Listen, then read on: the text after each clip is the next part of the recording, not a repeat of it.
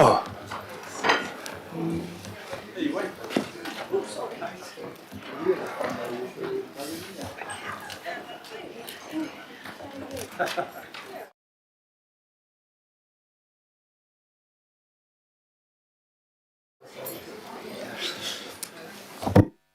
Morena Tato, we'll if you could take your seats. We've got most people already here. Thank you very much. I declare the meeting opening, and welcome to the Budget Committee. I would like to remind members who are online, who we do have some online, that we do have online meeting protocols, and you need to make sure you're in a secure place during the meeting and not putting yourself or others in a dangerous position. So driving, be mindful of your microphone. It'd be good to see if you're speaking at the end of that little lecture. David Taipari is going to be online. He's not feeling all that well. Did you know that? I think it's going to be here. Yeah, no, he's not at his best today. This is meeting number 41 or 2 that we've had to get to this stage. And I want to thank you all for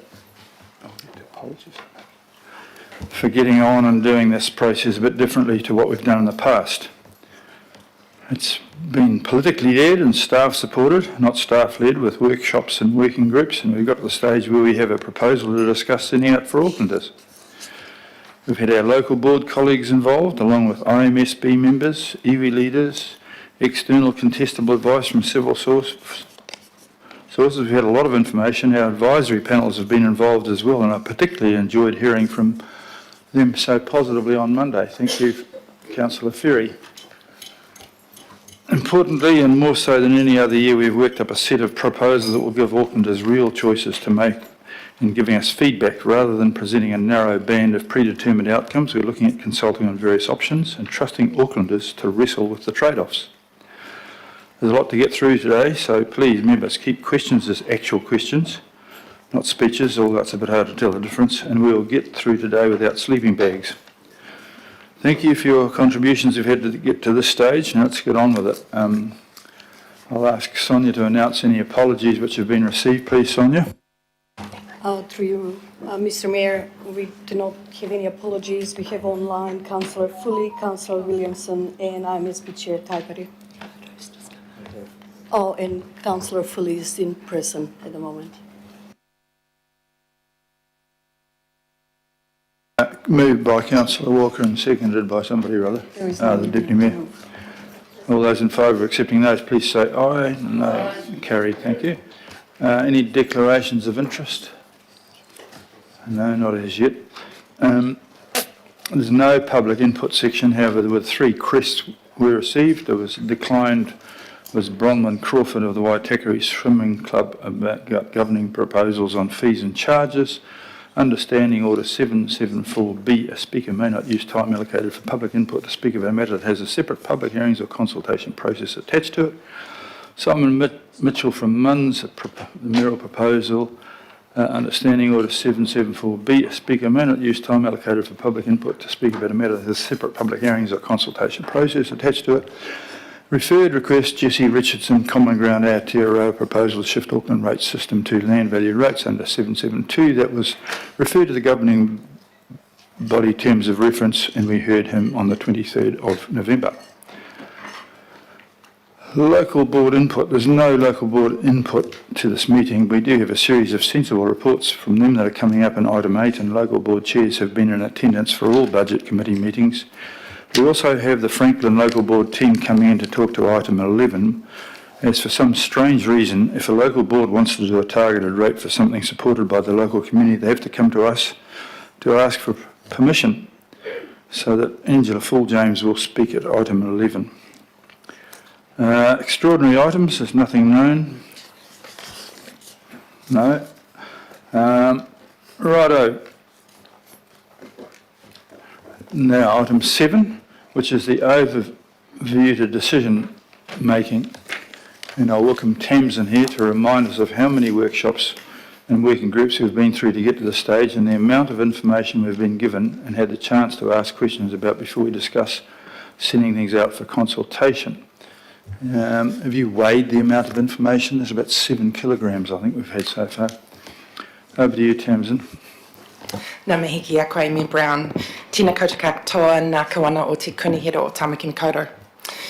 Today marks the first major milestone for this long-term plan for the period 2024 to 2034.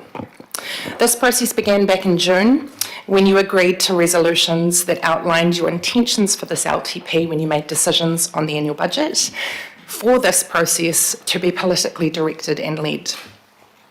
This also included resolutions to establish political working groups that the Mayor just mentioned on topics related to the development of the long-term plan, and that included things like revenue, investment, Māori outcomes and regional parks. As a result of these resolutions, several facilitated sessions were held earlier this year to help you determine the strategic direction for this long-term plan. A subsequent document was produced that included your requests for advice as related to different investment areas, focus areas for further work, and principles to guide staff from across the group. This document is attached to my report on today's agenda, and the contents underpin the way we have approached this process and the type of advice you have received since August. To get us to today, we have held 49 workshops and briefings with the Budget Committee and with local boards to provide you with advice and information to support your decision making today. We have covered a broad range of topics, including rating policy, performance framework and measures, investment options across the group, fairer funding of local boards, housing and growth, climate risk and disclosure requirements, and general climate considerations, and of course, the key legislative requirements like the infrastructure and financial strategy that we are required by law to include. The report in front of you is a procedural one. It sets out the legislative framework that dictates this process. It provides you an overview of the process to date and the next steps involved in meeting both our legislative and audit requirements. Detail on climate disclosure obligations and their relevance to this process is also included in Attachment C, and I note this information has been well canvassed during the recent months. A high-level process map is also included as Attachment B and sets out the other key milestones between now and adoption in June. Importantly, this report provides you with the context for the remainder of today and the decisions you will be asked to make, decisions that will establish regional items for consultation.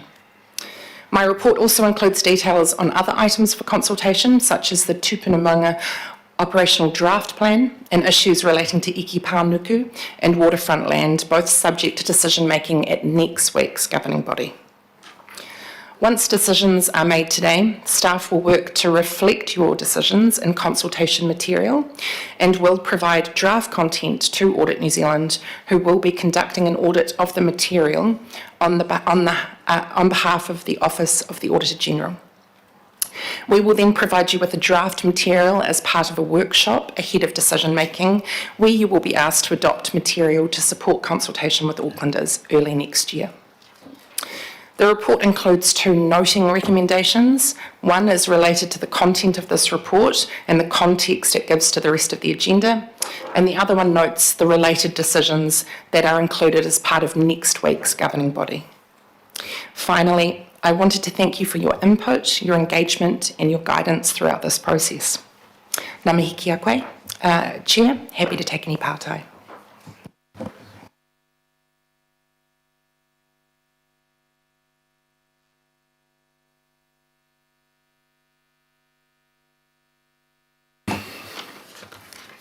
Tamsin, we'll have a mover and a seconder for the motion, please. Leone and Simpson.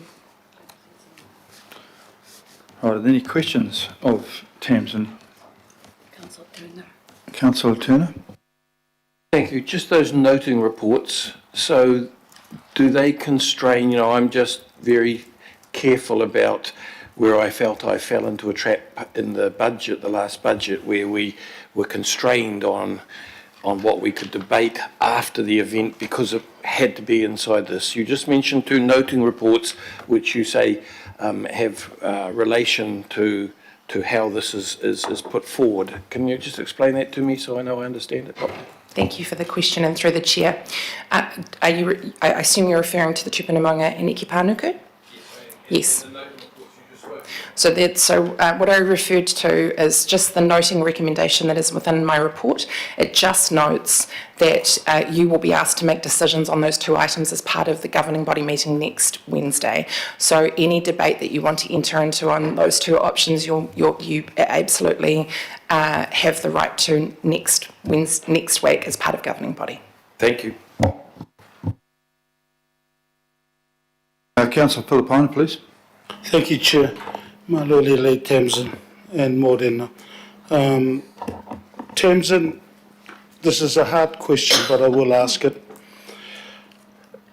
Do you believe that all the workshops that you have identified in the agenda item, that we have received all relevant information that is in regards to the mayoral proposal that we will be discussing on this agenda? Kia ora. Kia ora. Thank you for the question, and through the chair. So in terms of the decisions that you're being asked to make today are decisions about what you want to consult on. And the information to support that includes over 300 pages that are attached to the mayoral proposal, and also hundreds of other pages that are attached to another agenda item today, which is the release of workshop material. Of course, it doesn't include some workshop material which is confidential, but I believe through those 49 workshops and briefings, you have been provided with the adequate information to make the decisions you're being asked to make today. Further information will need to be provided to support consultation and to meet the audit test that is required of us, and that will be the next step. So that will be what we will be working through between now and February, both in terms of working with our internal legal team so that they have assurance that we have met our legal compliance requirements, but also that high test that audit requires of us to ensure that the information that we provide to support consultation is fair, is reasonable, and helps explain to Aucklanders what we are asking of them. Supplementary, Chair. Tamsin, will that include any contestable advice that we may not have had to date, but we may end up getting? Does that include that information that we could be getting in the next few months? Through the chair. So in terms of any additional information, again, that would need to meet those 2 tests. It would be supporting the decisions you make today. So the decisions you make today really set the tone and set what we are able to include in the consultation material. So any additional information that we were to seek or were to look into would have to reflect the decisions that you are making today. It couldn't be outside of the scope of those decisions. Last part, Chair. Tamsin, last one. At this stage, and you've been involved with Toby and the rest of the team in regards to all the workshops. My last part is, what would be... No, I won't ask this one because I think it's a double-edged sword for you and for your team. Thank you, Your Worship. Thank you, Councillor. Councillor Walker, please. So I've got a question. I'm a bit unsure as to whether now is the appropriate time, but might as well. So there'll be expectations on the part of the public that they can make submissions, particularly, say, around areas of cost savings and so on. And that could be across council, could be across CCOs like Auckland Transport and so on. So my concern is that in instances where there's something that people are putting up and it doesn't have any positive budgetary implications, that is, it's not causing us to find more money, it might be a saving, it might be doing something differently in terms of the way we operate or the way a CCO operates. Are people in a position where they can have some confidence that those submissions will be able to be considered by the council and determined? That is, that their submission can be taken into account. Thank you for the question, and through the chair, yes, absolutely. And I think what we're looking at today is a really, really broad proposal in terms of what people are able to provide feedback on. But of course, anything around cost-saving initiatives, as you've indicated, would absolutely be included. And also, the public are more than welcome to provide you also directly with their feedback so that that can also be considered. So there's multiple channels that Aucklanders can feed into with their ideas, both on the proposals within the material, but also, as you stated, things such as savings and cost initiative. So supplementary question. So the reason that I'm asking that is in a recent annual plan, as much and all as there were options being put up by members of the public and councillors for that matter, we were told on a number of occasions that no, we couldn't do this or that or the other because we hadn't gone out and consulted on it. So I'm making the assumption that this process is wide enough in its scope to allow that. So I really want to be very clear on that so that we avoid that circumstance. So thank you for the question. Just to clarify, so when we talk about the scope of consultation, there are of course some items that under legislation would meet the test in terms of us being required to consult on them.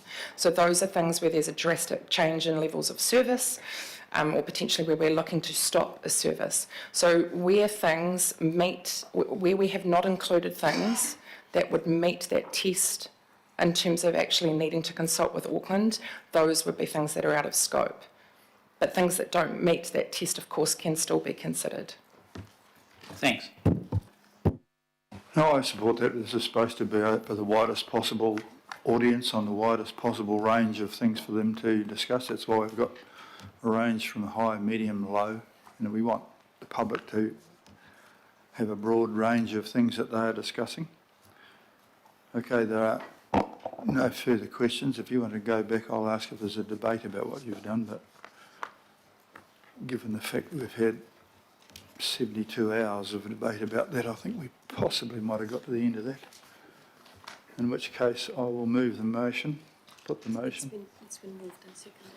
Eh? It's been moved and seconded. It has. I'll put the motion. All those in favour of receiving that, please say aye. To the contrary, carried. I'd like to just note my thanks to Tamsin and her team. She has put in endless hours of work on getting us to where we are. Righto. We're now on to the long-term plan regional topics for consultation, local board input. And I'll welcome Louise and Phoebe and Renee to the table. There have been 21 local boards, so I expect we'll get at least 21 different perspectives in this report, but thank you to those chairs who've, the good Angela Full James, who's almost a regular attendee, and others who've put in a lot of time. Oh, and my local at the back there, thank you for that, for the effort that you've all put in. So the floor is yours, Louise and Renee. Thank you, Your Worship. Morena, councillors and members, our report provides the local board adopted feedback and advocacy. With the draft mayoral proposal being released early last week, local board business meetings were held between Tuesday and Thursday last week. And as you'll see from the report, there is a wide range of feedback, and we've done our best to capture the board's intentions in this report. The full resolutions are attached. I know that being able to refer back to the exact wording into the resolutions is important. And you'll see that there were feedback on all the main categories in the proposal, but particularly on financial strategy and levers, transport, matters relating to local boards and community assets. Local boards also provided feedback at the governing body workshop in November before the proposal was released, and I think with that feedback giving a good idea around the board's views. I have Phoebe and Renee here to answer any questions that you may have about that feedback. Thank you. It must have been so clear. Oh, Councillor Walker, please. Just a very quick question. In the local board feedback, there's the very recent feedback that we've received from local boards. Can you confirm that that feedback from the local boards was, on the part of the local boards, dealt with and confidential by those local boards? So members of the community aren't familiar with any of this or had any engagement with this. It's really just almost personal opinions of local boards. The resolutions were taken in confidential business meetings of the local boards, so they are the feedback and input of the local boards. Thank you for that question. Councillor Henderson, please. Yeah, thanks. I know. Sorry, I know there are a few local boards that had meetings scheduled in their diaries before their proposal was actually available to give the feedback. Can I just confirm that every local board received the proposal before they fed back into it? Yes, that's correct. The boards that had meetings scheduled before the proposal was released adjourned to a later time that week to take a meeting for their resolutions and feedback. And we thank them for that too. You know, I've met and heard from them and they really did read it. It wasn't shallow at all in any way. Councillor Sayers, please. Thank you, Chair. My question's specifically around the stadium question and the stadium going out for public consultation. If you could just help me. First question is just confirming which local board the stadium sits within. I could probably look it up, but you might know in terms of what their local boards... Upper Harbour. Upper Harbour, thank you. What was their feedback and the surrounding ones? I know there's Hibiscus and Bays, there's probably Rodney as well. Just those local boards that are directly in the kind of geographical boundaries or touch on that ward.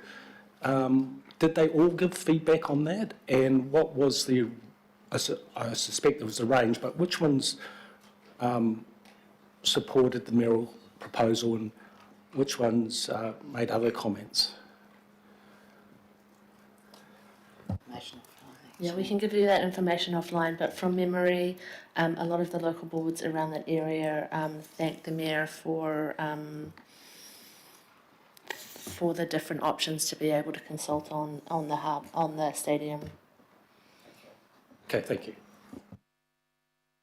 Chairperson Atkinson attended a briefing with me and was reasonably positive about where we went to. Thank you, Mayor. And just, I should probably just understand as the councillor for Rodney, what was the Rodney's feedback on that?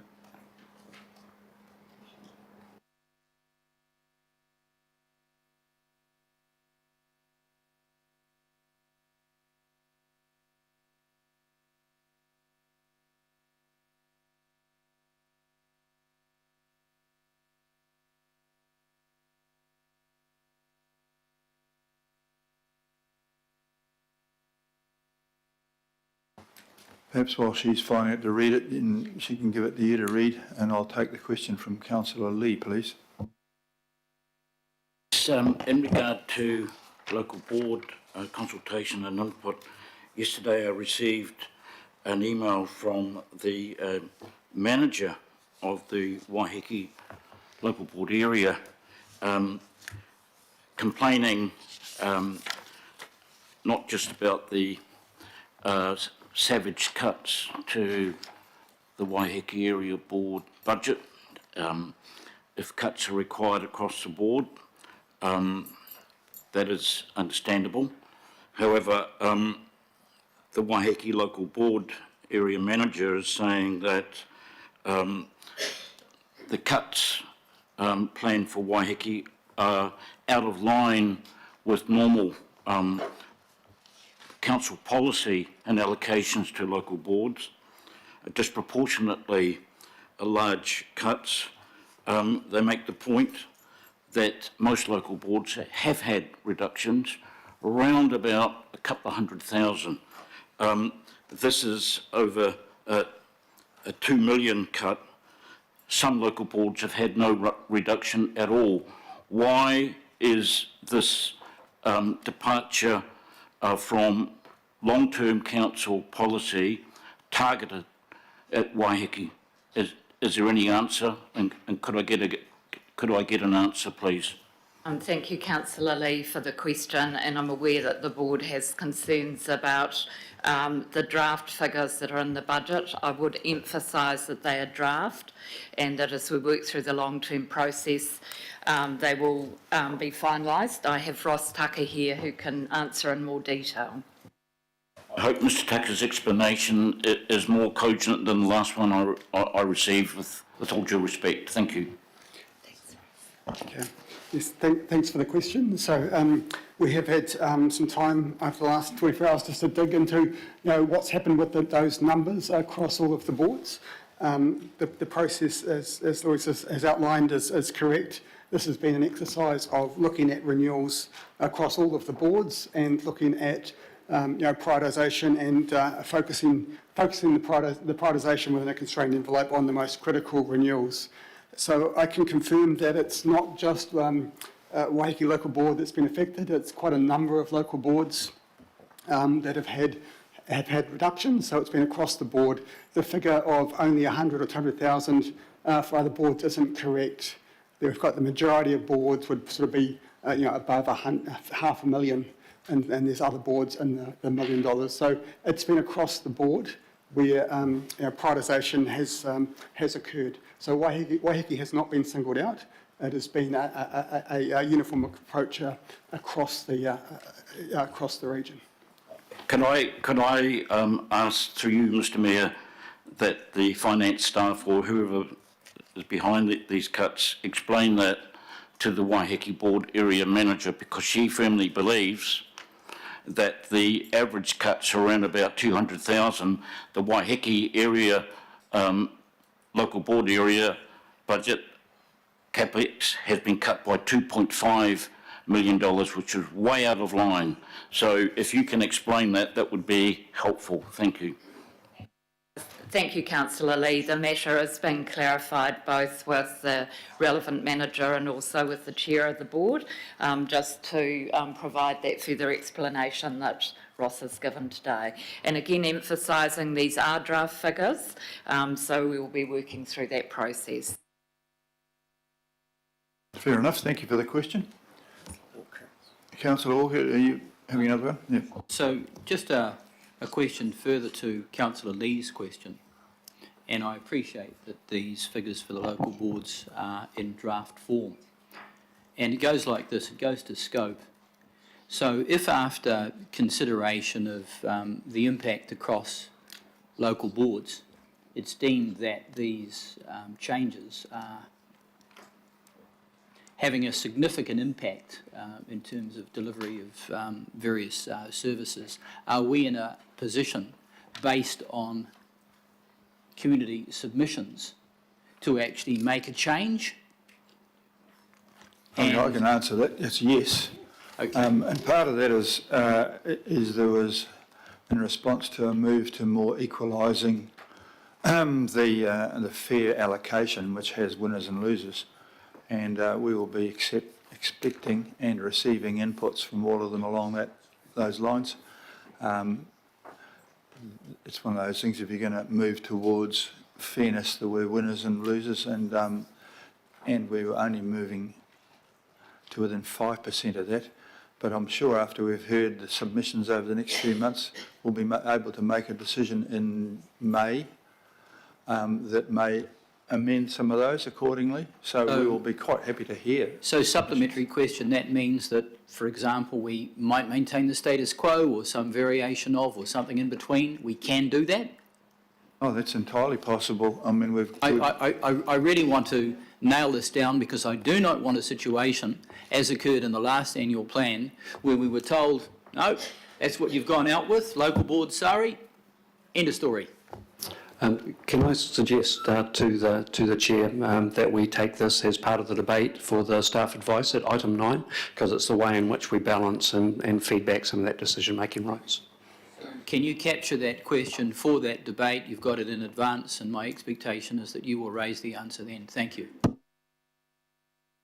Fair enough. Okay. It's a mover and a seconder to pick up the long-term local board consultation. Deputy Mayor, and are you seconding this? And then you can ask another question still. Yeah. Seconder then, please. Okay, right. It's moved and seconded, and you get the first crack at the whip. Councillor Henderson. Thank you, Mr Mayor. Look, I'll just be a couple of seconds, but just want to really thank the local boards for their really hard work on this. It was such a high quality level of submission from everyone out there. And I note one of the resolutions from one of my local boards that they got less than 48 hours to feed back to it. And to have produced such high quality, I think, is a real testament to our governance arm in the local boards. So just want to thank everyone for that. Oh, I totally agree with that. I was present in the receiving them, and it was they were very grown, very adult, very sensible, very rational, and very impressive, actually, I have to say. So thanks for all of the local boards. Right, Councillor Sayers, did you get an answer to your question there with? Just through the chair, so the Rodney Local Board did not support the sale of the North Harbour Stadium and do not support this being included as a regional consultation topic for the 10-year budget. Okay, thanks, Chief.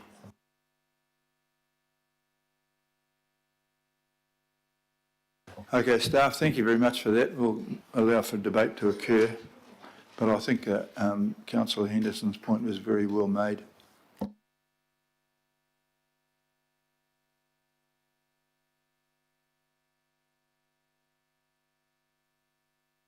Anybody wish to debate this? I mean, we're just more or less noting and receiving, and we are going to be listening to them all the way through the next year, I'd say. Whilst they only had 48 hours for that, they've actually got 4 months for the next round. Councillor Walker, yes. Councillor Walker, please. Just make a very short comment, and that is that my opinion is that the information that the local boards had in front of them on the proposals for any changes to the North Harbour Stadium was woefully inadequate.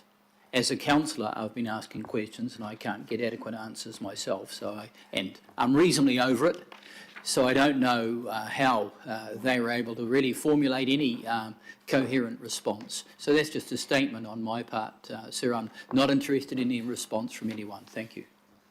Thank you for that statement. Okay, I'm going to put the motion that we consider input from local boards when deciding on regional items to be consulted on for the long-term plan. All those in favour, please say aye. Aye. To the contrary, carried. Thank you very much for that. Okay, we're now moving to a more substantial, or no, not more, to the important item of the long-term mayoral proposal. And I want to thank councillors and our IMSB colleagues for all their work on their long-term plan to date, including attending all 40+ workshops to get to this point. Our local board chairs have observed this process as well and have come up with excellent feedback. It's well to note that the local board chairs were involved all the way through. It's now time for us to decide on what Auckland public can have a say on. Through the last annual budget process and afterwards, you asked for this LTP process to be different to the previous ones. Particularly, you all wanted this to be politically led, not staff led, and this is what we've had.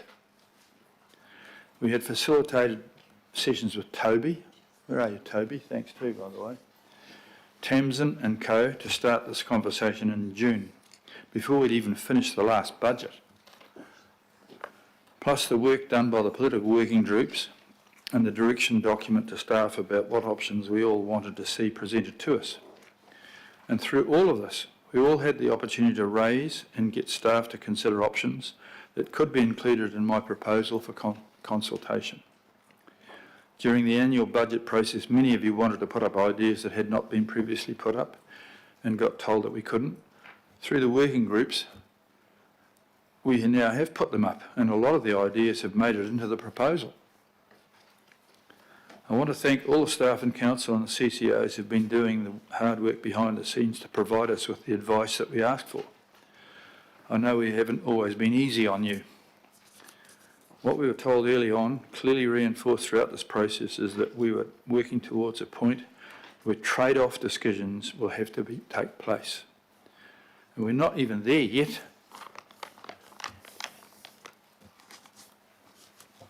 It'll be following further consultation. We just know what the two ends of that spectrum are for spending and outcomes, and what the combination of options are in between, because we have to get a rates path for the next 10 years.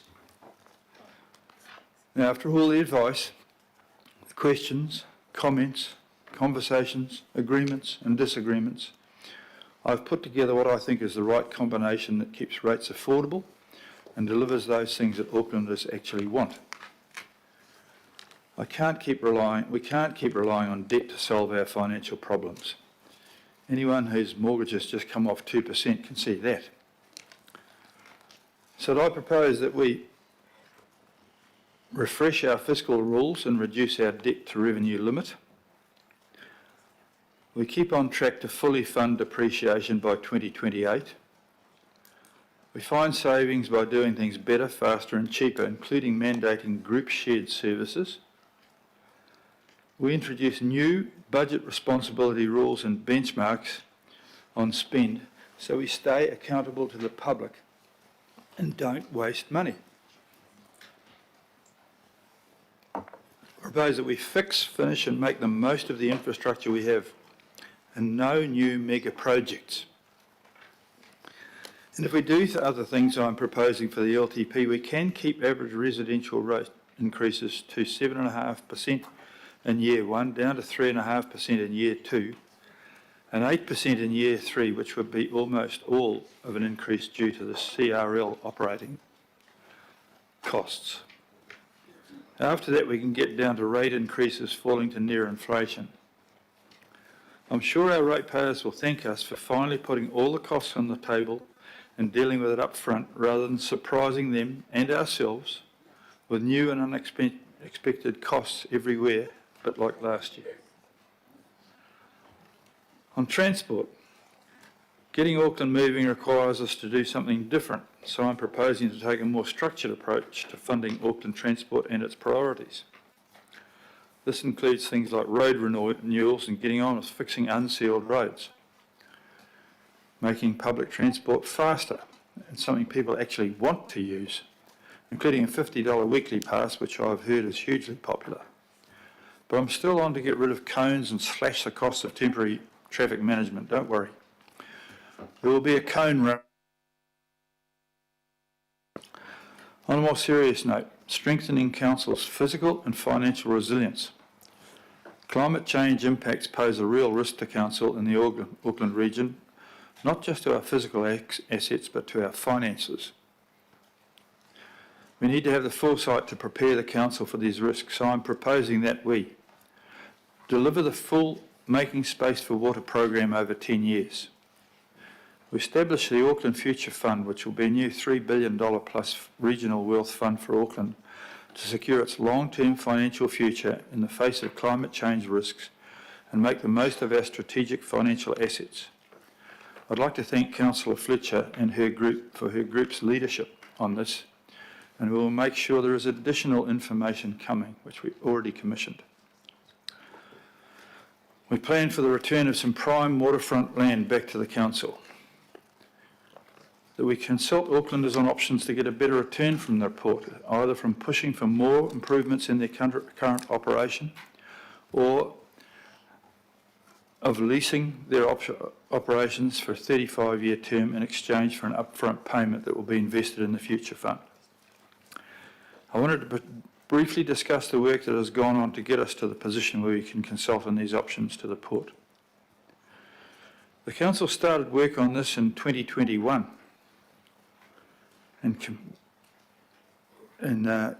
under Mayor Goff's leadership, and commissioned detailed review work from external advisors in 2022, following a decision of the CCO Oversight Committee about the Council's ownership objectives. That decided that these two options were the two options that met our objectives. So this is not something I've sprung on us. There were 3 confidential governing workshops this year in July, August and September, plus 1 confidential budget committee workshop in November. The advice from the external advisors was very positive about the prospects of the lease option and to really realise better value, and about our ability to impose conditions to protect what is important in that lease. The Investments Working Project Group commissioned an initial independent review of that advice by John Crawford, which was presented to you at the Budget Committee workshop last week. They've also commissioned further robust independent advice, which we will have the benefit of before we decide on the consultation document. We're only discussing what we could consult on before we've actually, so that we can get to a document which we also have to approve.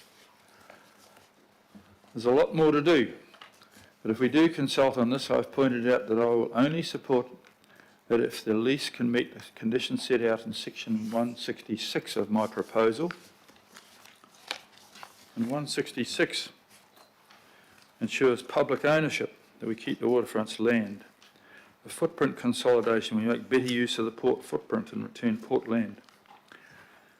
We have strategic rail investments that the Port Parter invests in rail, port road infrastructure, and has a plan to take trucks off our busy roads, particularly during the day. We cease importing coal and other dirty, dusty trades as soon as practicable where alternatives exist for these trades. We want a cleaner, greener port for the city moving forward. Safety and environmental centres. We set improved operating safety and environmental standards, including Scope 1, 2, 3 emissions and protection. And where appropriate, the enhancement of life-supporting capacity in the natural history and physical resources of the Hauraki Gulf, with transparent reporting to Council performance, including on-site tenants against these standards and penalties for falling short of our requirements.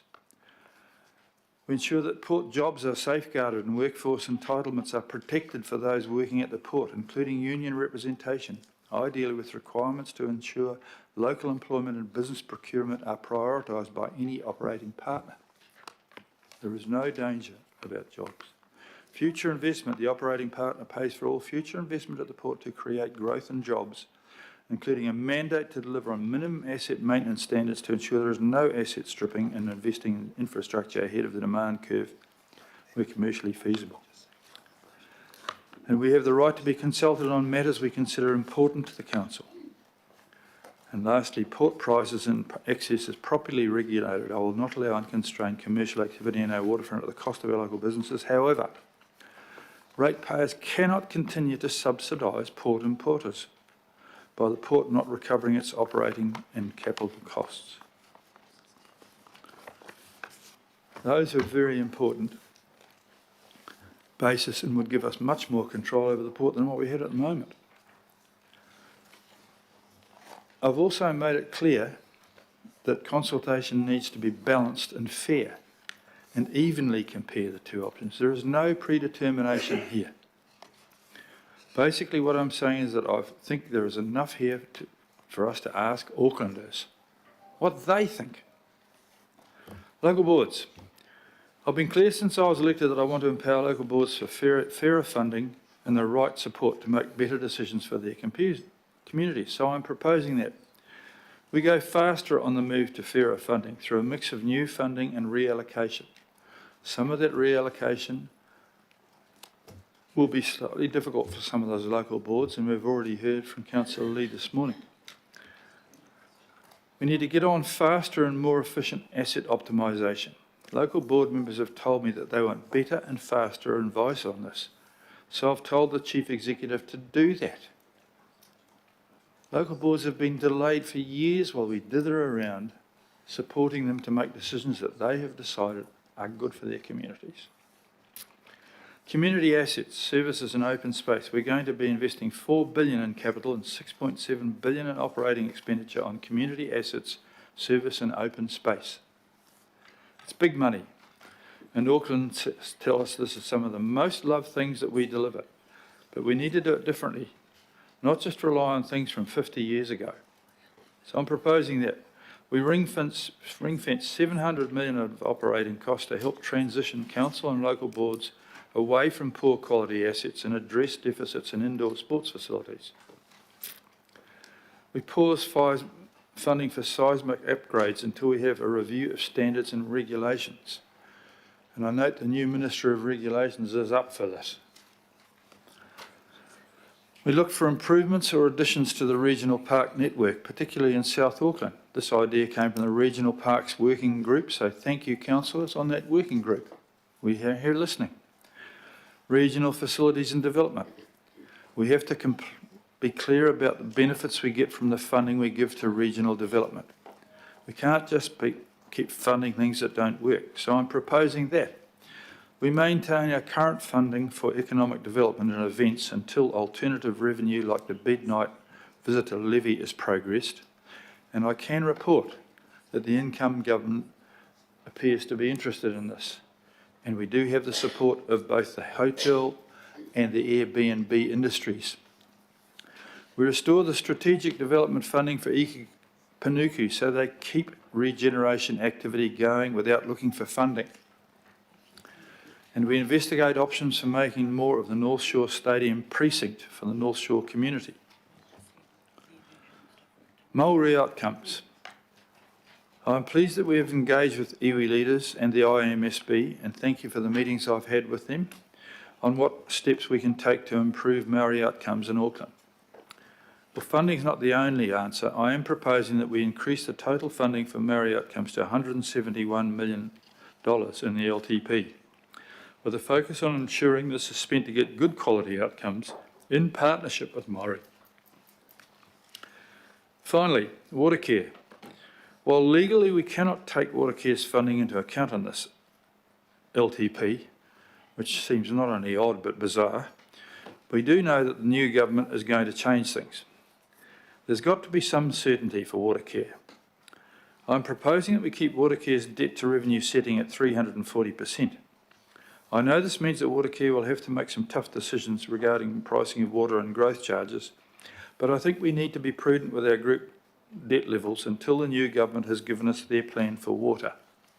And I can confirm, having met with the new incoming Minister of Local Government, that he is well aware of this issue and has thoughts in play to deal with it. Now, that is a brief outline of my proposal. No fancy PowerPoint here, just me. But I also want to consult and ask Aucklanders on the other options of spending more to do more, or spending less to do less. We shouldn't limit ourselves for no reason. The do more scenario requires rates to be higher for longer, and the do less scenario means lower rates increases. And there are people in favour of both extremes. On Monday night, I heard from the co-chairs of our advisory panels. These are groups who reflect the different communities of Auckland. Councillor Ferry does an excellent job of leading these, along with the councillors who work with each one. And I hope you've listened to them. The panels represent important voices, but those are often not the loudest voices. What I heard, well, both Councillor Ferry and I heard loud and clear on Monday from the Pacific peoples, seniors, ethnic groups, rainbow groups, disability and youth advisory panels, was that they liked having the broadest range of options in order for our communities to have their say. And I quote, "We all met, we've all talked about this, and we all want to see it go through to consultation." So those of you that want to reduce things today, you'll have to deal with Barry de Geest. So we might not all agree with everything in my proposal, but I don't want to see our communities chopped out from having their say. By putting the broadest range of options out on the table, we leave ourselves the ability to talk to the community about what they want, not what 20 people around a table want. And Councillor Walker made an excellent point. The broadest base of opportunities and the broadest base of things which are available there to be discussed with the most people. In my view, this is the most fair and balanced thing we can do as a council. Present all the options for Aucklanders to tell us what they think, rather than take any of these choices off the table. I understand and respect that there are different points of view around this table.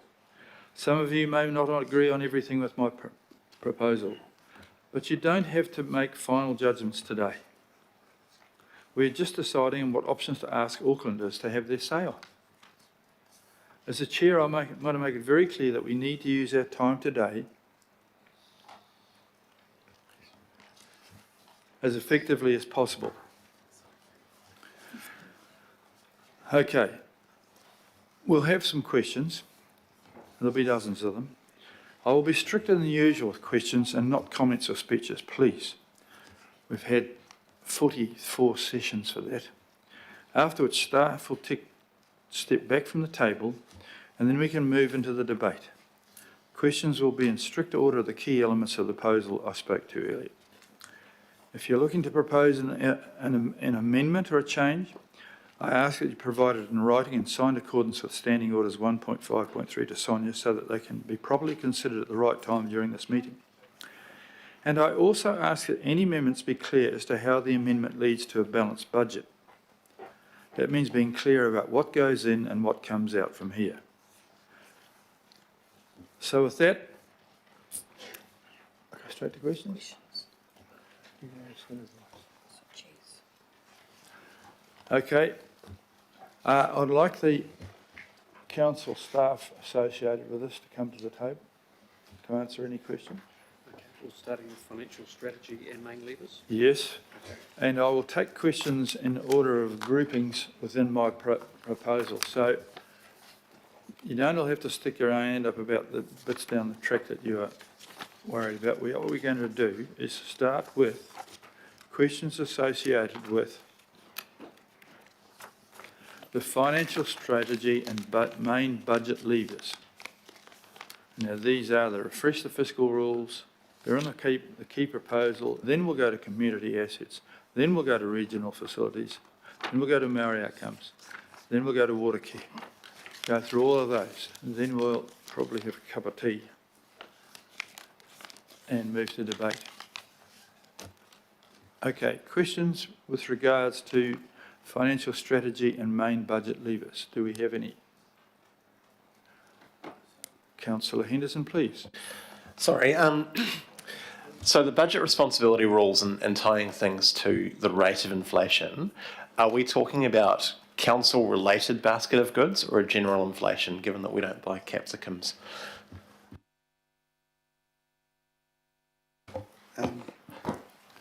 So in terms of the budget rules, what we're looking to do is, and we've started to do through this process, is rather than just automatically apply inflation and take last year's plus inflation, it's sort of start with last year's and sort of what is the dollar amount, what are the contractual increases. So it's kind of looking at what are, so we're kind of the starting point is work with last year's budget and then look at what are the contractual increases. So for this process, what we've done is we've looked at a wide range of inflators, including CPI, a council basket, but also some of the indices that are relevant to the council sector, such as transport costs, construction costs, and we've supplied that to council departments and CCOs and said, use that and your own information to try to identify what are the unavoidable cost pressures. So we're kind of looking at, well, what are the actual real drivers of cost? We're not sort of sitting here taking, we will inflate all costs by a certain index. We're taking out what is the actual cost, what are the drivers, and we're asking people to sort of justify any unavoidable cost of pressure and explain the reasons for that. And I might add, we're trying to change the behaviour where everyone just adds on inflation. And yesterday at the Budget Committee, for those who endured that punishment. Towards the end there, we even questioned the Auditor General, who just slapped on inflation and thought that was okay. But we pointed out, you're doing the same thing all the time. Surely you must learn how to do it, get better at it. I'm not accepting inflation. The Auditor General liked that much, but I enjoyed telling him. Okay, I don't have any further. They've been well telescoped here. I'm sorry, Filipina. Humble apologies.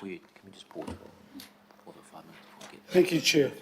We got to what? In regards to the mayoral proposal, can you tell me if the airport shares or the leasing of the port, has that, the amounts that we could get, because we don't know, has that been taken into account for the long-term plan mayoral proposal that we have in front of us?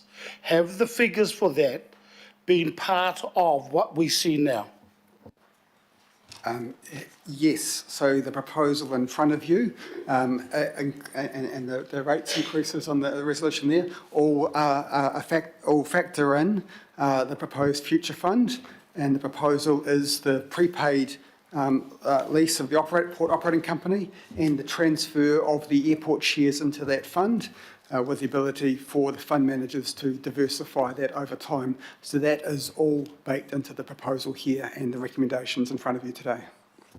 So supplementary to that, so even though we don't know what the amount we will receive if the airport sales are sold, because we'll have to go and have a look at the market currently, nor do we have a defined figure around the leasing and how much the leasing of the ports would bring us.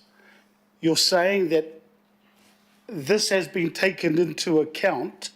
So in the first 3 years of the long-term plan, with the rate rise that have been identified in the proposal, that has been taken into account for the whole of the 10 years or just for the 3? So it's been taken into account within the full set of numbers in the 10-year budget. We have to operate on the best information currently available. So for the Auckland Airport shares, it's based off the current, most recent share price. And in terms of ports, it's based off the best information that the council has received to date on what is likely to be achieved through that prepaid lease. So it is based off best information. We will have to, in the consultation materials, disclose the basis of those forecasts, disclose the level of uncertainty, and maybe do some scenario testing to say, well, what if the numbers were higher or lower? But we have to produce a plan based off the best information we currently have. Further question, Chair. So we've taken into account possibilities in regards to what we could get, and we've factored that into the consultation document, even though we don't know the figures. So that's what I'm hearing, that we've taken into account what possibly we could get, and we don't know because the market's going to be changing in the next 3 years, let alone 10. But we've taken that into account, and to say that the rates will be there, because the supplementary to that is what happens if the decision is not to end up selling the shares or leasing the port. I'll be able to tell you what that, if that was a decision, we'll be able to tell you exactly the same way. Everything. Yeah, but I just want to get from the finance team, what happens, what shortfall in this current proposal, because you're saying we have to take that into account. How much shortfall will we have if it doesn't, if the decision is made is not to sell the shares or lease the port?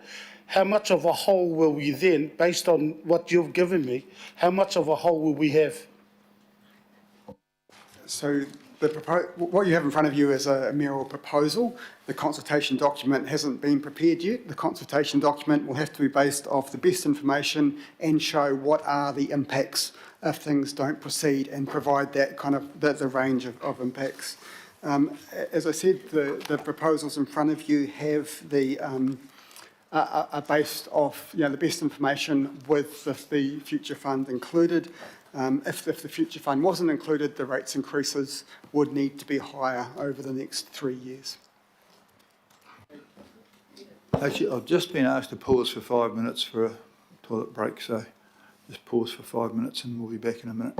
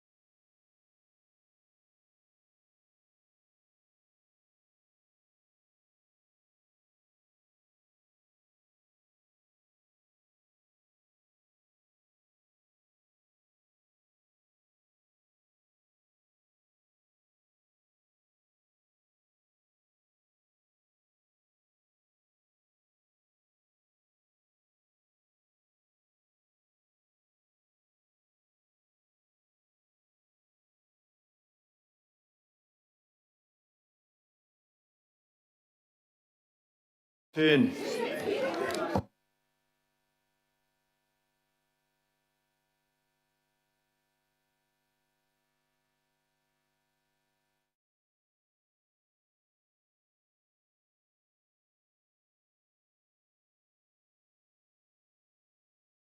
Thank you I'm going to reopen the meeting.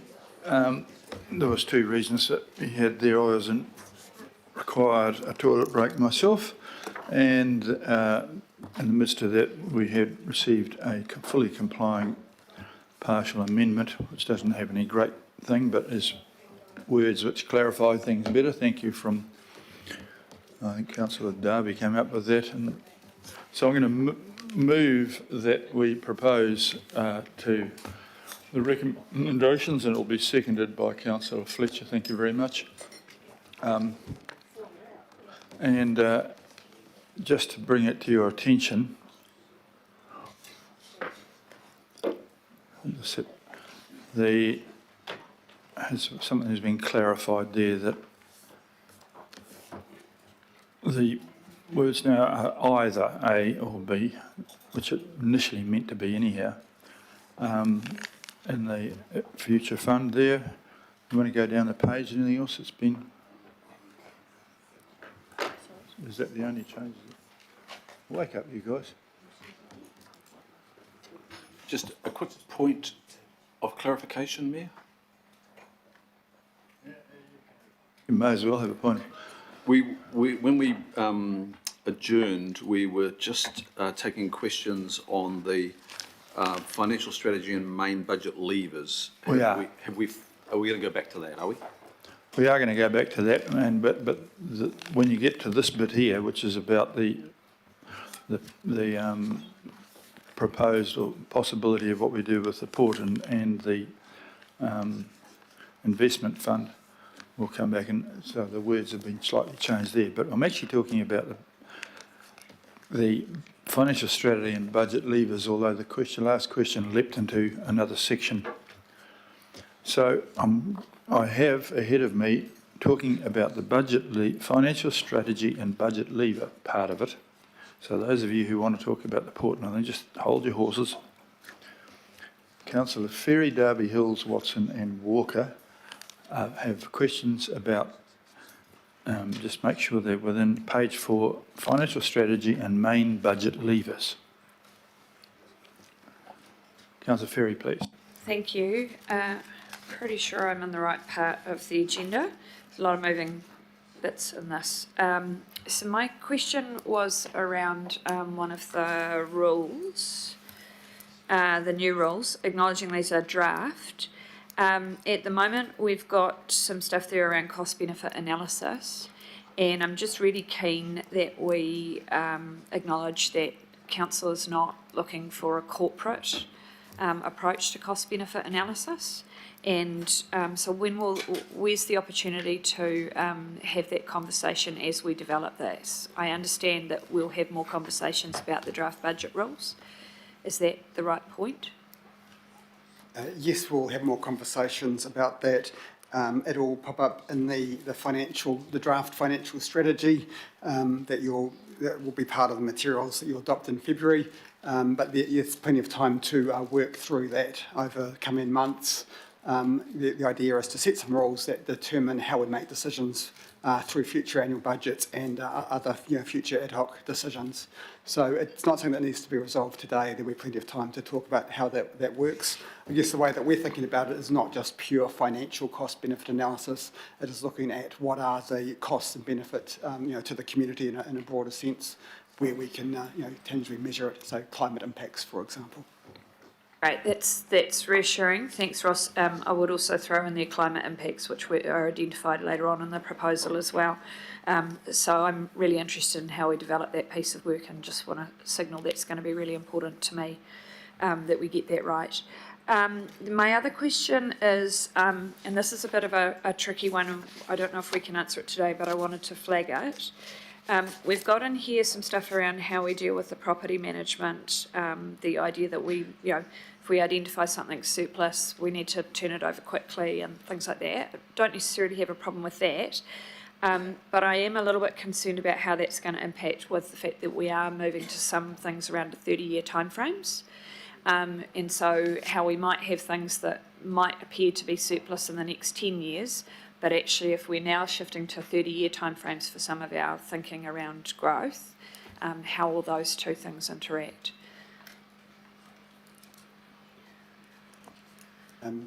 So in terms of the 30-year thinking, a lot of that is around, looking at growth planning, development contributions policy, etc. What that is about identifying, what we think is required over that time period and making sure we're taking a long-term view of planning and funding of that. But I think we'd have to do that on the best information that we have, and we'd have to make a call around what, for any given asset or piece of land, do we think it's required or not? We have to be careful about just holding on to all pieces of land just in case they might be needed in the future, because that's not a good use of the council's capital. We'll have to make calls around, what does the analysis say? What is needed based off our best, growth and infrastructure planning as it stands at the moment. Okay, thank you. I guess just a shout out for local boards as part of that conversation too. We have seen in the past some instances where local boards have wanted to hold on to something for a future use that isn't necessarily bought into by the rest of the organisation, but conversely they will actually also be very good judges of what they do need. So thank you. Thank you, Councillor Ferry. Councillor Darby, please. Thanks, Mayor. Mayor, thanks for accepting and incorporating the reds. There's a bit more, but I think that could be hard for all the councillors to follow without a print copy in front of them at some stage. And now, just in my underway. In terms of my questions, we're just dealing with financial strategy main budget levers, which includes the fiscal rules. The fiscal rules are further into your mayoral proposal. Are you going to cover fiscal rules after you cover, Māori outcomes, water care, financial strategy, or do you want to cover it now in the higher order? I think we're trying to get those things now, because the fiscal rules, which have been entirely absent really, and that includes things like requiring benefit cost ratios and just some disciplines which the government has but we never did, and they don't actually directly impact immediately on the rates, but they will direct over a long period of time to kind of avoid us wandering into the situation where we've got ourselves in now. If some of those fiscal rules had been available when we signed up the CRL, and it's interesting that people are worried about not having the full information ahead of them, but we all committed ourselves here to $5 billion worth of expenditure, only just discovering now that it's $220 million a year to run it. Okay, on that note then, I guess it's a question for you, because I think there's a really good fiscal rule here under your original proposal at paragraph 20, and I've got your preliminary draft, but I don't think it's changed dramatically. And under cost-benefit analysis, which is what you're just referring to there, the general rule is that council should do things where the costs exceed the benefits, and the BCR, BCR is lower than 1. I think it should be higher than 1. But my question of you, because your proposal has proposed reduced spending in some areas, are you applying that rule which you're recommending in developing your proposal, where you have reduced funding, say between the AT capex 16 billion recommended to your 14 billion, are you applying your own recommended CBR rule, e.g. speed management, safety, cycling? I mean the rule. I don't mean whether you like or dislike a raised crossing. I mean, are you actually applying the rule that you're recommending to us? Well, I'm hoping that the AT board would apply that rule to everything that they do. You can actually set a global sum based on what's available, and then within that, if you're going to send it, the way you'll prioritise things is to make sure that the things actually do meet, and a BCR of 1 is pretty bloody low. I mean, anything below 1 is throwing money away for no benefit. And so it's not a particularly tough one, but we have a lot of things that wouldn't come anywhere near meeting that. And the benefit can be, if it's a social benefit, that can be given a value to ensure that it does meet that. It's a fairly basic, simple rule. It's like riding on the left-hand side of the road rather than the right. Okay, look, can we take it then that that rule is applying to this current proposed budget? Sure, yeah, I hope it through does. the I mean, if there's consultation, anything in there that's not like that, I would want to know, but I'm not encouraging wasting money. Okay, just a small one, and it is small in the scheme of things. The proposed bike ferry doesn't have a business case, and it came before us through a public forum, and you're not suggesting that Auckland Transport allocate any spending to that. You're saying it should be investigated. Well, I'm hoping that the private enterprise will, if we announce that it's out there. I mean, before I got to be the mayor, I thought about putting it in myself. It's it's a pretty good investment actually. But so it's mentioned in your proposal, but it's not in budget. Is that correct? There's no OPEX or CAPEX. Not at this stage, allocated. But if we've got a global $14 billion at AT, we haven't identified every dollar of that 14 billion that we're going to spend either, not even close. So I just want the idea of it there. There's nothing stopping us putting out alternatives which seem to be cheap in solving solutions. And I can tell you it'll be a lot nearer a BC of 1 than a $600 million cycleway bridge over that was, which wouldn't have got into 0.0001, let alone 1. So yeah, you can toss things up, but it won't happen unless it meets that. Okay? Okay, look, I don't want to dwell on that one, but it's unclear. Your staff are telling me that it's not funded, the investigation. It could actually come out of the mayoral office budget. So believe it, it could come out of some of the... It could come out of the 14 billion, but we're already short on just getting our, we've actually culled the spend on, say, ferry enhanced program 2B. That's been culled entirely, and this gets added in. So I just want some clarity on that. I think we just put out there that this is an opportunity, and probably somebody out there in the real world will probably think, well, that's worth doing, I'll do it. Okay, external. Expectation is external. Okay, thank you. The next question is from Councillor Hills, please. Thank you. Just on the general rules, what do they tie us into? Because I've experienced that COVID, storms, cost of living crises, and potentially if we get the fuel tax ripped off us and no change with water care, our budget will look extremely different. So how do we support rules that we've seen, due to the changing nature of things, have had, the 15% revenue, what was that, 15% interest on revenue, and the 1.5 above inflation? I'm just wondering what that ties us into. How does it affect our financial ability to borrow, etc.? So we're required to have prudence rules within our financial strategy, and as Ross mentioned earlier, the purpose of a financial strategy is to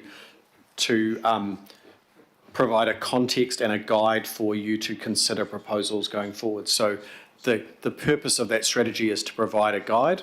I think in recontextualising these rules or reshaping the rules, they enable the council to be more responsive to a changing economic environment. For example, the proposal to move from numerically defined rates increase limits to ones that relate to inflation, put us in a different position to where we were last LTP. So last LTP, we'd had it, we said our limit was X, but we hadn't taken into account that inflation was going to go through the roof. By having limits that are related to inflation metrics, it allows us to be more responsive to changes in the environment, the economic environment. But I suppose at the heart, the core is these rules are to be a guide in order to support your decision making and ensure the council continues to operate in a prudent way. Thank you. So when, I guess, because obviously with the cost of living pressures and the inflation that we've had, that has affected our budget a lot. But when inflation's low, it's actually more building costs, staff and union agreements, borrowing and depreciation. Those have been the effects in our rates. Why have we, is it prudent to choose inflation as a focus when largely it has not been an overall effect on our, it's been I think it rises and falls, and this allows us it forces us to take aware of what it is. So if it's falling, that would encourage council to be a bit more cautious about increasing. If it's rising, then I think it was a bit unfortunate that the previous councils got into the habit of thinking that interest rates will always be 2% and inflation will always be 2.5%. When they suddenly jumped, we were unprepared for that. And the point here is if by adding those in, it doesn't restrict our ability to make decisions. It puts them in a context that we should be thinking about those things as well. I guess that's my point, Mayor, is that when inflation is low, if it gets low, like last time we had extremely high population growth, which was a completely different need of funding. And if the government takes one of the very few tools we have, the regional fuel tax, that may dramatically affect next year's budget differently. So I'm just wanting to understand how they tie us in, and if they don't take other, do we take all those changes into account? Do we have to then approve new policy? How does that work? So the council would need to make a conscious decision to breach those rules. So you would need to resolve to specifically that a rates increase would be above the limit within your financial strategy. And council has done that in the past, and emergency budgets and things like that. I suppose the other thing with using an inflation-pegged rates increase limit, as the Mayor's proposed, is that's generally how most other councils do this. But also it takes into account more of an affordability aspect, so it looks at it from the other side and from the ratepayer's perspective as well. Thank you. Councillor Watson, please. Didn't have a question. Sorry about that. Councillor Walker. I've just got a couple of questions around, the financial strategy and a budget lever. If we accept that our development contributions are effectively a budget lever, that would be correct, Mr. Tucker? Yes and no. The development contributions are a cost recovery tool. Sure. So you have to set the capital budget first and then use it as a recovery tool. It's not one that you can necessarily set I understand directly. that. If we further accept that because we're under recovering for development contributions, let's say we've got 10,000 homes a year and we're under covering by 60,000, that's 600 million a year over 10 years. That tracks at 6 billion. If we accept that that is part of the structural problem why we are in the financial situation we face today, what scenarios, what options are we putting in this long-term plan, given that it's a 10-year plan, to address that issue in terms of increasing the contributions so that growth is paying its fair share? So our current development contribution policy seeks to recover a fair share of growth costs from developers, but it has to work within current legislation. So it is generally only a partial, a partial recovery of growth costs. In terms of what we could do going forward and what we might signal in the financial strategy is that longer term there are other mechanisms, other funding tools which would require working government support, legislative type change. So it could be enhancement to development contribution legislation, or it could be new funding tools, shares of GST and all those kind of things. So the financial strategy could call out some of those longer term things that could be done with support of central government, and a number of those things are called out in the Mayor's manifesto. So just a supplementary question. In the commentary as it goes to the long-term plan, are we informing the public with the sort of at least back of the envelope figures that I've generated, 6 billion over 10 years, 600 million that we're under recovering, and arguably it's worse than that. Are we informing the public around that so that they are in a position to know, irrespective of whether we can move it or not because of government legislation or whatever? Can we give people that information? So in the financial strategy, we'll talk at a high level about what are the financial challenges the council's facing, what are the drivers from it. So we'll do the best we can with the information that we can put in there and that we can back up with auditable evidence. So the intention is for the financial strategy to spell out what the problems are and what some of the future solutions might be. Good points, Councillor. So I had another question, Mr Chair, and it goes to the big initiatives. And it goes to financial strategy. If we accept that climate change is one of the most significant issues that we should be exercising, is it possible to have something in our key initiatives, particularly that goes to a situation where what we want to do is reduce emissions faster, bigger, and as economically as possible? And the economically as possible goes to the financial strategy and also goes to the type of methodology that the Mayor is suggesting around some form of criteria like benefit cost. And the reason that I'm asking that is I believe in many instances our emissions are going slower, far more expensive than what they could be otherwise, and nowhere near enough. So my question is around the merit, and the Mayor might answer this in addition, of having something like that as a lever. I'll have a bit of a crack at that. I mean, for those of us who endured yesterday's audit meeting, No, for those of us endured, we were put through the ringer from the Auditor General and our own staff about the detailed reporting associated with the very items that you've raised, so that we will have to really, all of us will know much better what our position is with regard to greenhouse gases and the costs associated with that. So we will take those in. That whole sector is learning its way to a degree. If you want to know more, you're welcome to endure the next meeting of the Audit Committee and take my place. Supplementary question, Mr Mayor. I mean, given that the government is obligated to meet emissions targets, given that this council is obligated to meet emissions targets, given that this council has significant leverage as to how Auckland delivers its overall emissions targets, and there are costs associated with this that flow to the economy and will flow to council if we do not meet those emissions, is it not appropriate to have such a criteria as I'm suggesting so that we actually do it? Because otherwise it's not happening. Our emissions are actually tracking up.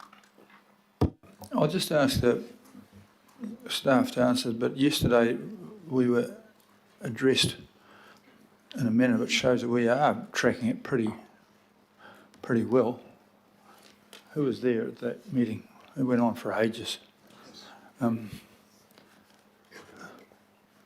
you want to, I mean, we are definitely doing that. It's not actually a strategy of mine, that's just a way that they are fulfilling the requirements of both the NZX listing and the requirements of the government. But there's no question we are definitely measuring them. And if I add, the substance of the question, I think, is around the investment analysis we've done and how it attaches to climate. So there is material provided within the staff advice. That staff advice on about page 121 around the investment impact assessment. It does look at the middle scenario, the core scenario, and a lower and high scenario, and what that will mean for climate priorities, helpfully coloured in green, and the impact on those over a 3-year horizon of both CapEx and OpEx. So I think the question, just to reflect back, the analysis and data is behind there for you to take that lens into account in your decision making. Thank you very much for that. Councillor Newman, please. Good morning. Thank you. I'm just going back to the broader financial covenants, the budget levers and settings that we're talking about for this budget. Councillor Hill's sort of alluded to this in terms of changing landscape, future impacts. I think he's right there. What we do know is, well, we've got a signal in relation to a major funding change with regional fuel tax, and we can anticipate that there would be a significant change with the GPS on land transport. We'll come to that in the transport section. But my question really is, I mean, with the financial covenants that we're talking about in this budget, what's our capacity to pivot to subsequent changes that we know are forthcoming, particularly in the transport space? If the GPS sets out a number of scenarios whereby we are not enjoying the sort of funding support that we anticipated, that will inevitably have a consequence for our overall group budget, for which we will need to make a subsequent adjustment. Beyond the proposals in this mayoral proposal that the Mayor has presented, is there enough capacity to be able to pivot, or do we have to have quite a significant rewrite again next financial year, because actually we didn't have the capacity built in to withstand any changes that we get from that forthcoming GPS? So our budget will need to disclose all of our significant forecasting assumptions, and further to the question from Councillor Filipaina, all those forecasting assumptions will be disclosed along with the levels of uncertainty and the impacts of that uncertainty. So in the examples that you've just given, where one of the key forecasting assumptions that we've always included is our assumption around government support for transport investment. The level of that uncertainty, I think we would flag as high. And in the impact there, we would need to be clear in our consultation material as to the choices that would, or the impact that could have on the level of investment available to Auckland Transport, and the choices that would come back to yourselves around either looking to fund that from elsewhere or looking to reduce the level of investment in transport. Just to add to that, so the proposal in front of you today is to go out to consultation with a broad scope of options in terms of the spend more, get more, etc., and spend less, get less. So those broad range of options would give you lots of scope to make changes between the draft and final, based off new information and based off what the public tell you about their preferences on this budget proposal. So we would say there's quite a bit of scope to make changes as things evolve. After you set a final budget in June, these parameters in the financial strategy, they're not hard financial covenants. They are more sort of guidelines. They are indicative guidelines that you create expectations with the public. So the intention of having rates increases of no more than 1.5% above CPI inflation is an expectation. It doesn't mean you're constrained and can't go above it. You just have to be very transparent about moving above that. So there will be flexibility to make changes going forward. That might require some future consultation. What is probably more constraining is things like debt limits. So it's important to have enough debt headroom to give you the capacity to move. But some of the parameters we're talking about here, they're not hard and fast rules. And if there is an emergency or things change, as long as you're transparent with the public, there is flexibility to adjust and adapt. Good question. Thank you, Councillor Fuller. Kia ora, thank you, Your Worship, and you just answered my question actually. I was just going to ask you to clarify that these rules are just guidelines, as you've said. So they're not binding on us, and ultimately the decision then is always with us, the governing body. And if we need to, if there's a big shock like another COVID, then we can make a decision based on those circumstances. So thank you for that. I was going to ask, though, about reducing our net operating costs. I know that we're always trying to tighten our belts, and we've just gone through a huge process of doing that as an organisation. And what I hear from our staff and from people on the ground is that, they've really reduced and we're down to the bone. Is there really much scope left to reduce any further? Is there much fat left to trim?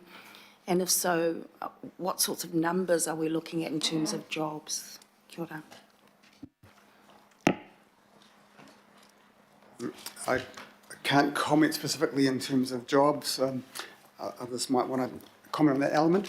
In terms of how hard or difficult is it to find further savings? So I think you're right. There's always the opportunity to, over time, do more, be efficient, increase productivity.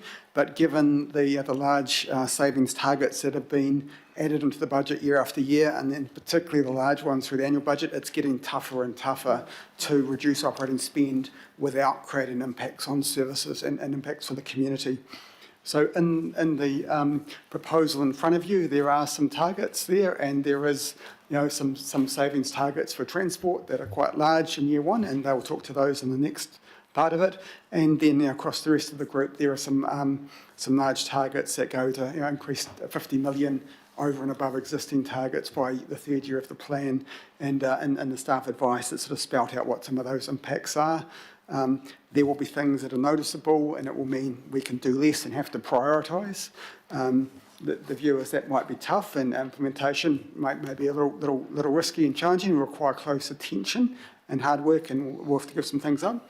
In terms of the do less, pay less scenario, if you get rates closer to inflation, those will have to be much bigger, and there will have to be more radical adjustments to services that people will notice over time. That is the consequence of trying to get rates down, is the impacts of those cuts will be much more severe, and the consultation materials will have to be pretty clear about that. Kia ora. Thank you. Thank you, Chair. Thank you, Councillor Fully. They're all, things like shifting Iki Panuku into our offices is a saving that didn't actually reduce any services. So there's always things you can be looking for. And we're asking our contractors to find better, faster ways of doing things. So I think organisations continuously move for improvement, even really good ones. The next person is Councillor Turner. Thank you. Just on the basis of the debate I'm listening to, and so these climate change costs and our actions built around this have huge effect or potential effect. And, from what I've heard, and I can't see anything different, we're making an assumption that climate change has to be addressed. I'm not saying it doesn't, but when you hear the figures that we've been told in other meetings, the astonishing figures we were told for implementing the vehicle kilometres reduction target, etc. And at that meeting I made the point that we would have to stimulate the economy by $2 trillion over 10 years in order for people to make enough money to pay the rates needed to come up with the figure that we were told. So that for me is huge variations in here that aren't sort of looked at. Like I see I was the one who challenged the Auditor General about our measurement of carbon. I see the Auditor General's office has said that they are going to take a random selection of councils and review how they measure their carbon outcomes. I just think we're missing some rules here on how we're going to measure this stuff, because if we get this wrong over 10 years, it could have billions of dollars worth of change. Yesterday's, Peter, you weren't there at the audit meeting. What we've learned is that you don't want to be at the head of the queue in this. There's a lot of ways to measure these things, so I'll be moving cautiously ahead behind everybody else. I'll make sure I'm the next one, Mr Mayor, sorry. Councillor. Helen, would you like to talk to this just briefly around the measurement issues? Yes, kia ora koutou. So we already measure our operational scope 1, 2 and 3 emissions. So those are our direct and indirect emissions. The audit in New Zealand will be, because we have to prepare climate statements under the climate disclosure legislation, they will anyway have to audit our greenhouse gas emissions. And we are in the process of beginning to measure our emissions at the group level, and as part of this we will be setting a policy as to how we calculate greenhouse gas emissions moving forward, so that's clear across the group and it's clear with Audit New Zealand as well.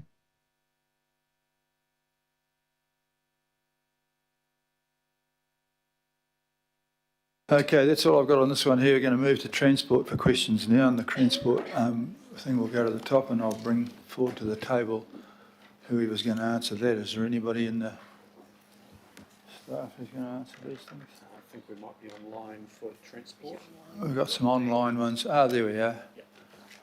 Gentlemen from the AT team are there, and it's basically we've put some pressure on AT and they've responded very well. AT initially had their hand out for the biggest increase from year to year, and they still have, but it's not quite as big as what it was. And this is, again, when we're balancing things, this is a typical case of buy more and spend more, or buy less and spend less. And we're trying to hit the sweet spot in the middle where they're doing a good amount of what we want without actually stinging our public too badly. And Councillor Henderson's got a question. Several, Mr Mayor. So thank you for joining us, AT. Do you have an indicative breakdown of the proposed 70 million in operating budget cuts at this stage? Good morning, Councillor. That was covered largely in those workshop conversations. There was, I can't remember which was the last one, but it's essentially the last breakdown you saw, which was the middle column, but we can circulate it again if it's helpful. And working with the Mayor's office, I believe there's essentially been one change to that spreadsheet since then, in terms of where we'd see the proposed savings coming from. I don't know if you want to go into the specifics of it now, or... Yeah, just a few specifics, if you don't mind. Is there a figure tagged to reducing bus services?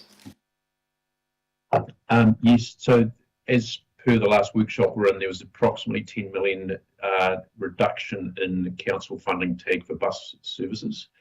That number, if you remember, we talked about 4 different sort of items within that. Was a number of items about potential redirection of some of the CATA funding, more flexibility around that. Other ideas such as taking off potentially some of the lowest performing buses, etc. But that piece of work, just to be really clear, and what we've agreed is we'll go away and do once there's a firm agreement around what's the funding envelope in that space, we'll go away and do a detailed piece of work over the next couple of weeks so that there's an informed view that goes out in the mayoral proposal document for consultation that suggests where those savings could be found. And to put it into context, if you assume that there was no redirecting of CATA, you're talking about a 4% reduction in bus costs when you take into account co-funding. But it's not necessarily a 4% reduction in services if you were to go after some of the lower performing ones. That kind of gives you a magnitude of size.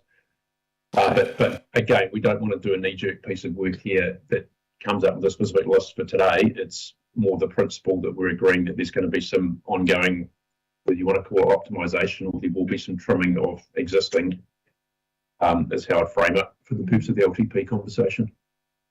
Okay, thank you. I'll direct councillors to check out Nexus, where there is some detail in terms of the lower fare box recovery routes. And thank you for preparing that, by the way. That was really helpful. I note that most of those are rural or feeder routes. Is AT taking into account things like congestion charging and $50 a week fare cap and the cost of public transport, and looking at letting things breathe before cutting bus routes? Is that a principle that you're taking into account? Yeah, in terms of a principle we're taking into account, obviously we've talked about the public transport growth program. So that does remain a key focus for us in terms of that, because of course if we are investing in public transport, making it reliable and then increasing ridership, that's going to help the financial equation of everybody. And so that is the key focus, is to constantly look and improve and make sure our services are reliable, so we're attracting customers to use them in the first place.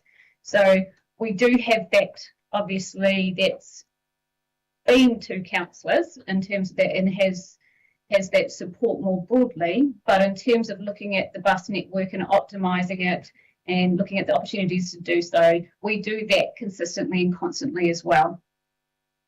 Okay, thank you. I've got a couple more. Thank you, Mayor.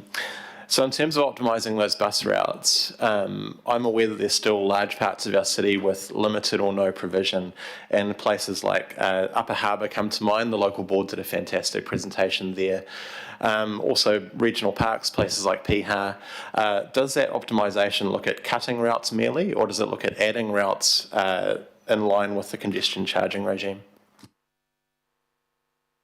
For the purpose of this conversation, we've been looking at reductions, and that may not mean a full route reduction, it might mean a frequency reduction. So we are not looking at this stage in order to be able to increase to some of those other areas within this proposal. Okay, I've got two more. So thanks as well for providing that data on the cost of public transport fares as you go further out. So for those colleagues that may not have had the chance to check that out, could you just give your thoughts on the cost of public transport in Auckland as you go further out in relation to other cities in New Zealand and Australia?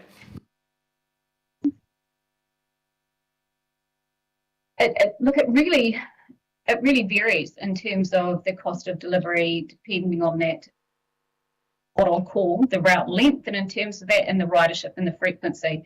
So how we compare both locally as well as internationally, again, it varies, and it all depends on terms of how public transport is funded within various regions, and whether there is and what type of contractual mechanisms are in place. So in terms of nationally, where we come in with what I'll call a fare box recovery is pretty good. So Auckland fares reasonably well in comparison to Greater Wellington and Environment Canterbury in terms of the cost of public transport delivery. So when we look at our peers in terms of other cities, again, it's quite a different in terms of how they do it. And so they all vary in terms of that, but it's reasonable to expect that the cost ratio is very similar. Sorry, it's just to follow up to the previous question, because I'm not sure it was answered quite closely enough for my liking. Apologies. As you go further out, right, so you go past 15 kilometres from a city centre, what is our cost for public transport compared to other comparator cities?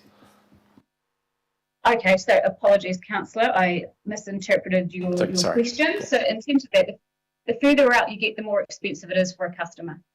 So our strategy has been in recent years, in order to be able to put what I call minimal fare uplift the further out you get, in order to make it more cost effective for those customers that have longer journeys. Okay, so last question. Thank you, Mayor, for your forbearance. Are we looking at, in terms of dynamic lane trials and dynamic lane proposals, arterials that may face cuts or reductions to the capital work program as a priority? Places like Lincoln Road.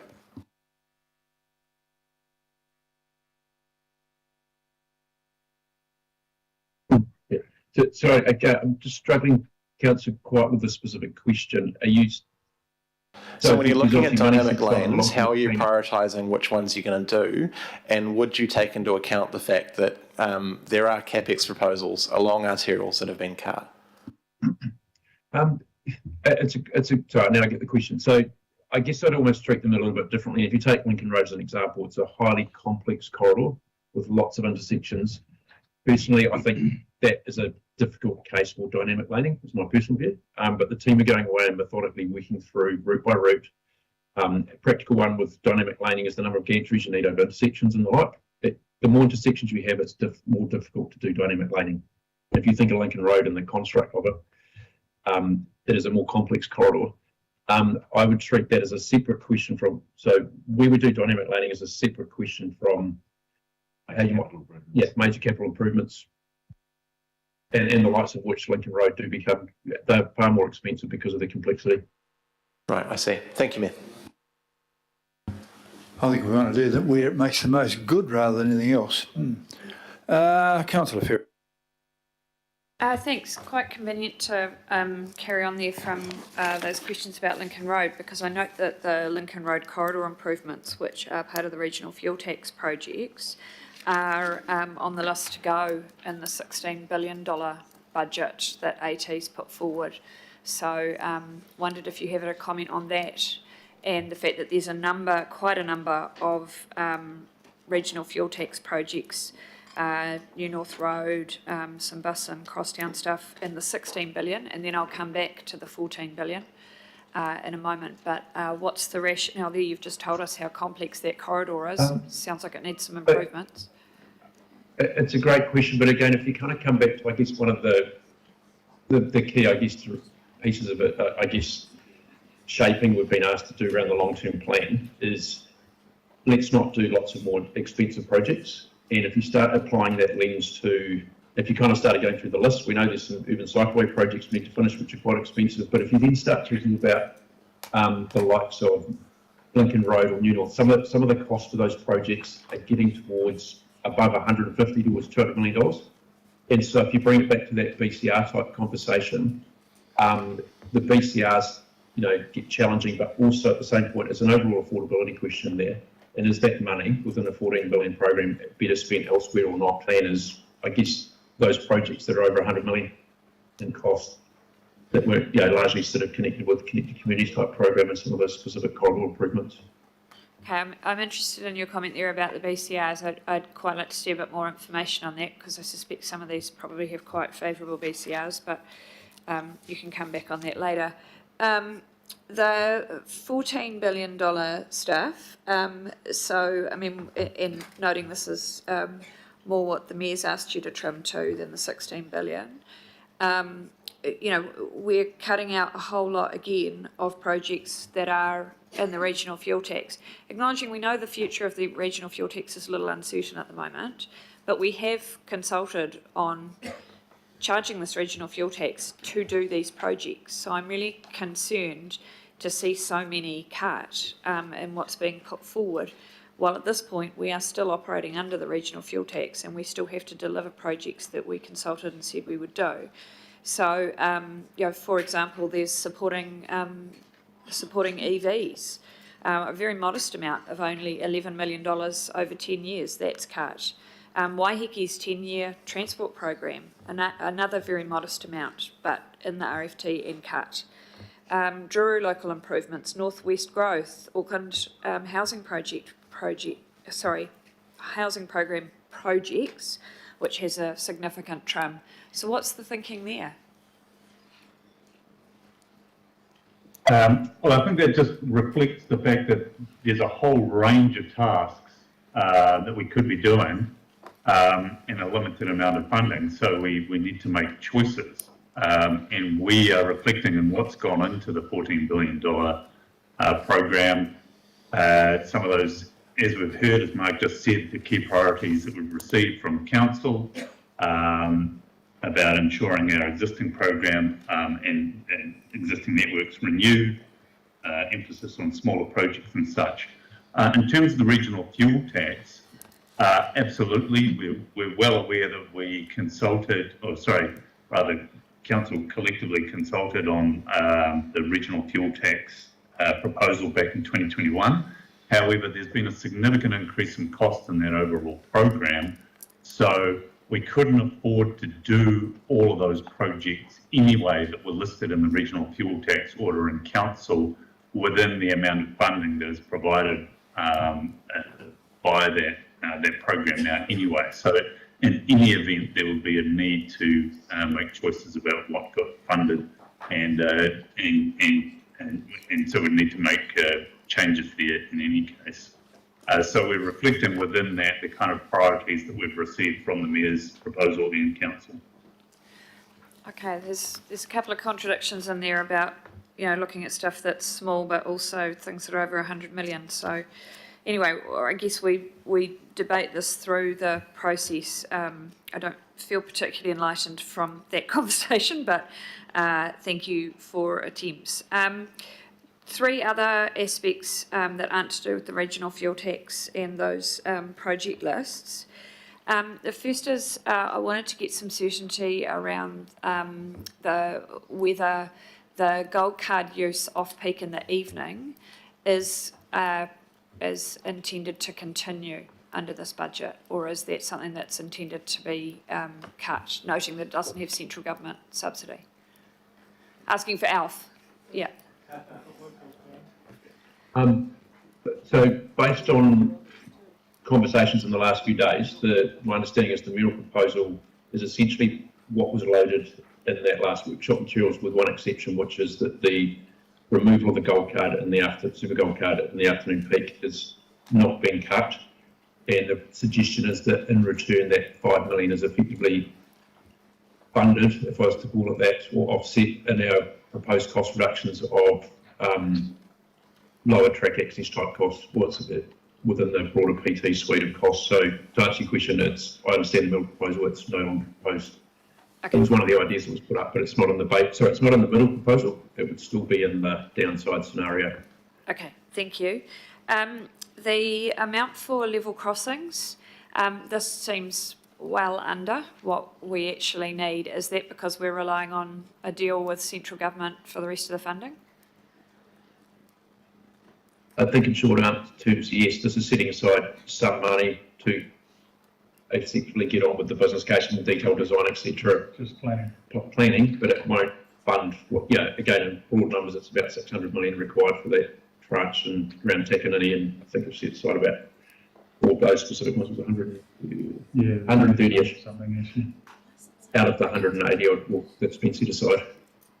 Yeah, I think it's something we could stand to make a little bit more transparent to the community, that the funding we have now is probably all going to be spent on that Takanini area, and there's actually a whole lot of other sites we need to do as well, particularly on the Western Line.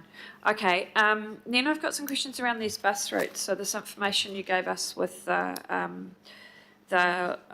low fare box recovery and the low utilisation, that's really useful data, and thank you. I know some of us have been asking for that for a while. Is there any consideration, obviously you've given us just the raw numbers, but it would be helpful to understand some of these routes, for example, the airport link and the 38, which also serves the airport, they have functions above and beyond fare box recovery. And, is that part of the consideration? Yeah. Absolutely, Councillor. So the initial approach was to provide, in terms of those low fare box recovery routes, for visibility in terms of where they sit, but of course some do have a strategic necessity for the network and for that inclusion part, particularly when you look at the likes of the airport link. Okay, I think also it would be helpful to maybe have some conversations with local boards. I mean, obviously the airport and 38 sort of leaps out at you as having regional significance, as a sort of almost a utility line, if you know what I mean. That's probably the wrong word.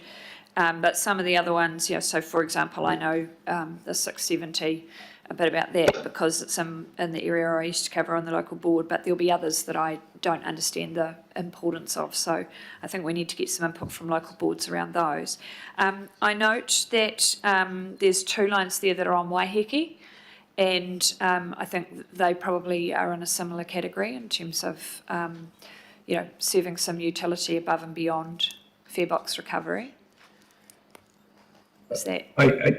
I totally take on board what you're saying, Councillor, and I guess the way we're thinking about it is obviously we want to go away and do a very careful, considered piece of work on this and not jump straight to solutions in a short space of time.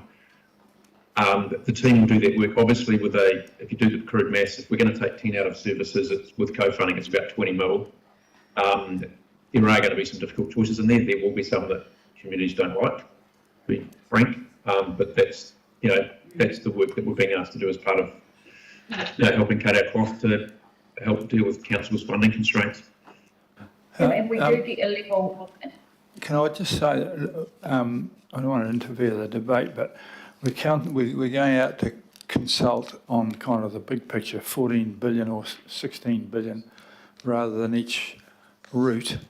I think that we've had some workshops on the detailed routing, and we will have more later on when we know back whether we've got 14 billion or 16 billion or 12 billion to spend. And so carry on, but we're getting deeply into the weeds here. Sure.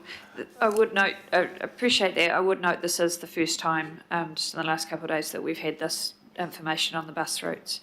I did just have one. I'm sure we will be going through that as a result of this, but that's primarily what I'm seeking, is some reassurance that we are going to have those conversations. And yeah, I probably could be a bit more succinct about that. But I do have one last one, which is one of those identified as an on-demand service. So are we looking at that in terms of, are there other on-demand services that are working? Is this an on-demand service that's quite new? It's not one I'm familiar with. Is this sort of one out of the box, or are we saying we have an ongoing issue with the on-demand ones, that they may not be, as a tool, it may not be working? I think Councillor, on-demand definitely has its purpose in the network, particularly when you're looking at greenfields opportunities and building up demand, and thereafter being replaced by a bus service. It does have a much higher cost ratio, and but they have proved their worth in use of what I would say is bringing up public transport use and for something else, and then be moved on.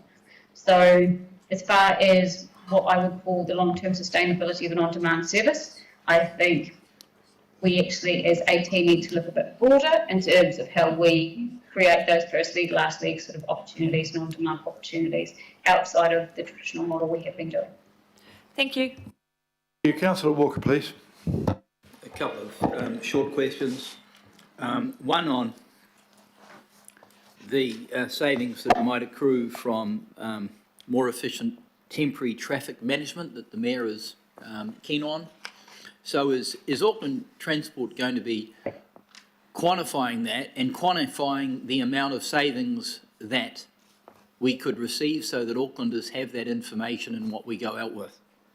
And that might include more effective project planning and project management, and the use of technology as other cities use for this, and certainly a dramatic reduction in the number of cones.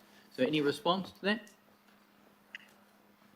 The temporary traffic management was covered in the OPEX savings that we discussed at the confidential workshops.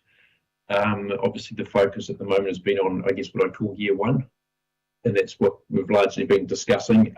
But obviously, there's scope and to potentially in some of those outer years or into more intermediate years to potentially look at pushing some of those revenues higher. But it's definitely in that material you've seen. I just wouldn't propose we go into more detail on it today, unless people want to. So you're saying the detail is there?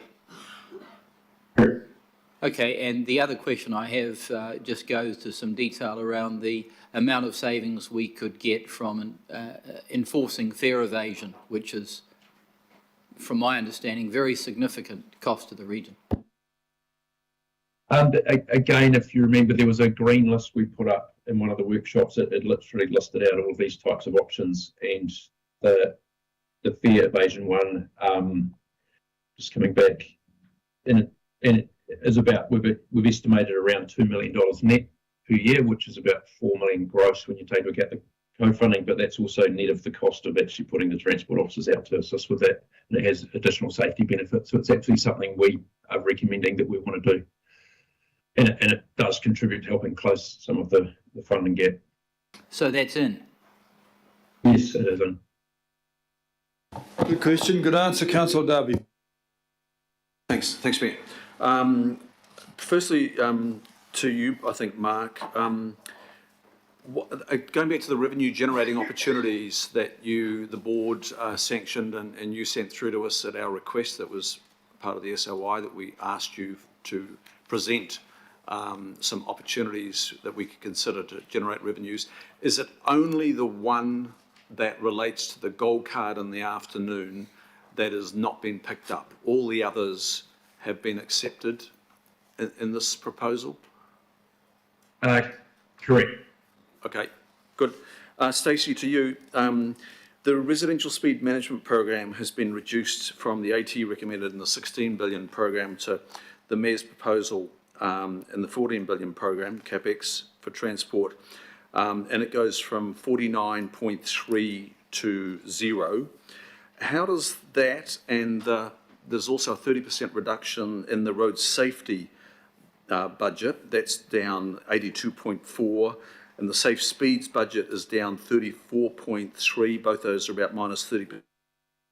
How does that impact what Auckland Transport and Waka Kotahi term the deaths and serious injury equivalents saved per year? Well, I guess fundamentally, are fewer Aucklanders going to make it home under that proposal, or the same, or more? So that deaths and serious injury equivalents saved per year, what happens in that space?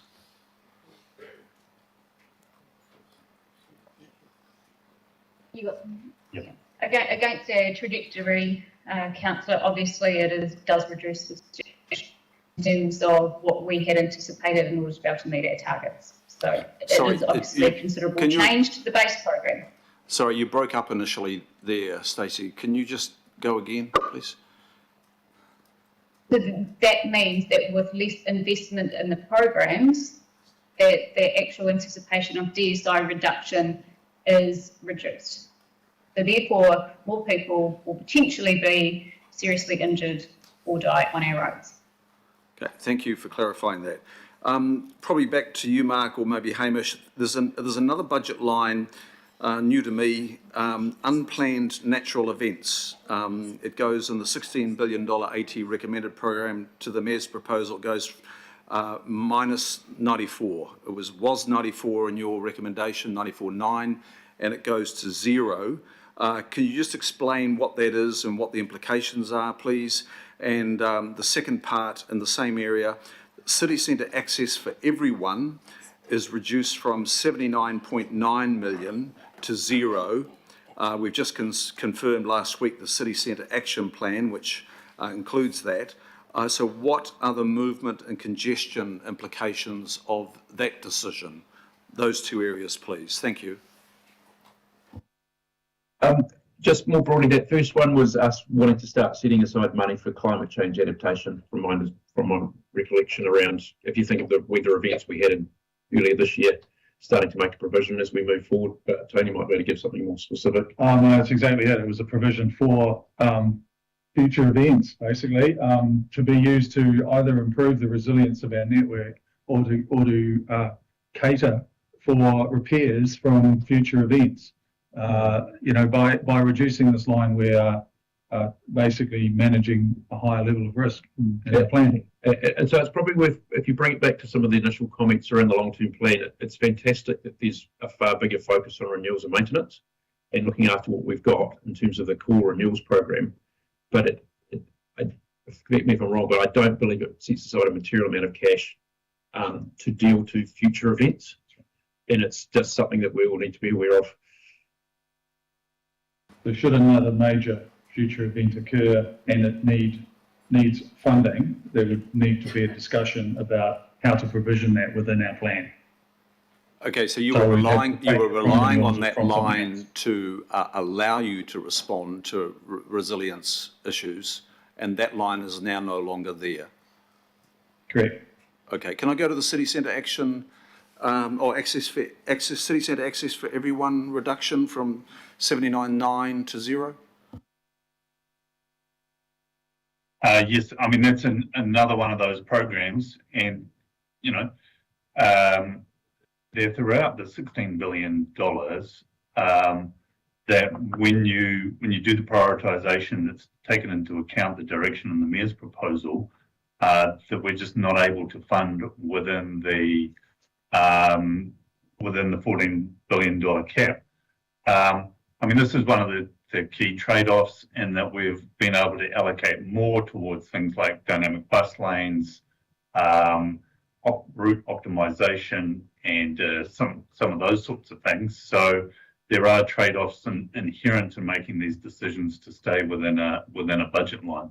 I get that. I'm asking you what the implications of no budget line for access for everyone on, say, movement of vehicles, people through the city centre and congestion.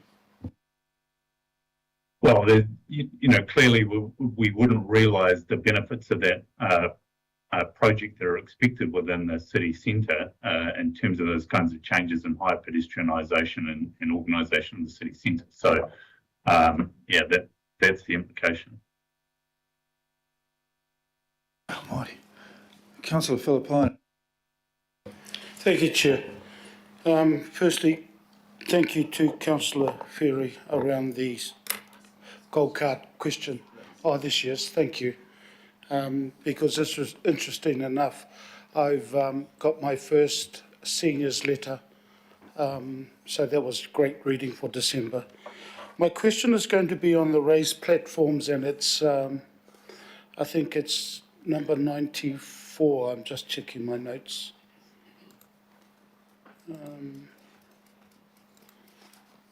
Yeah, 95, and it's saving the budget at least 80 million. Can you tell me that the raised platforms that have been mentioned in 95 in the mayoral proposal, that includes raised platforms for pedestrian crossings and speed bumps, are there any others that I've missed? That's the main line that includes that, yes. There will be some other projects throughout the list that might include a raised table, but or might have included a raised table, but the bulk of them would be in that line. And if this goes through after consultation, if this goes through, does that mean that the raised platforms that are currently, in particular with pedestrian crossings, will they be removed, or a cheaper alternative to ensure that they are still raised? Not aware of us planning to remove any that have been put in place. We're not anticipating that. Sorry, maybe I stuffed up on that question. I'm talking, if that goes through, will there be any further raised platforms, in particular with pedestrian crossings? I didn't mean that we remove the ones that are currently there, if that's the implication. Our understanding is that, the way we've interpreted this is there would be avoiding raised speed tables in the safety program that would impact on arterials. So there's still, the way we've thought about it is that for, say, traffic calming and such on local roads outside of the arterials, that kind of thing might go ahead. And in key priority areas, but the current assumption is that we'd be avoiding raised speed tables on the arterial network. Okay, so so that means that any future pedestrian crossings, if this goes through, will not be raised. Can I just clarify that? I need to know that one. Not necessarily. If you give you an example, if there's a particular school where there's really strong support and there's support from the local board and community, and there's a very compelling, trying to get back to the BCR comment earlier, strong community support for it in certain circumstances, I think we would still do them, but it's quite selective. Okay, thank you. Chair, just on the regional fuel tax, you mentioned that with the budget, with the increase in prices for the projects, that some of them may not be going ahead even with the regional fuel tax being allocated. So 2 questions. Number 1, will those funds that we've already received be reallocated to other projects on a needs basis as a result? And I'll ask the second question. The intent would be that we, the regional fuel tax that we have in terms of the sort of surplus that's built up because of And the future revenue that we're expecting would still be allocated to projects within the regional fuel tax order and council, consistent with the direction that we're receiving from council and the mayor's proposal. However, we just won't be able to do as many of them as originally anticipated. And the key becomes the date at which regional fuel tax is removed. Yeah, that's assuming it remains in place. Yeah, so that was going to be my last question, Chair, and that is, I know we'll have to wait until the coalition government ends up making a decision, but is there any time frame around that have been indicated to you about when those funds could possibly cease? No, not at the moment. Sorry, it's getting some feedback, but we understand the government wants to proceed with the legislative change, but the key will be the effective date of the removal. And it's, I don't know if someone in the mayor's office or might be closer to any conversations around that, but I just don't know in a public forum it's appropriate for us to comment much further. I'm sure there's negotiations and conversations going on. Kia ora, ka mihi kia koutou. Thank you. Thank you for that. I mean, we don't know the answer to that. Councillor Hills, please. Thank you. Thanks, Mayor. I was going to ask about the 94 million, so that's adaptation, so that's done by Councillor Darby. The other question I have, and no offence to my colleague here, Councillor Sayers, I do want to understand how we got a 300% increase in the unsealed roads budget when other areas have been significantly decreased. And so how that came in, going from 40 million to 124, but also if we're looking at buses with, thousands of people on them looking to be cut, and you've got projects that have, and no offence to those people who live there, obviously, but if you've got 5 or 6 people living on a road, how do you judge the need between, and I know the capital OPEX, I'm not trying to conflate the two, but if you're looking at removing feeder services of a few thousand people, but you might reseal a road for several million with, 6 homes on them, how are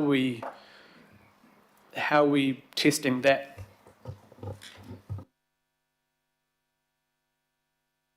I think, as you pointed out, one's CapEx and one's OPEX, so we can't easily transfer between the two. But the decision on unsealed roads comes from the Mayor's proposal. Clearly, there's a whole different set of circumstances around unsealed roads, and that there's provision for safety. And I suspect there will be some of those routes will be serving, a lot more than just 5 or 6 households, and there's some wider impacts. I think the unsealed roads program has had, a long saga, and that in previous RLTPs we have sought to assign higher allocations to it because we do recognise that there are challenges out there in Auckland's regional areas with the road system that it would also be positive to address.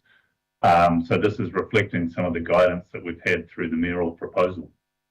Worth noting too, if I just add to that, 124 million over 10 years, it's actually not a significant amount of money when you think about $12 million a year type thing as a straight line relative to the amount we're spending on the renewal and maintenance of the rest of the network.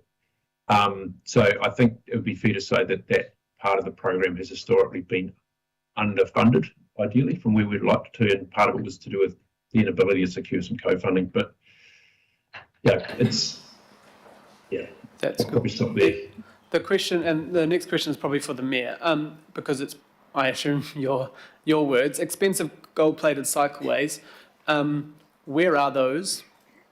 Where have they been done? If you're talking about things like Key Street, that was rebuilding a $75 million seawall, or Karangahape Road, where I think 80% of the budget was spent on pipes and the road and other things. So I guess what is meant by gold-plated cycleways, and we've seen almost no cycleways built in there'd definitely been none in the North Shore. There's $400 million worth of cycleways still in there, and all of those ones could have been done cheaper. The K Road one isn't all about pipes. The costs were way higher than they needed to have been, and we have had, I have an announcement next week, which will, I can't quite make yet, which will confirm what my thoughts were. Nevertheless, we're only consulting on, not on the details of how they do their work and how they choose which road to do.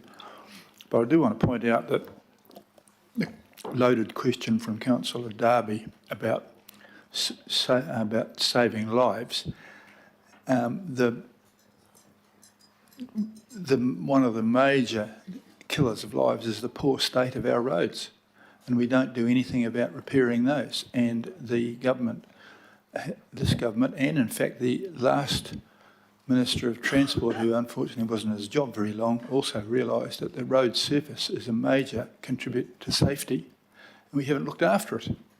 No, so that's fine. I was just understanding how some budgets got reduced quite a lot and some other budgets. Well, everything's got to come somewhere. There's still $480 million for cycleways, so I'm sure we'll get some on the North Shore for you. No, I'm not wanting that necessarily talking about local, but I'm just trying to understand where that. You can ride a bike on loose metal, actually. It's not actually overwrought. In fact, it's a major sport in New Zealand, but I don't want to get into that one either. We're just talking about the big numbers here rather than the detail, if that's okay. Thank you. And just a very last question for AT, maybe for Stacey. When we make final decisions on this, will we have enough information on, because most of those lower patronage buses are feeder services and rural services, will we have a understanding of how they affect certain populations and how they might affect congestion and the overall bus network? Because obviously those feeders really help those services that actually would get really good income from, they pay for themselves 2 or 3 times because of the feeder services sometimes into them. Yes, Councillor, we absolutely will. We'll do a full review in terms of that and then provide what the risks are associated with each one in terms of that. So once we've got that figure, then what we will do is look to see how we can do that with the less impact to keeping the integrity of the network as a whole. And then we will be able to provide more detailed information about what that means. It may not be full route removals, it might be in terms of a reduced timetable, as an example. So it's quite a lengthy exercise, but yes, we'll provide a lot more information. The consultation with the public will also provide more information as well. Thank you for that. Councillor Newman, please. Thank you. Question to AT relating to... that was Councillor Newman. I've just caught, sorry, yeah, I've got you on the list there, Councillor Lee, but... well, I'll go with the order that I've got them up here, which is Councillor Newman first and then Councillor Bartley and so well prepared Councillor Lee after Councillor Bartley. Thank you. Sorry, Mike. Look, just coming back to the low fare box services, just to confirm the Auckland Transport that those services have been consulted through the RPTPs and subsequently agreed with funding for contracts and that they are current?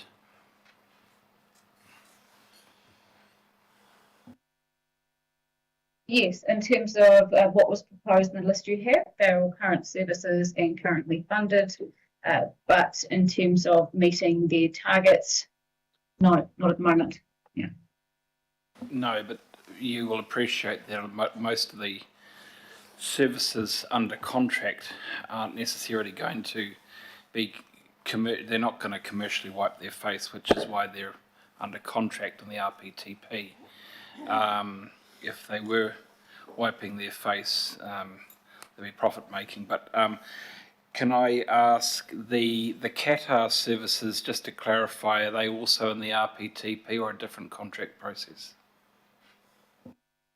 I think, thank you, Councillor. I think we're confusing a couple of things here in terms of them. So The RPTP obviously sets the direction in terms of that future network and what we aspire to in terms of growth and patronage and routes and services. And so the way current contracts, bus services are contracted is through the public transport operating model in terms of that. And so with that, of course, currently, a third comes from fares. Well, that's what we would like to achieve, a third from fares, and then 51% from Waka Kotahi, and then 49% local share. So that's how it's currently done in terms of that. What you have in terms of that list of services is services with a very low fare box ratio. That's why when sort of looking at that network perspective in terms of that, when I'm saying not meeting the targets, I'm meaning not meeting the patronage targets, not meeting in terms of what I'll call a financial equation. It's more about, are they delivering upon in terms of the patronage for the network? So that's why they are there in terms of it. And with that, obviously, it's a balance in terms of time, place, marketing to make sure that people actually know the service is there. In terms of the Qatar services, they sit outside of that. And I've just added a little bit specifically on Qatar, so we're close to tendering the Qatar funded services for the North West to make advantage of the new assets that have been built and just gone live.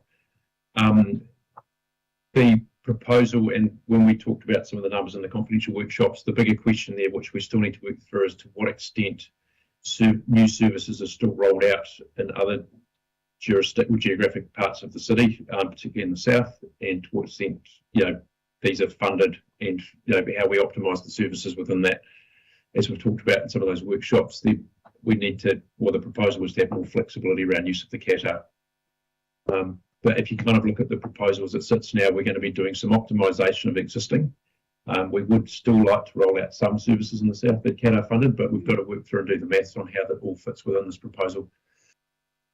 Yeah, look, I'm familiar with the PTOM model, and I think that the RPTP is more than sort of a guiding document. It's a statutory document. So I just make the point that the low fare box recovery services that have been contracted under PTOM have been through an RPTP proposal, which is important. Can I just come back to a couple of other matters? So there are some Auckland transport safety initiatives that you have identified for many years, but then shifted them across for proposed funding under the Climate Emergency Response Fund, SURF, which was pitched and promoted as a done deal. I think it's more at risk of being a dud deal now. So if that funding isn't available, is Auckland Transport going to be moving some of those important transport safety projects back for delivery, notwithstanding the fact that the SURF funding might not, well, let's say it isn't available, what happens to some of those projects that have been identified as pretty essential? Going into quite a bit of detail with that, but so the first thing is the SURF money was use it or lose it by 30 June. So we've essentially got just over 6 months left to spend it. There were some cuts in there, particularly around SURF funding for things like the K Road works around the new station, etc. But there are some specific safety projects in there around like a Manurewa package, etc., where there is some SURF money getting pulled, but there's a few select projects in there we'll look to still finish over the summer holiday, where they're around schools and things where they're really supported by the community while the schools are out. So a small number of them will still continue, but yes, there are cuts from that SURF money being pulled. Yeah, look, cuts from NZTA, isn't it? Not from Auckland Transport or the local board. I think that's an important point. Just one other thing. Yeah, so do you have any data in terms of the relationship between a lack of focus on road maintenance and DSI?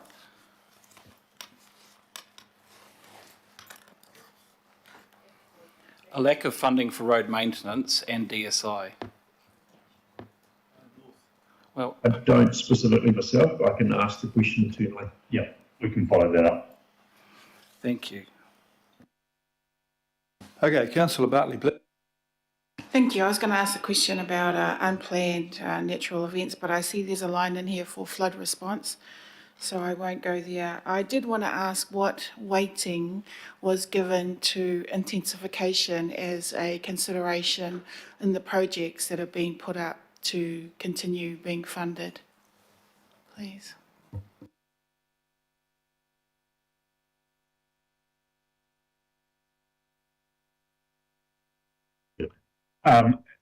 It's not a specific lens in terms of general intensification. However, we are aware of the Auckland housing program is an area of intense growth that we do want to support with sustainable transport options. So we've been looking at Auckland housing program as part of the program, but of course areas of intensification where we're expecting high PT growth, you know, there are opportunities. So they're a key factor in a lot of the projects that we pull through, and it's therefore it comes through in the prioritisation in terms of expectations about performance of the projects and how well they are aligning to the overall growth. So although not direct, it's something we consider indirectly. Okay, thank you. And then also, I wanted to ask, I have seen the list of bus routes that are proposed to, you know, be cut. I wanted to ask, is there any thought to how we can speed up behaviour change? Because I know, like with is it the Northern Busway, people weren't using it initially, and now it's, you know, overloaded with passengers. So is there any thinking to do that with some of the other projects that are proposed to be cut? Or have we lost hope in the build it and they will come philosophy? Thank you, Councillor. Absolutely.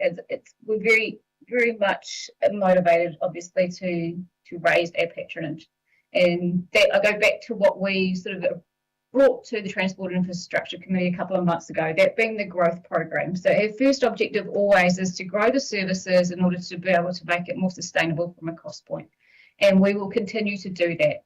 So those low patronage routes, those ones you do have, obviously some of them are disproportionate in areas of the network. And so from an equity and access perspective, we need to look at that. And therefore, once we have our target, then make decisions based on that to make sure that we're not isolating parts of the network so they don't have coverage. So that is a real balancing act we'll have to go through in terms of optimising the network. Thank you. And one more. I know the Mayor wants to do things differently, and I just wanted to ask a basic question. I see some projects in here that are proposed to go forward are going to benefit developers, multi-million-dollar developments. Is there any way you have a remit to kind of push back and say to those developers outside of development contributions, hey, we can't afford to do the bus infrastructure here. Can you guys front up and pay for it instead if you really need it for your shopping centre development?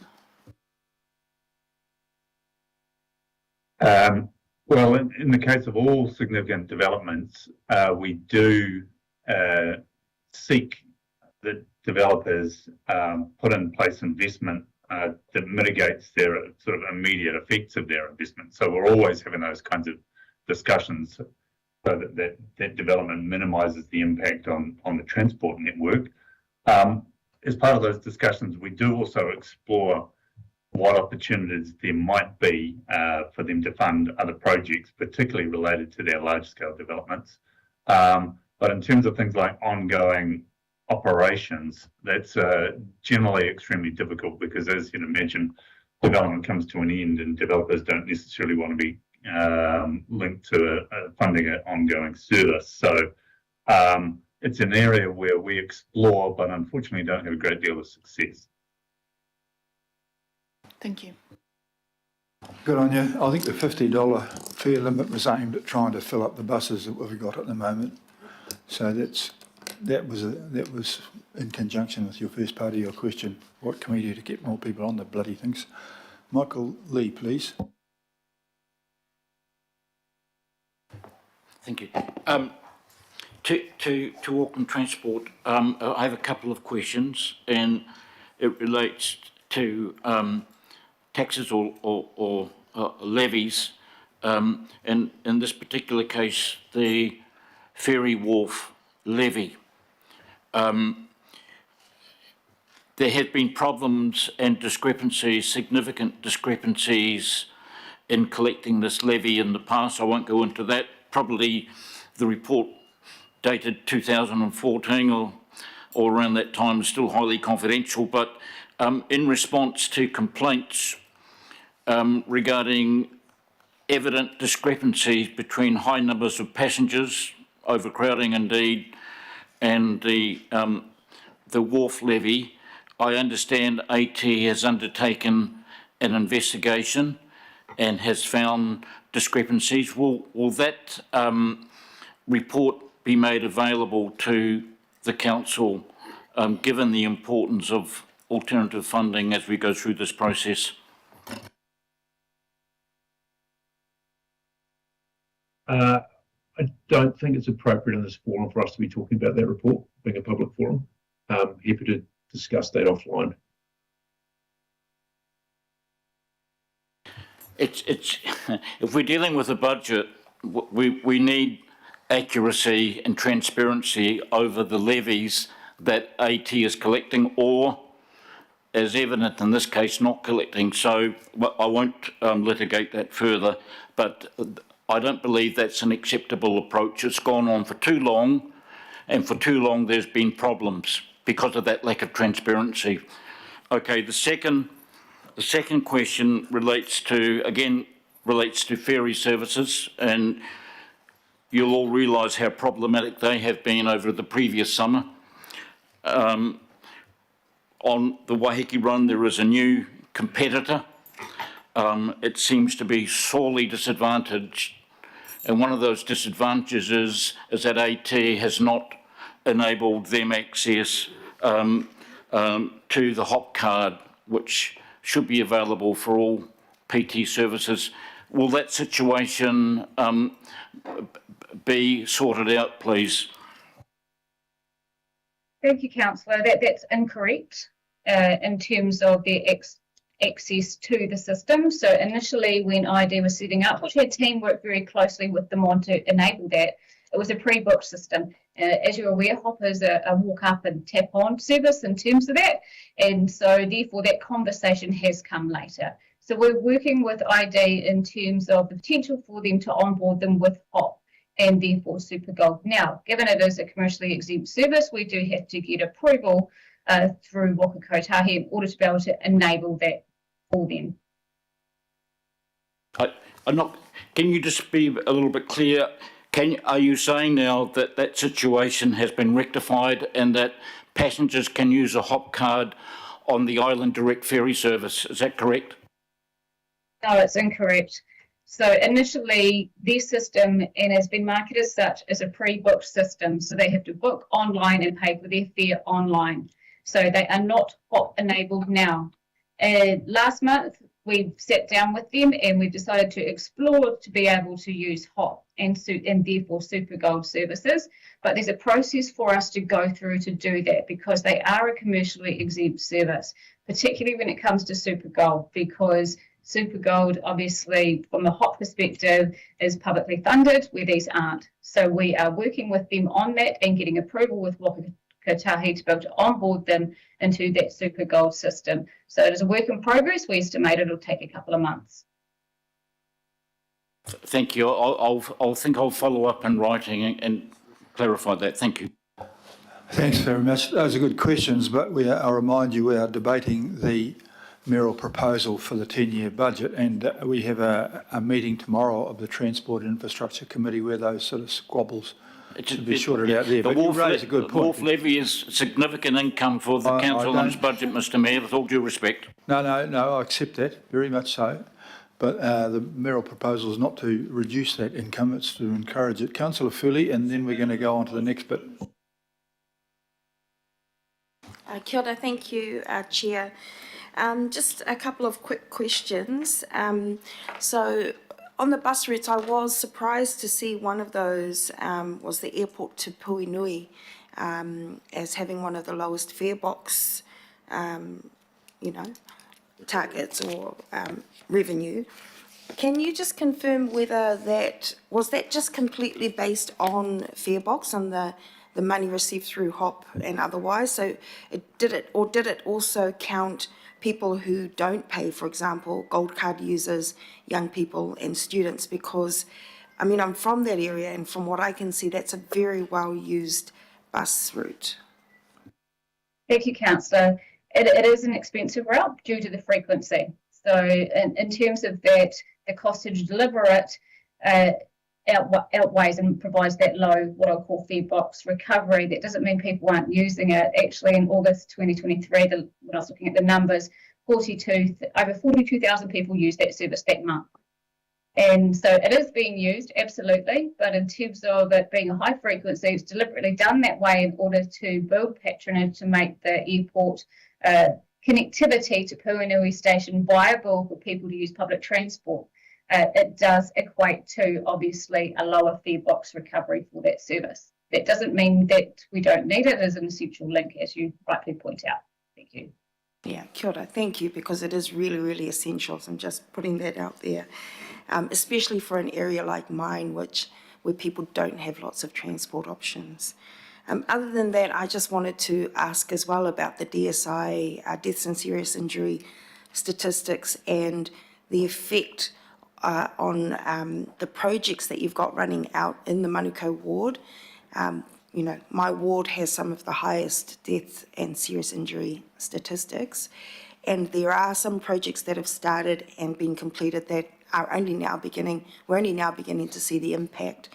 The cut in the budget that's being proposed here, what sort of effect will that have on the projects in the Manukau ward and in South Auckland more broadly? Kia ora. Not so familiar with the specifics in your ward, but we can come back to you on that if you like. Okay, they'll do that. Thanks very much, ladies and gentlemen. We're going to move to strengthening council's financial and physical resilience, which will go up there on the wall, won't you? This is about making space for waters, the future fund, and there'll be lots of questions on this, absolutely, I'm sure. So we're going to get through this, then we might have lunch, but we're going to, otherwise we'll never get through for evening. So who wants to kick this one away? No questions? Councillor Walker. I've just got a question around what we're proposing to go out for Port of Auckland. I'm assuming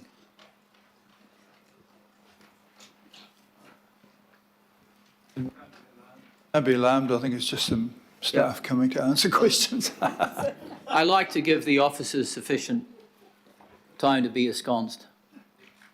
So my question is that we've got options. In order for the public to be able to evaluate options, we need to provide some financials.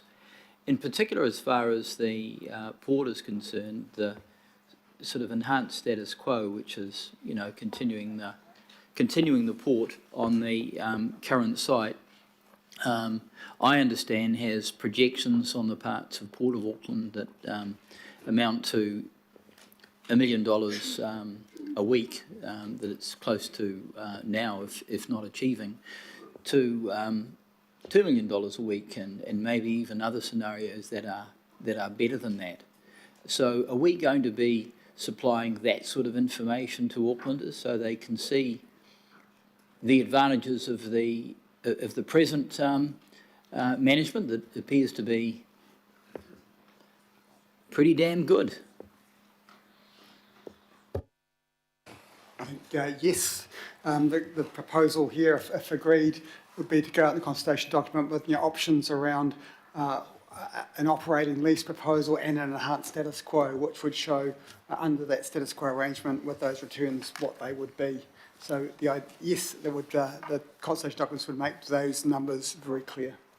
And further to that, in respect of the proposal to take back some port land, and that might involve various wharves, Captain Cook and the like, are we going to be communicating that there is a cost to council for that? Because the port under the Ports Act has to operate commercially. And will, in addition to that, we be informing Aucklanders around the state of those wharves, that is, the significant repairs required?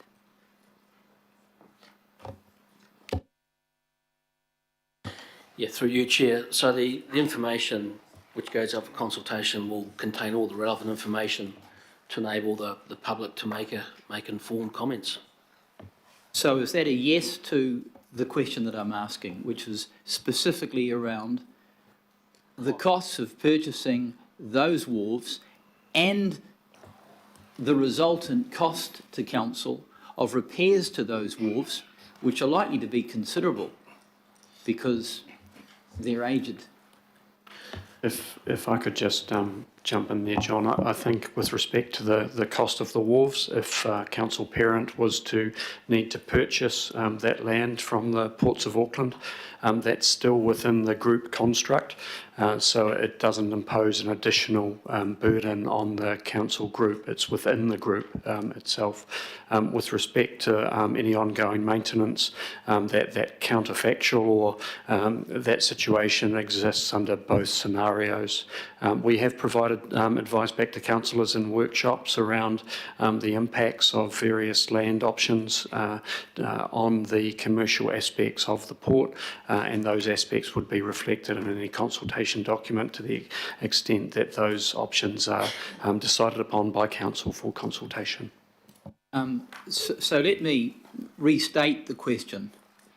Is it possible to have the costs, irrespective of whether those costs might be transferred or not, together with the costs of any repairs, irrespective of whether those costs are transferred or not, so that Aucklanders have that information?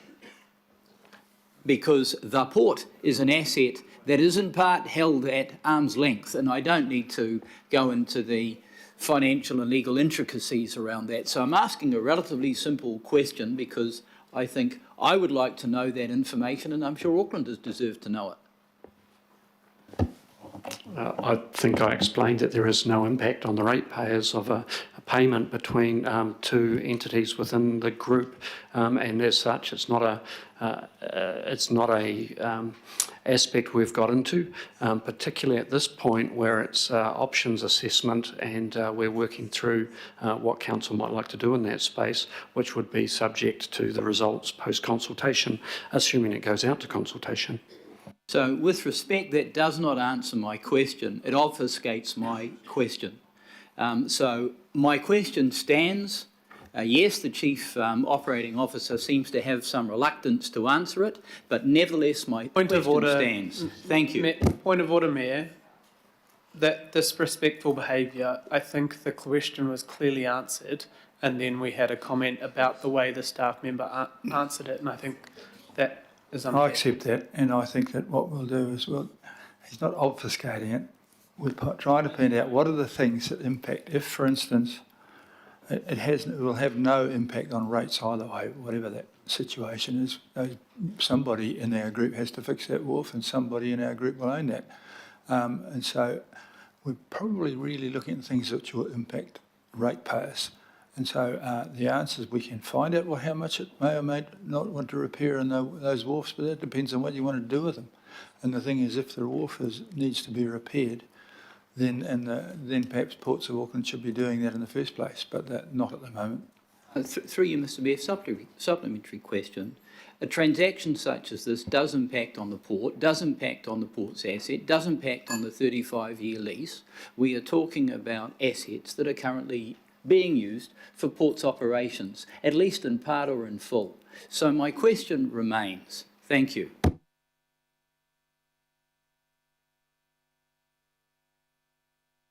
That doesn't seem to be producing an answer which is meeting with your requirements. So perhaps, have you got another question there? No, at the moment, well, you Reserve reserve my your right right to to have ask another another one. You can have another one if you feel so inclined. Councillor Hills, please. Thank you, Mayor. My first question is to the last point in that around the advanced work to reduce council emissions and reach net zero by 2050. Obviously, that is our current policy, but there's also another policy in there around working towards halving our emissions by 2030. Does leaving that comment out change our policy, or are you just leaving that as a high-level policy and our other Te Tarakia, Tawhiri, etc. stand? It's kind of there as an ambitious thing we're aiming for, a bit like Road to Zero and all those ones, and nobody smoking. I think we should be leaving it in there. It's an important thing that we do work towards meeting that. Oh, no, sorry. It's more like that than actual financial impacting thing. No, I definitely agree with that being in there. I guess maybe for staff, just to clarify, does that change our policy at all because we aren't mentioning the attempt to halve our emissions by 2030 as well? We're not, by omitting that, are we changing our policy, or is that just the mere, our climate risks, etc.?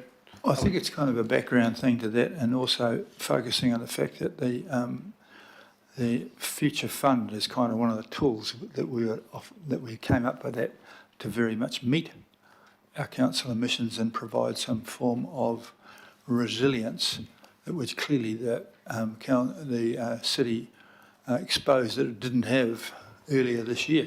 Okay, thank you.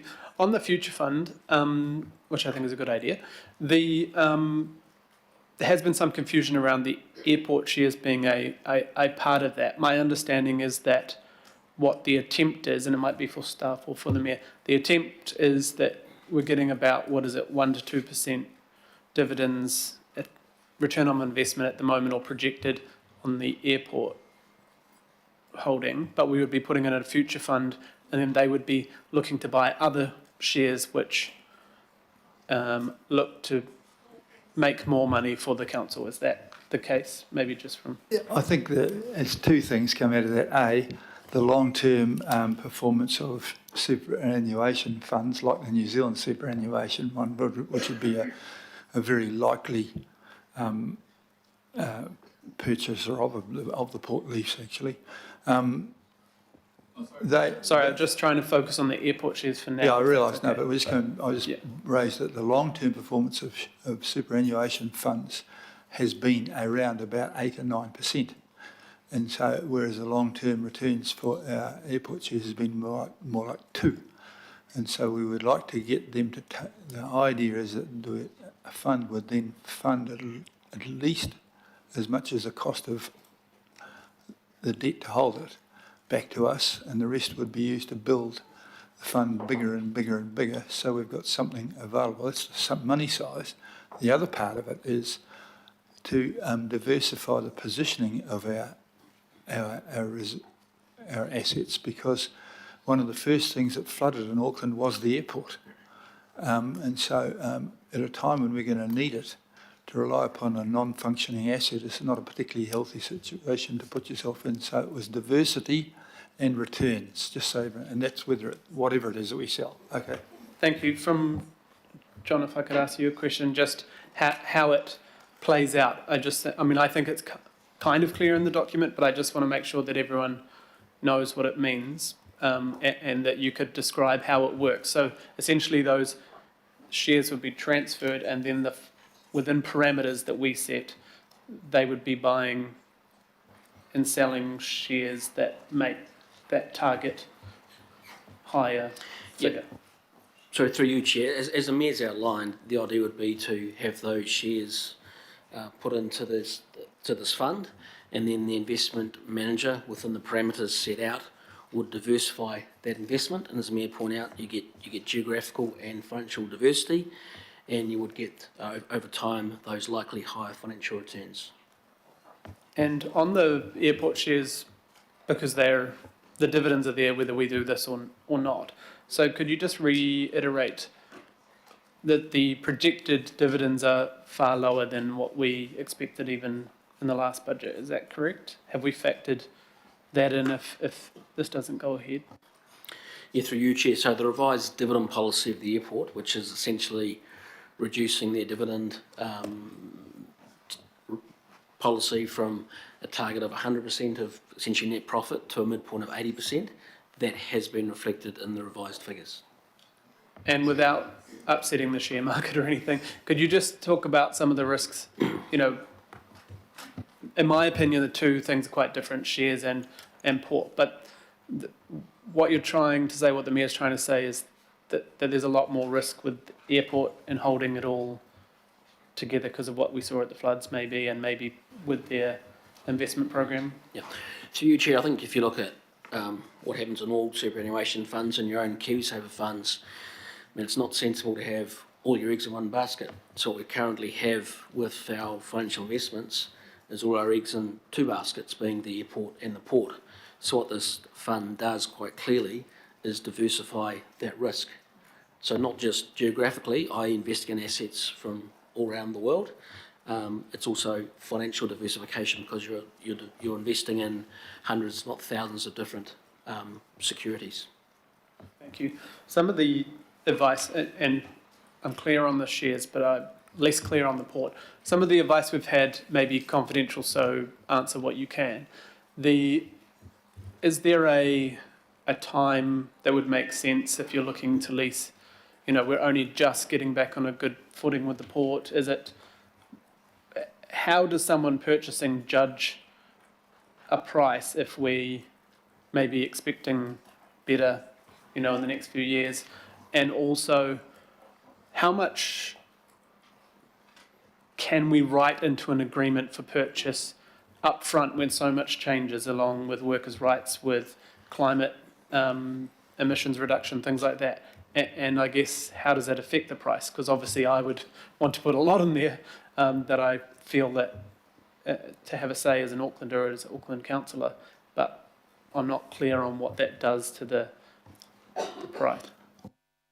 Councillor Hills, Mr. John Crawford, who has given advice to us as president, I could bring him forward to the front. He might be able to answer some of your particular investment things.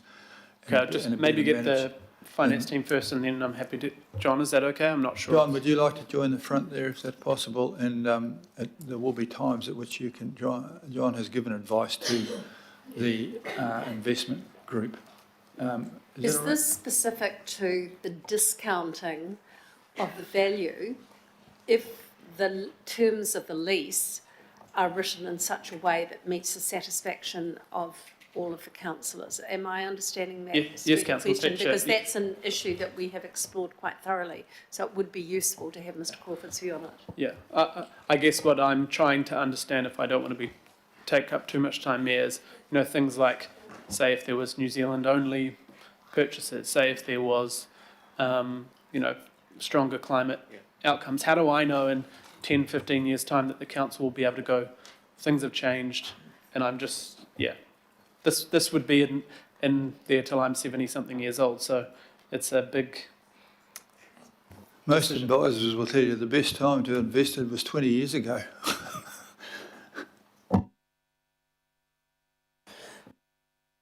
So I guess, several questions, sorry, and I guess it's around understanding how something like this rolls out. How much is the price affected by us layering in, you know, I'd probably could imagine 100 things I'd want to put in there as provisos. How does that affect the price? When we're just starting to get back those kind of good gains on the port, is this the right time to be doing this sort of transaction? So that's on now. So I'd say two things. There is a trade-off between people wanting to see the port's performance improve, and the more sure they are about the port's performance improving, I think the greater the chance you have of obtaining a better price. So that's the first part.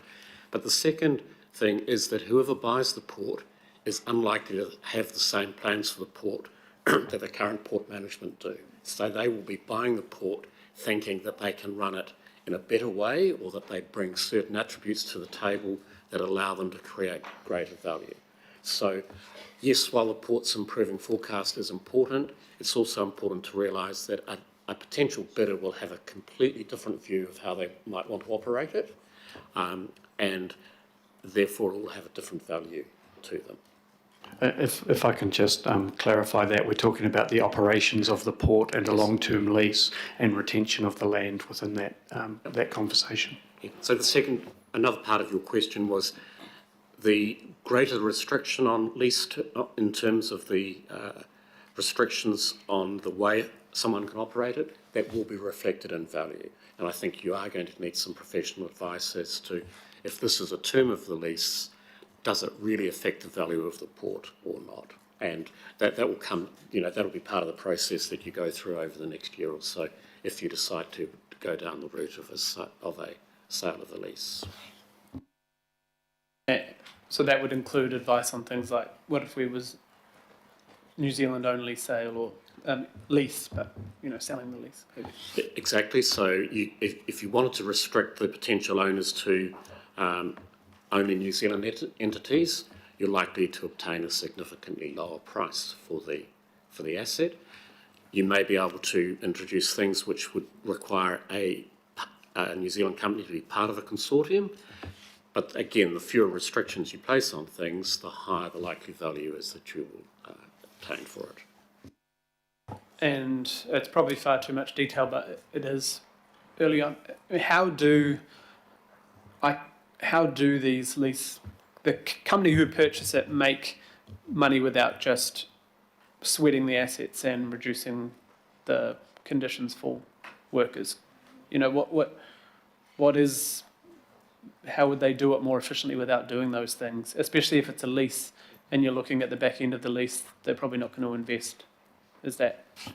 So I'll answer that. I talked about having a different business plan. You may have an owner who's going to back themselves to take a significant volume of container traffic away from Tauranga. Now, how they do that, I don't know. They may have influence over Maersk. They may be able to offer different things, but someone will have a different way of operating in the port that will mean that the value that they can extract from the port is not necessarily solely from cost reductions or other things. They will have a view as to how they can get greater volume through the port. So ports are very much a fixed cost business, and the greater the volume that goes through, the greater the profitability of the port. So just to add to that, given the 35-year time horizon as well, they've got time to invest capital and get a return from that capital. So they won't be put off putting new capital expenditure into the business. All right, thank you very much for that. Councillor Ferry, please. Thank you. I have a question about the shifting Making Space for Water out to be a 10-year rather than a 6-year program. So no offence to the staff in front of us, but I'm not sure if that sits with you guys. Probably. Got them online? Awesome. Thanks. I think where I got to from that was in talking closely with the gentleman who runs it, Craig. Craig, yep. That he was feeling they would be struggling to get it all done in 6. And it was likely to cost more if they pushed it faster. Okay. Is that right, Craig? You were there now, but I got the impression that... Yes, Your Worship. That if sometimes if you really rush that. things, the prices go up so much. If you just go steady, you get everything done at a better price. And I think that's where I got to, unless I've got that wrong. I think with the scale and scope of work that we have to do, Your Worship, 10 years is actually a realistic time. I think 6 years is going to be really pushing the boundaries. Kia ora. Thanks. Appreciate that. And that's really helpful for me because I was quite dismayed to see that to start with. Some of the early years of this program are actually going to be, and what's outlined in here is actually going to be more in the comm space.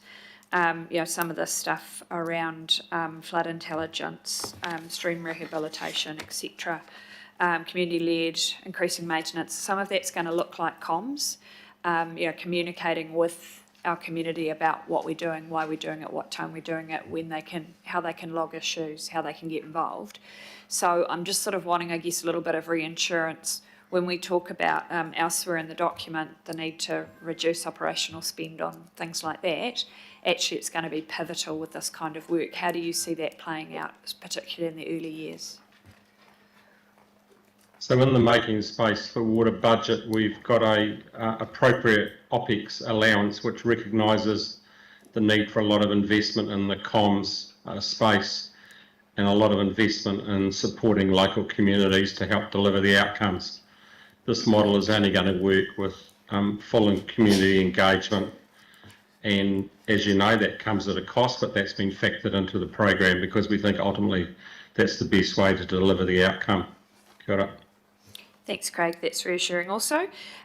So the last question I have in this space, and then I have a question about the Future Fund, is if we go from a 6-year time frame to a 10-year time frame around some of particularly the blue-green network work, we need to consider the impact that might have on 2P and 2Cs in terms of the categorisation process. So has that been taken into account yet, or is that something we're going to have to work through over the next year? Because they've got an expectation, we give a 2P or a 2C based on the ideal, we can do that work within 2 years.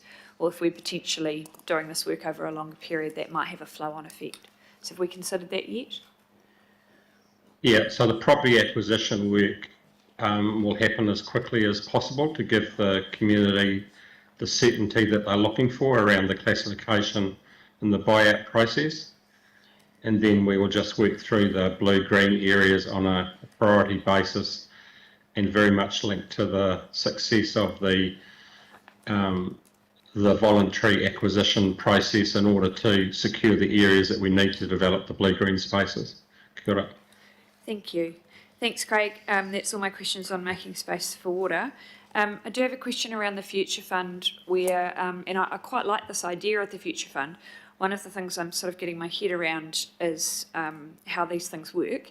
And I'm just wanting to understand, if we're using this partly for self-insurance, what do we do about the lumpiness and the unpredictability of that? You know, how do we actually set this up in a way that takes that into account?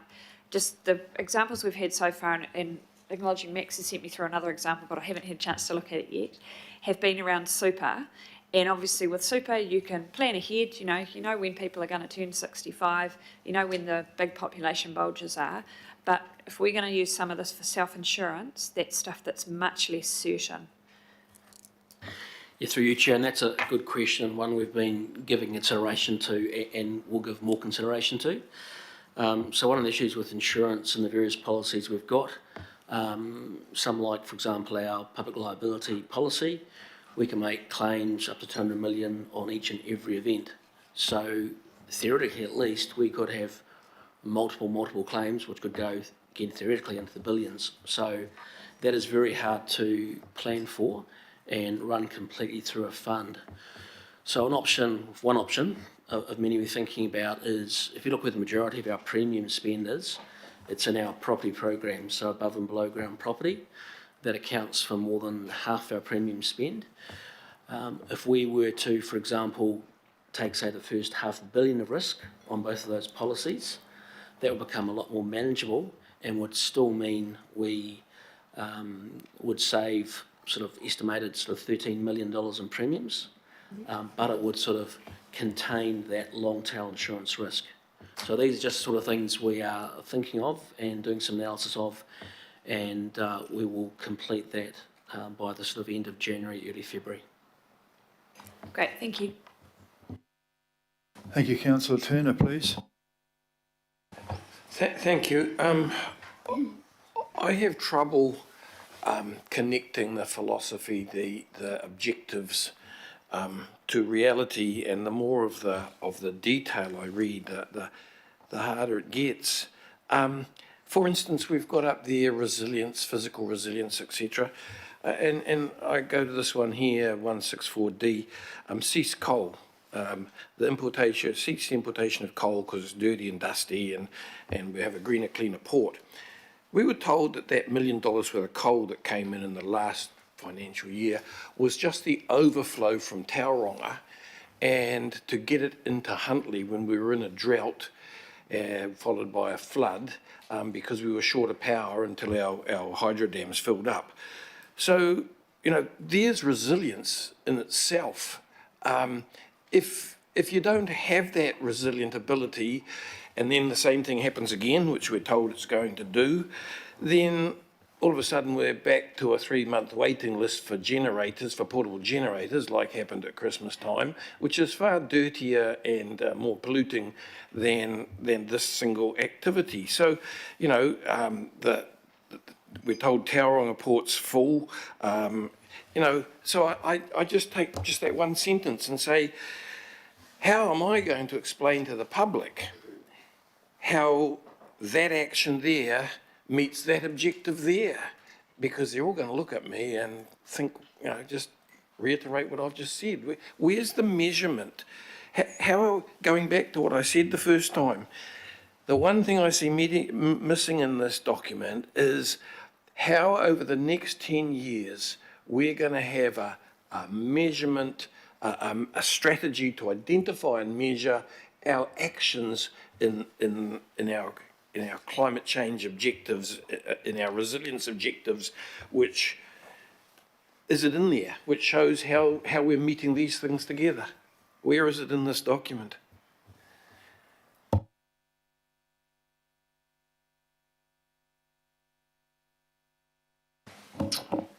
I think I would go back to the purpose of today around being clear on what you want to consult on and going out on those aspects. There is a session later on around performance measures, which goes to some of that. And we have had sessions around the climate-related financial disclosures and some of the GHG dimensions. But really today is around deciding on what you want to consult on. Those are the decisions you're making today, and then further information being provided to support that going forward. As part of that, the fiscal transparency and performance measures within the LTP have to be adequate to show the community that what is being spent is delivering to what was going to be achieved from that spend. Thank you, Mr. Mayor. If I may just then, I support this wide sweeping way for people to reply. Sorry, hang on. I think it's a very good idea to have this really open discussion. But I do think we're missing one thing in there, and that is a matrix of how we are going to measure the connectivity of all our different desires. Thanks. Well, it's a big complex business and it's a big complex thing, and I think we'll try and talk your way out of it. In terms of the coal, it's actually quite a low profit area as well, and there are plenty of other ports that will take it in at the time if that ever gets to be there. I think the main reason it's going to come off coal is the government have agreed to change the major user of coal, being the steel plant, to a power-based plant, and so that the port themselves are expecting to have less coal in there. I got that from the actual chief executive of the port, Roger, who's somewhere or other. Roger, you're not expecting, oh, you're out there. You're not expecting more coal, is from what I understand. Coal will come and go, but it's not a growth industry for us, and we do see it as a sunset trade in the future, yes. The sound quality is not good. I think he said he saw it as a sunset trade, for those of you who didn't hear very well. Thank you, Roger. Thank you, Mr. Mayor. Questions? And Councillor Lee, please. Yes, in terms of asset sales, there's a line here about 308 million asset sales. What asset, 300 million, sorry. What is envisaged by asset sales in this target of 300 million over 10 years? What are we talking about here? Ross Churnside will come up and give some advice on that. I wonder whether we should hold that until that part of the session. That's later on the agenda. Those are kind of, what he's got in there is not some huge thing. Okay. It's a whole lot of small regional facilities. That This is not the big, obviously not the big items you want to sell. Okay. This is, sorry, for instance, if the Rodney Council want to flog a building there and repurpose it somewhere else. Okay. So it's a whole lot of small things, okay? Sure. Situation normal. Now, just moving on to the debt to revenue ratio seems to be quite important, and the current limit, as I understand, is 290%. Is that right? That is correct, yeah. That's correct. And what is the current situation with debt to revenue?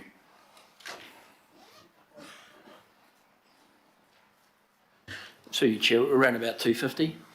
250. Okay. I see the roundabout. Okay. I see what we told the public earlier this year. Seems a long time ago, but it was only a few months ago. In regard to the pitch to sell airport shares, was the debt to revenue ratio is currently capped at 290% and currently sits at around 250%. We expect the ratio to shift below 220% with the sale of Auckland International Airport shares. That obviously didn't happen. And so it seems to me that after selling a large percentage of the shares, the debt to revenue ratio is exactly the same as when we started, which, contrary to the promises we made to the public. Yeah, through you, Chair, you only got one part of the story here. Obviously, the shares were sold to reduce debt, which did happen, and debt was reduced by 830 odd million. Now, if we hadn't sold the shares, quite clearly debt would be higher by 830 million than what it is now, plus also the interest on that debt. What we've obviously seen in the intervening time is we've continued to invest in capital expenditure, which is funded for future generational benefits, and that's generally funded through debt. I mention this because I think we need to be careful in terms of consultation that we adhere to factuality as much as possible. And clearly, when we look back at the last consultation, one could find problems with some of the statements made. Just, one more question, and it is, again, a matter of fact. Is the Mayor or the financial advisors, do they genuinely believe that when they talk about returning Bledisloe Terminal to Council or transferring the wharves back to Council, that this Council actually directly owned the Bledisloe Terminal and Captain Cook and Marsden Wharves in the past? Do they really think that? Is that what you think? I'd actually like to answer the previous question first, because I don't think we quite got to the end of it. I think that the mayoral proposal on page 8 and the staff advice clearly shows the debt to revenue trajectory heading down. In fact, it gets under 200, 190% at the end of the 10-year period, excluding Watercare, and that shows that track. And also within although we have gone backwards in the agenda to financial strategy and main budget levers, it does also show that the level is decreasing, or under the proposal is expected to decrease to 270 as well. So that I wanted to cover that one off. I'd also cover off the fact that the consultation document, much like the next one coming up, has to be covered off by audit as being a fair and balanced representation of the aspects within it. But having covered that one off, I'll go to the next question. Well, I think the Auditor General has to take some of our comments on trust rather than interrogating every line. And as I pointed out, the claims are not especially factual. Now, coming back to the question about... Sorry, I disagree with that. I very much base all of my responses on a factual position. Okay. We expect the ratio to shift below 220% with the sale of AIAL shares. Okay, we'll leave it at that and agree to differ. Can we move on to my next question? Point of order. Can we move on to my next question, please? No, hold on. Look, I'll tell you what, you're making some fairly severe Can I finish my point of order, accusations. Mayor? It's on disrespectful language. We've had a lot of disrespectful language over the last couple of weeks, months, days, and we can disagree with officer advice or your advice, but I think the behaviour towards officers needs to change, and the next 6 months are going to be tough, and I hope that changes. Thanks. Okay. We can't make accusations. I am just speaking the truth as I see it. There's no personal disrespect at anyone. The fact of the matter is, are we respecting the public? And I think our responsibility is to ensure that we do. All agree with that. Now, what's your next question? Next question, I'm puzzled about this because it's a continuing theme, and it may be political dressing, a little touch of sentiment. Bledisloe, come home, back home to where you belong. But it's all the way through, it's this returning Bledisloe terminal to council, transfer wharves back to council. My question is, do responsible officers and the Mayor believe that Auckland Council once directly owned these assets rather than owning them as we do, as the 100% shareholder of the Ports of Auckland, or the Port of Auckland, I should say, the returning Bledisloe terminal to council, do you not think that's misleading?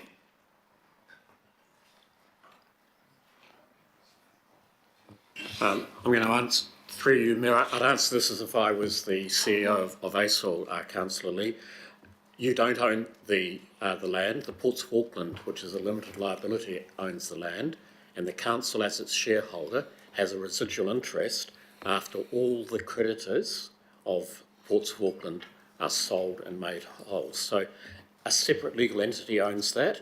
You don't actually own it, because the Ports of Auckland has raised debt over its operations and over its land, and returning it to you is actually a transfer of land away from the title of a separate company back into Auckland Council, unencumbered, free to do with what you like. So there is a difference between the two that I think is quite important to acknowledge. So are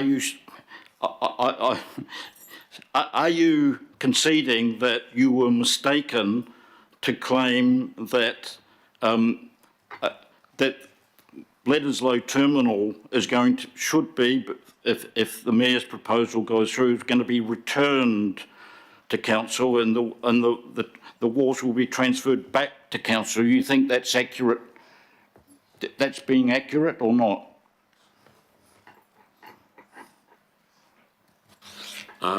Yes, I think it is accurate that at the moment the council does not own the wharves.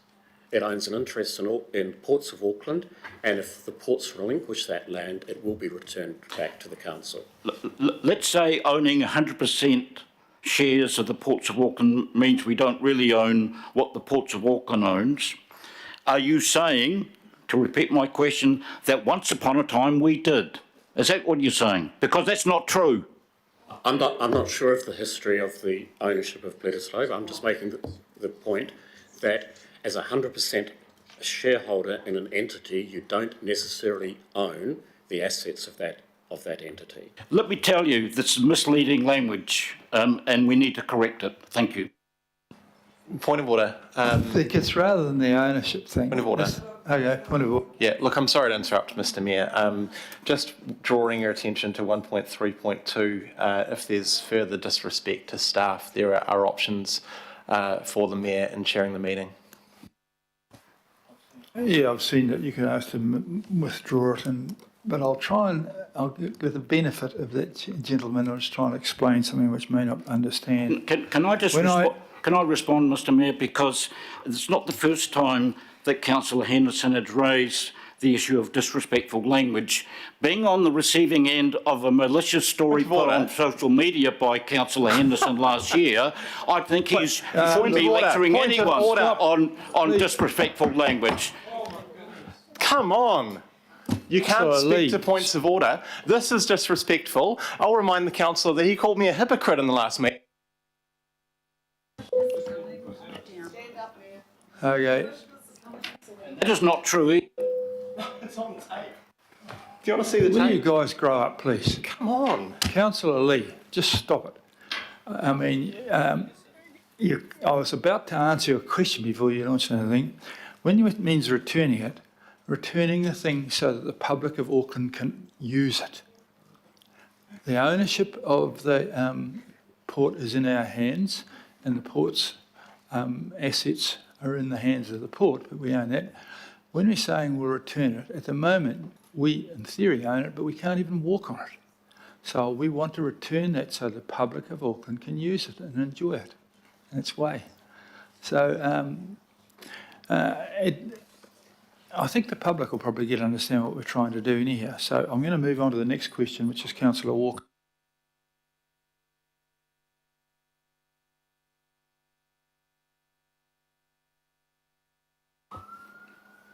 It's nothing to do with me, by the way. So, I've got a question around the port, and it goes in part to these options around the 35-year lease and obviously the status quo. And we've acknowledged that around that 35-year lease, there would be a range of constraints because council has a whole lot of things that we have to do. We've got to reduce emissions, all kinds of stuff. And we have to deal with sea level rise. The port at that location is on the cutting edge, and we can't second guess what's happening there.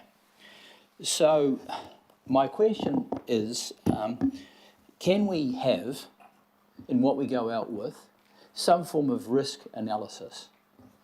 For example, there will be risks associated with sea level rise, storm surge, inundation events. Those things impact on the port. There will be issues that go to the growth of Auckland or not. There will be matters that we'll be concerned with in respect of meeting reduction in emissions that could perhaps go to enhancement of rail because it uses electrical power and the like. And my particular concern, and this is an item that goes to risk, is quite obviously if stuff happens and we have to exercise some constraint that we haven't second guessed, I don't doubt that the other party, whoever they are, will enforce various contractual obligations, and that could cost us a substantial amount of money. And 35 years is a relatively long time. So my question is, because Aucklanders deserve it, can we have some risk analysis? Is that not a fair question to ask in what we go out with? Fair enough, we'll add that into the advice that we're getting in addition, but in terms of the future fund in itself is a huge risk reducer, because in the event of a tidal wave or a tsunami, one of our major assets won't be any use to us or to anybody else, and suddenly it'll be somebody else's problem, not ours. That's the whole point of us. I understand that. Having said that, as Mr.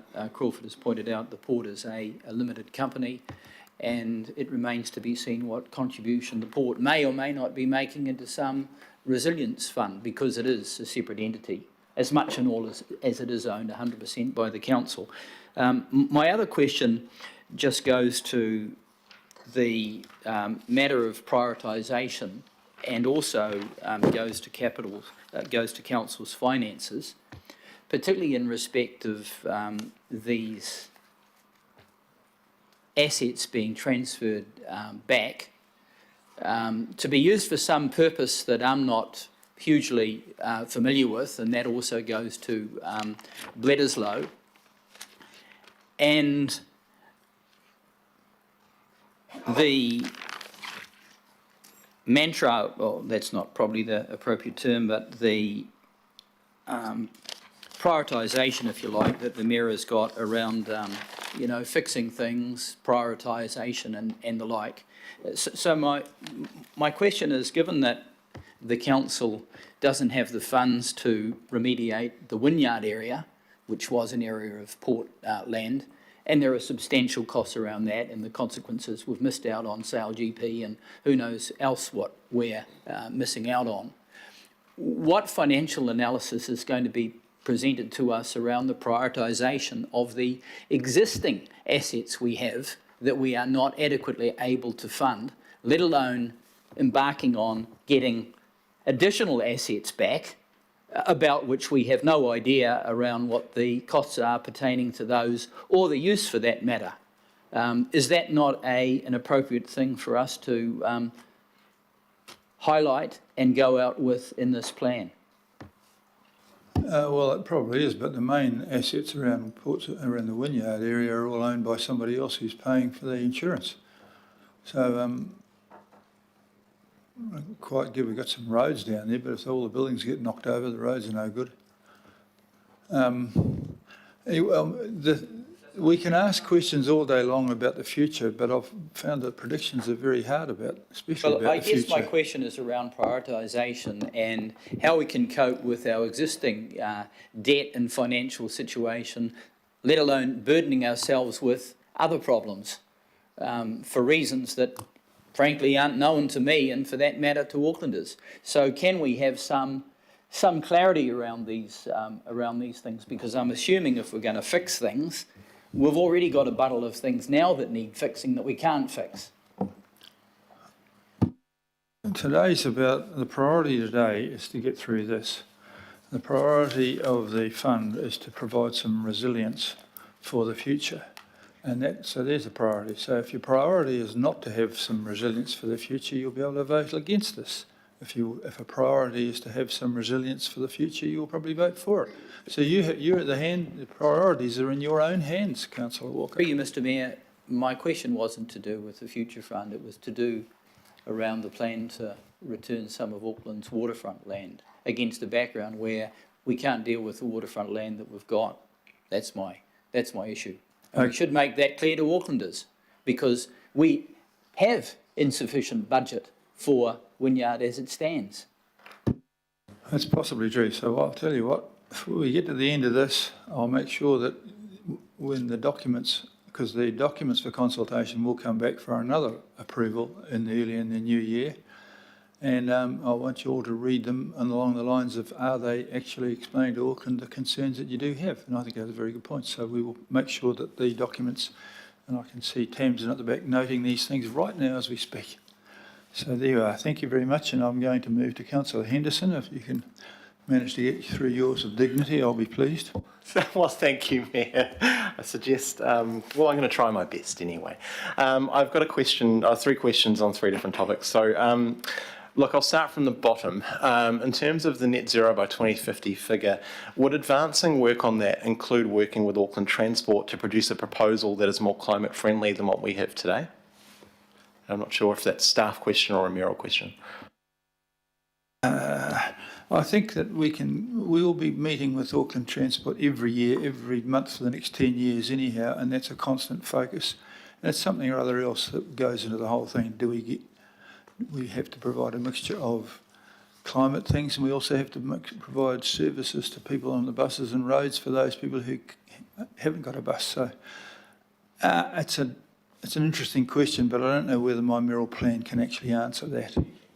Cool. Second question, just in line with emissions. So when we're talking about our own emissions profile, do we price in our airport shareholding as part of that emissions profile, or is that a separate thing? Might be a staff one. How do we calculate our emissions profile, and does airport shares include or not included? Oh, hello. Sure, I'm Adrian Bouzonville. So at the moment, the airport share are not included into our inventory. We account for the direct scope 1, 2, and part of the scope 3 emissions. The airport are not accounted on that. We account for the emissions from the flights as part of the original greenhouse gas inventory, but only for domestic flights and not necessarily for the international flights. So if we expand a bit more our reporting on the scope 3, that's definitely something we should include in our reporting because that's something we have potentially the control of. So there is always that discussion about do we have control over that asset or not, to account for the emission or not. At the moment, it's not accounted. If it is, and when it will be in scope 3. Thank you. That's really interesting. So on a completely different... If you sell the shares, we don't have a problem, but somebody else does. Right. I don't think that actually helps the atmosphere or the glaciers, but you can feel better if you don't own it. It's like the Australians. They dig up the coal and they accept no contribution to greenhouse gases. So send it to India, who burn it, and it's all theirs. The whole thing is fraught with hypocrisy. Yeah, thanks, Mayor. I'm suggesting that we might need to be running a rule over those emissions, and that's a regulatory function as well as an ownership one. My final question's on ports. Again, I'm not sure where to direct it, so I'll just throw it out there. But given collective employment agreements only last for 3 years or less, how are we proposing to protect the terms and conditions of the workforce in any lease arrangement? Through you, Chair, again, that would come down to a negotiation and could be a condition of the lease, like many other things. They can be written into the terms of the lease in any sort of respect you want, but obviously, as indicated, it could and it may have an impact on value. It's done in Australia and all of those ones, and they come to an agreement beforehand, and the unions are usually involved, actually. So can I confirm that it would be up for negotiation and also potentially variation along the 35-year time frame? You can confirm that we'll protect the position. Through Chair, we can take that approach if you want to. Yeah, that's absolutely has been done in Australian leases. There are many terms and conditions which are imposed on these leases, and these Australian port leases have been operating for a number of years now without significant issues. Okay, just in terms of significant issues, are we concerned about the developments in Melbourne where there's been some serious issues? We've learned from those. I went into those. There were issues, and the contract allowed those to be determined and resolved. And the same, that's the one that they all rush to as an example. But just about every port in Australia runs this way at the moment. So, and it's just something else to be. I mean, we have had under our own ownership, we had quite a few things, including dead people.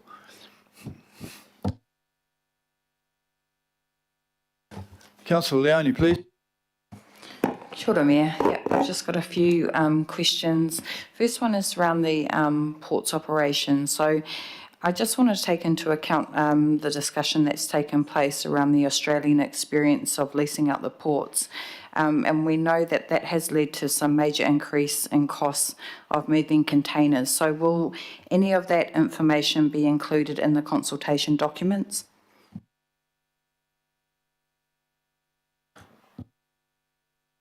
Well, through you, Chair, to the extent it's irrelevant and informs the public, then it can be put in there. Okay, so it will go into there, some information around that. Through you, Chair, as I said, to the extent it's relevant to what we're proposing, yeah. Okay, thank you. Around the future fund, based on the current projections, I know that we've raised this earlier too, the projected income of 180 million a year. So we're looking at a difference of 80 million. 50 million we currently get we're working towards to be getting from the ports in our current scenario, and 50 million from the shares per year. Is that correct? Through you, Chair, I think that's loosely correct, yes, based on the current assumptions in the proposal. Okay, so just based on those numbers, have we got some assurance here that a risk analysis on the future fund has been done, or, has been processed, given that we haven't had the independent review completed on that yet? Through you, Chair, as the Price Waterhouse point out in the paper you've got yesterday, which is some preliminary advice and issues, that's further work which has to be done, especially looking at the returns, the assumptions in there, are they reasonable? Other factors such as likelihood of losses in certain years, etc., etc. Also the extent to which drawdowns will be sensible and things like that. So your question is a good one. There's further work to be done to inform the consultation document. Okay, and we can actually still separate out the money that would be received from the future fund and the rest of the budget? Yes. Okay, and then just a couple of final ones. Just in terms of the release of Captain Cook and Marsden Wharves, I just wanted to get some confirmation there. So once they are returned, does that mean that they could actually be sold in the future, or is there confirmation that they will be open space or used for developments? They won't be sold, but what we would do is we would presumably, and we're asking Iki Panuki to come up with what's the best use for both the public, and this is very similar to what we do with Iki Panuki when we flog something or other in Pukekohe, we're going to turn it into a town centre. We'll get it back and do the best thing we can for us, for the people. It's just another asset recycling like what Iki Panuki have been doing for years for us. Okay, so there's no plan to sell them? Oh, absolutely. There's no, I didn't get this back to sell it. The money has been shown to be in continued ownership of these, and I think some of the redevelopment around the Western Viaduct, all of which is lovely. The mistake was that the council actually flogged the land instead of flogging the lease to the land. And and Mark Wyborn and his mates have made the money out of that rather than us. Now, I don't make mistakes like that. We'll keep that and we'll see what we can use it for. Okay, so there is no intention to sell the land ever. Okay, just final comment. Look, I've noticed, and I think I've read this in some of the other budget committees, around the lack of Māori outcomes that's been presented in parts of the plan that's been put up to us. So I just wanted to get an idea if there is anything that we're aware of behind the scenes that we know could possibly be around partnering with iwi, like for example reaching net zero.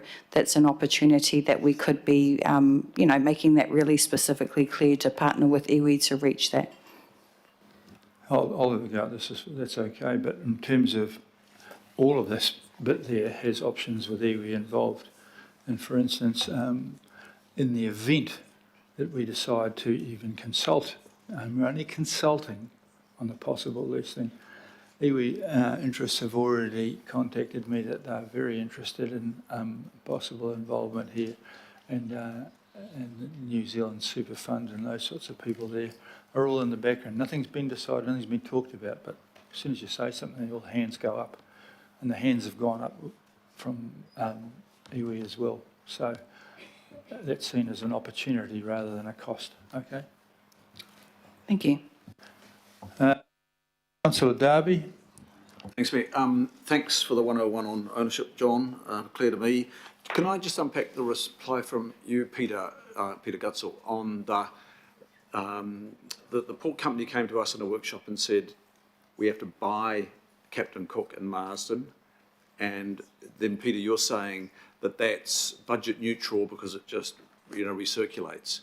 But there was a missing piece, and my recollection is that for the port to vacate Captain Cook Marsden, they had to undertake capital works at the end of Bledisloe North. And that work was in the vicinity of 70 to 90 million. So I want to understand the budget implications. If there's an expectation that the 70-90 for the release, the sale, purchase and sale of the land just cycles back, where does the capital expenditure come from? Now, I didn't know we had Roger Gray on the line. Roger, if you're still there, I'm not sure whether he is. Roger, if you've heard that question, I'm not sure whether you were online before, Roger, and you may have heard Peter talk about, the recirculation of that 70-90 that you'd receive for us for the sale would be budget neutral. But my understanding is you still need to find the capital, which I thought was going to be that money, to undertake the capex on Bledisloe North. Can you unpack that for us, please? Yep, I can. Can you hear me all right? So you might need more volume, please.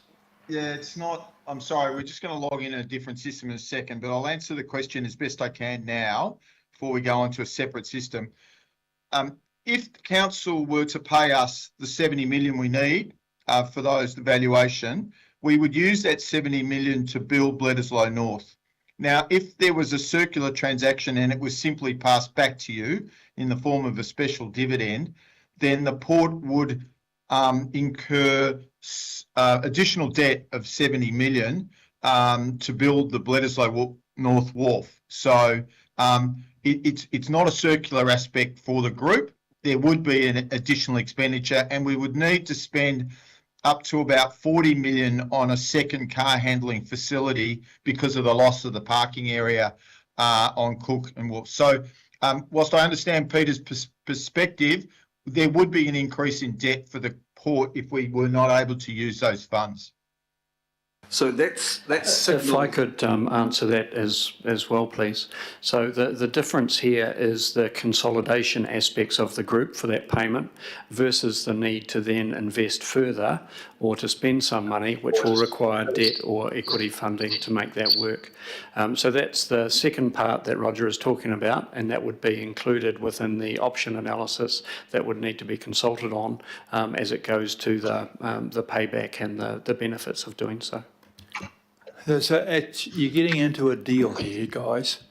There's also the aspects of what the leasing arrangements are between bits and pieces at the moment as well. So we're just going to go out to consult on whether the overall idea is going to do, but we're not going to become real estate agents or bargainers here, please.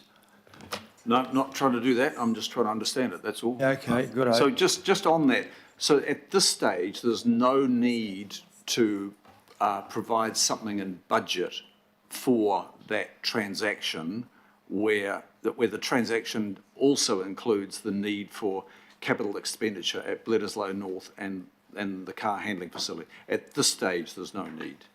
In the financial modelling we've done to support the proposal, we've made a provision of that 70 million. So it's kind of factored into the debt numbers. Exactly where and how that's accounted for, we need to work through. But we have kind of anticipated that under this proposal that would be needed. And so we've factored that into the debt projections. Yeah, but is that CapEx on Bledisloe North factored in? Yes, yes. It is, you're saying? Yeah, yes, yes. Okay. But which entity that sits with and how it gets accounted for, we need to work through. Okay. But as a group, we've anticipated that there would be 70 million extra debt required to support what has been proposed. So that's built into the financial projections at a group level. Is there an allocation for, say, Eka Panuku to investigate and plan for the future use of Captain Cook Marsden? I just can't find that particular budget line. Is it within a broader program of Eka Panuku? In our modelling, we haven't added any extra provision in for that. Whether Panuku have capacity to do that, I'm not sure. We'd have to. So something would have to give in the Panuku program to accommodate that spend. Yeah. Okay.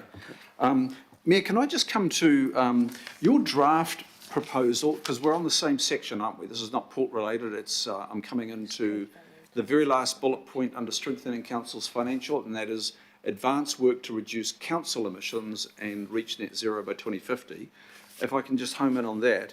In your draft proposal, it read quite differently, actually.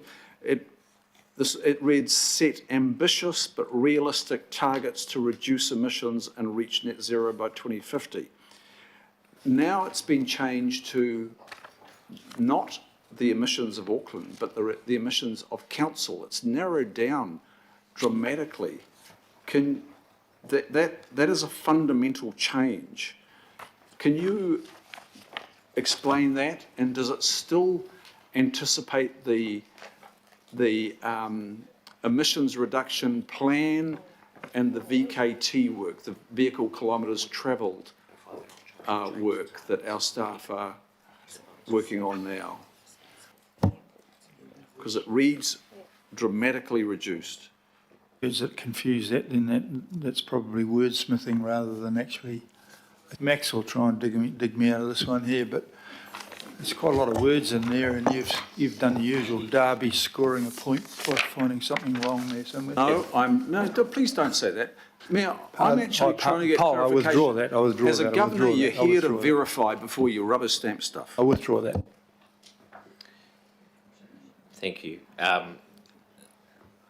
Councillor Darby, the intent of the revised wording is to clarify that we are not, the Mayor's not asking the organisation to change its targets or to set new targets. And that was, but instead he's clarifying that he'd like the council to continue to advance work towards those targets.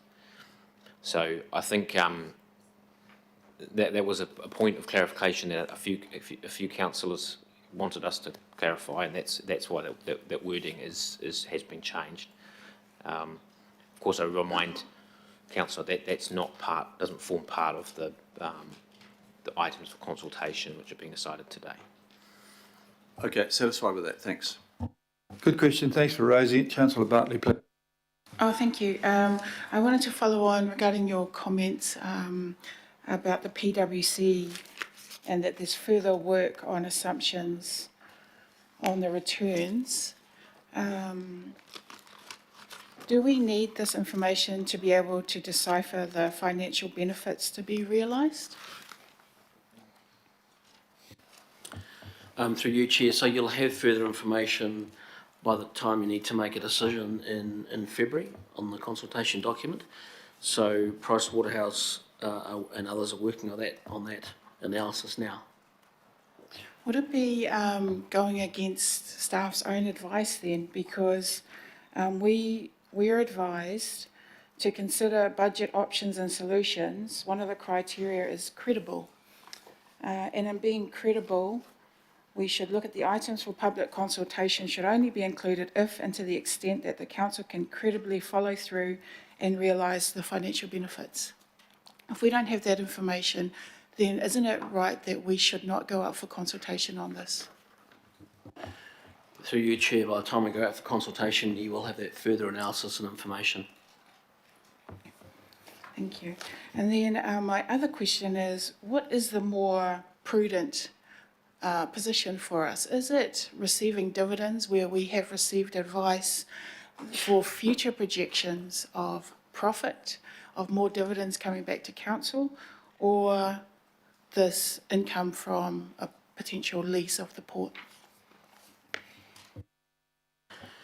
Through you, Chair, the financial information analysis we've done to date indicates that a 35-year lease of the port would be financially more beneficial than the current present value of the dividend projections. Okay, thank you. And then I suppose my question is, even up there in the Merrill proposal, it says, talking about two options to get a better return from port operations. In here, it then goes on to point 155, where it says that actually it's doing better. The returns are actually improving. How do we get a full picture so that the public knows that, you know, the port is actually performing well? Through you, Chair, so that's why you've had some initial advice and analysis from Flagstaff, and the Investments Political Working Group has commissioned some further advice to essentially check and verify some of the assumptions which Flagstaff have made. Thank you.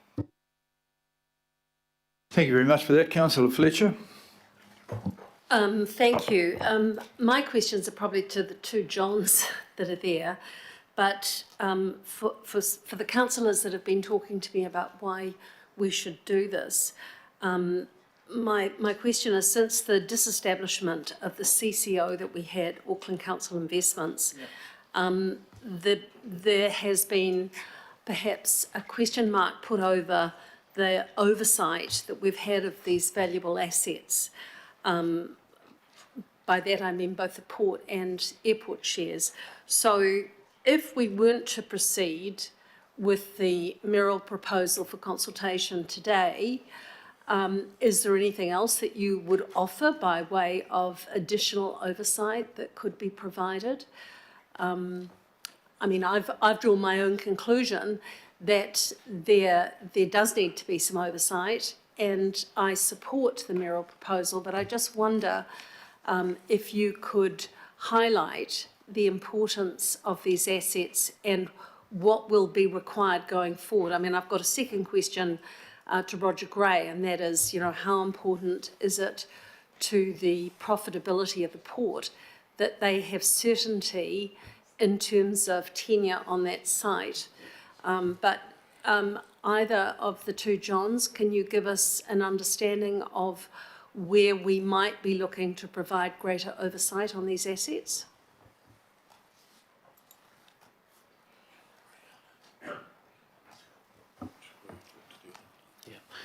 Through you, Chair, look, it's a difficult one to answer. When we have with the port, obviously we appoint the directors and have the normal control and influence as a 100% shareholder. I think when it comes to the airport, look at it as a pure financial investment for us. I do struggle to see as 11% shareholder or even 18% shareholder where we would be adding additional value, and for example, where we would think they are not performing and where we think we could add value to that. I'm not sure anyone else can add anything to that.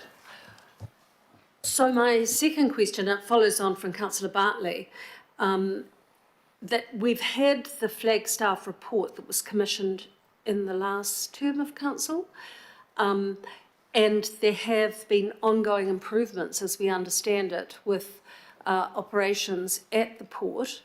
How important is it that in terms of obtaining this information that a lot of councillors are asking for, in part it's that review of the Flagstaff report in light of current port operations because things change, and secondly, there are things that we won't know in terms of the scope of that review, how officers will continue to work through those things that might become apparent during that review to ensure that there is sufficient flexibility to give all councillors the absolute current information that they require before it's finally adopted in February. Through you, Chair, so I think the further independent advice that the investment political working group is seeking will provide that assurance, and if necessary raise issues and questions for debate. My question is to John Crawford now, in terms of your experience from Auckland, from Treasury and Auckland Council. While we are today wanting to drill down and get into very precise detail, would there be matters that might arise during the review that we mightn't anticipate at this stage? And how best can we provide the certainty that we are looking at all of the options to ensure that all information will be available to councillors before February? Thank you, Councillor Fletcher. So I think in the first instance, what the working group has asked is for a review of Flagstaff's latest advice. Now, some of that has been, over time, Flagstaff or the council has put up certain options which have been taken off the table through that, so they've arrived at a particular option or preferred option, which is the sale of, or the lease, the sale of the lease for the operating business. So some other options, for example, the one of the port leasing the land from council and port business being separated, I think have dropped off along the way. So one of the questions around the scope is how far back in history does that review go, and whether councils want to redebate some of the issues that I'm not privy to, but presumably occurred during the Flagstaff advice, which I think has gone on for 12, 18 months, maybe 2 years. So I think that needs to be sorted out within council, as are they looking for someone to review purely the work around the sale of the operating lease, or are there further options or further work that council wants to initiate through this review? For instance, as they work through that review, if they were to throw up issues, I mean, the Mayor has put into this plan the importance of moving freight to rail. If there are going to be requirements around rail, and that's going to sit inside the integrated transport plan, any of those issues that will look at the issues around profitability of the port, will they become more apparent as we work our way through this? I'll possibly speak on behalf of Roger as well, because he's an important part of this process and this equation. But as you go down this road, and it's a process that you'll go down, and you're looking for advisors, or you're looking to make trade-offs about a large number of things, one of which is timing. And you've mentioned, as the port shows greater improvement over time, that will give investors greater certainty that their financial outcomes can be met. But similarly, investors and indeed the port are going to want to know, what are the plans for electrification, what are the plans for rail capacity, so that all parties have got a clear idea as to whether the wider objectives of council can be met through this process. What assurance can you give us with the reviewers that there can be no commercial gain made by them at some later point in terms of the integrity of these people and the independence of their advice? I'll answer on behalf of both Mr. Bishop and myself. One of the challenges in finding an independent advisor is that most firms would prefer to retain the option of working for a potential bidder for the ports, and so we made it very clear that any independent advisor would have to disclaim and commit not to work for any potential bidders in the future, in order to make sure that they didn't have commercial information which they could exploit themselves, but B, so that there was no screwing of the scrum in terms of their potential advice. So that has limited the pool of potential advisors very significantly, and I'm confident that we have recommended someone who does have the independence and who is willing to forego any future opportunity with potential bidders. My last question relates to the establishment of the fund. We've seen in the past funds that, with the best intention in the world, have been diverted into other situations. How can we be assured that if the fund is correctly created, that those funds will be solely for the issues that we are looking at today, and that is in terms of self-insurance and climate resilience? Can you give us some advice, either of the Johns, or I know that Jazz Singh has been working on this as well, that we can have the confidence of knowing that should a fund be established, that those funds can't be raided in the future? I think I'll also ask John to answer this, but one of the things I do know from experience is when you have a high-profile fund that the public believe is their money and they see some benefit from, it makes it very hard to raid. So, central government might have raided your funds in the creation of the super city, but I look at something like the Auckland Electricity Consumer Trust, which a lot of Aucklanders believe they own, and they certainly get a benefit from every year when they get their cheque in the mail. That sort of public identification and involvement with a fund, I think makes it much harder for the proceeds to go elsewhere. Thank you. You don't need to answer that. Well, it's been brought to my attention that under our rules, we're not allowed to go more than 4 hours without a break. And 3 hours, what? We reconvened at 11:30. 11:30, yeah, so whatever that, anyhow. We've been going, it just seems like days to me, but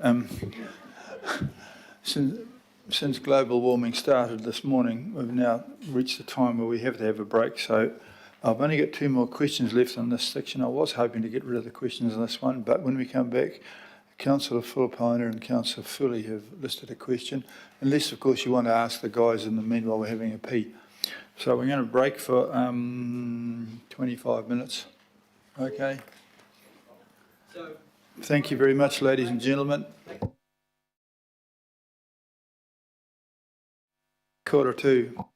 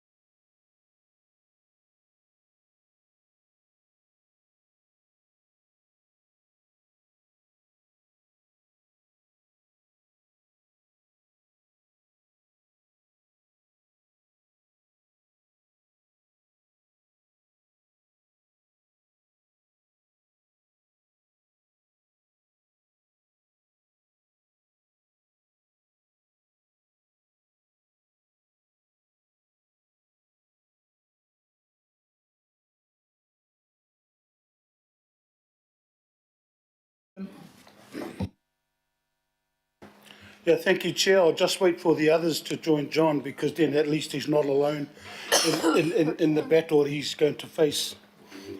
Not from me. I just wanted to add, not from me. So just wait for John. Is John Crawford coming back as well? John's had to go. Ah. But you Okay. can, yeah, if you, he Just went the into. two that we've got here? That's it. John, just you and Ross? Kapai. Oh, plus also Peter. So look, question is around, I'll just get to all my notes.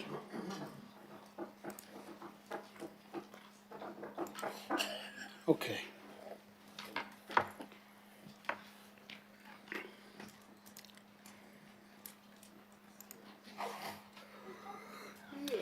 So,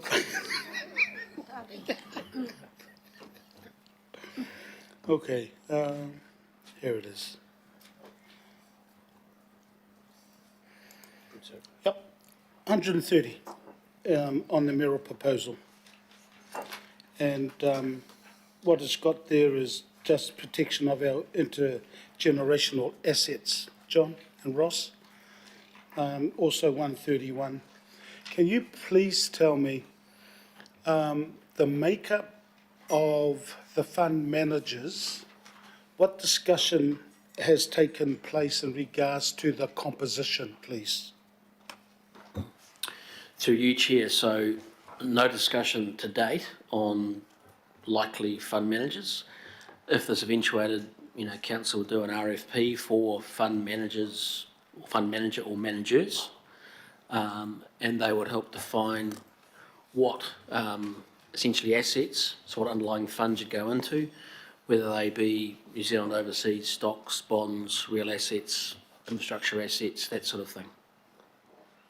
So we've been advised by the Mayor that the airport shares will be going in there. If it comes through and it gets approved next year. So there's a word in here called capitalise, and it's got initially capitalised with the council's remaining shares. The Mayor has said that that doesn't mean selling. What does capitalise mean, so then I understand it from my perspective, or yours really, John? So through you, Chair, so capitalised effectively means they'd be transferred into the fund.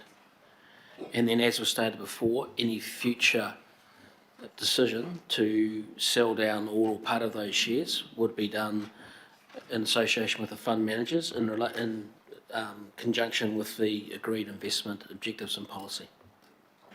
Who will have the final say on whether the airport shares or the shares we have in the airport will be sold or not?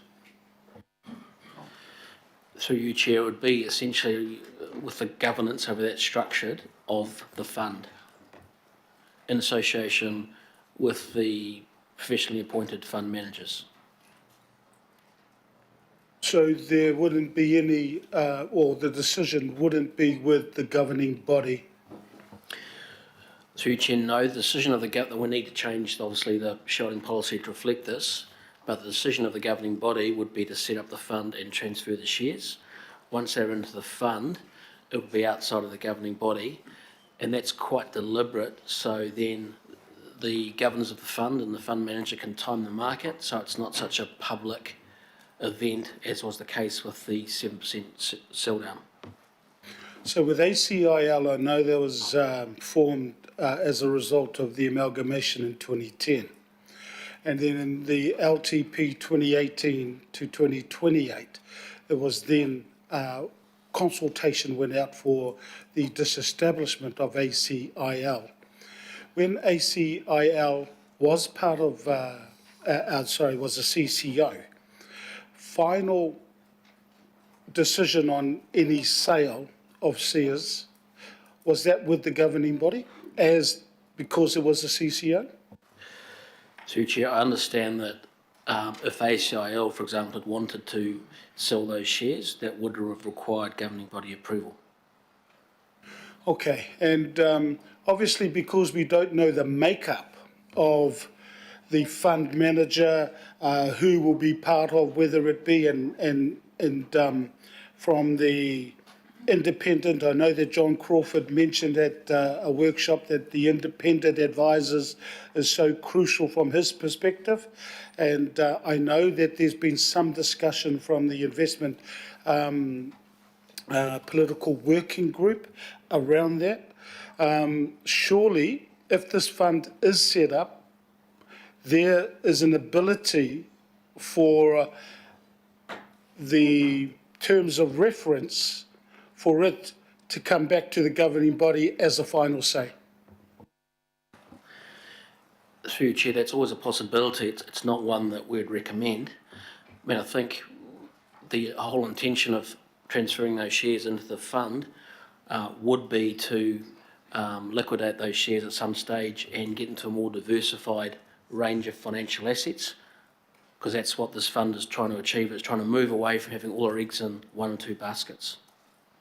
So, and I know that Councillor Fletcher is the chair, and I mean, for the work and also getting John on board, Councillor Fletcher, again, as I said in the workshop, I'm here to you for that. If there's any recommendations, I know there were some recommendations that were formed from the working party, and can you tell me whether those recommendations were put to the governing body who set up the working party? Through you, Chair, I'll let Councillor Fletcher answer that. I was going to suggest that Max Hardy or one of the Mayor's office talk to the establishment of the working parties and the scope that they had for making recommendations. Kia ora. Kia ora, thank you. The origin of the working party, particularly the Investments Working Party, which is a little bit different from the other working parties, was because its origin was in fact in the governing body resolution that was passed as part of the budget decision making. So, I know the council is aware of that resolution. It's a public resolution that essentially committed the council to establishing that working party. So I suppose the answer to your question is about who established that. It was pursuant to that governing body resolution. Yeah, my part-time Max was whether the recommendations from that investment political working party, whether that was going to be shared when they came out as a draft in the end, 23rd of November. Are you saying that, well, one, are you confirming that they weren't forwarded through to the governing body? The decisions of the Investments Working Party the minutes of the meeting have been circulated this morning to the Budget Committee, I believe. So the discussion at the Investments Working Party, take a step back, the first task the Investments Working Party looked at was the scope of the future fund, whether that was a good idea, and what its purpose, functions, what sort of protections you would want in place to do that. So that was its first task, and it received some initial legal advice on that question, as well as the input from Mr. Crawford. So, and as part of that discussion, made some during the meetings, part of that discussion was then used to inform the Mayor's proposal. So there was no resolution passed in the end by the Investments Working Party that went into the proposal, but there was a formulated recommendation which went to all the members, and we received feedback from all the members of the Investments Working Party to inform the Mayor's proposal relating to the future fund. The next task the Investments Working Party looked at was the role of obtaining some independent contestable advice on two things: on the future fund and on the options relating to the port. And that work culminated in a meeting 2 days ago, I believe, which you attended, councillor, and at that meeting there was a unanimous decision made in relating to who would be the person that we would commission to do that independent advice, and a recommendation around the scope of that advice. And so that, and those minutes which were recorded, and the formal decision was made at the working party, or recommendation was made at the working party, those have been circulated to the budget committee yesterday. So Max, just last question for you. I know that the minutes, and I've read the minutes from the governing body, dated the 29th of June 2023, and the Auckland Council Investments, which ended up being the political party. Did you know that one of the steps in there was that the mayor will report back to the next governing body meeting on the decisions in a separate paper? Did you know that that was passed through the minutes? I can send them to you if you wish.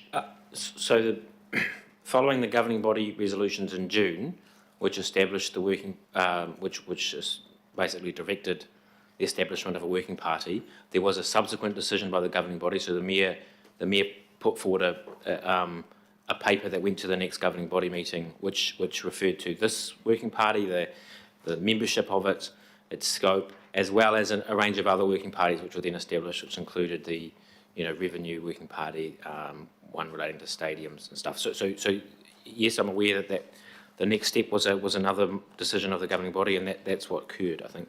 Yeah, and so at least, so because I've got draft, but can I, through you, may I just address my question to Councillor Fletcher?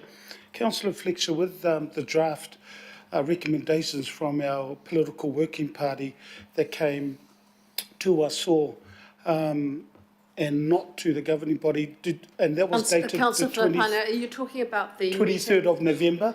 There was some, I've okay. got the email, but there was some draft recommendations, and I just wanted to sort of see if maybe that could be sent to the members. If not, as you being the chair, I won't end up doing that. I'm very happy for whatever minutes.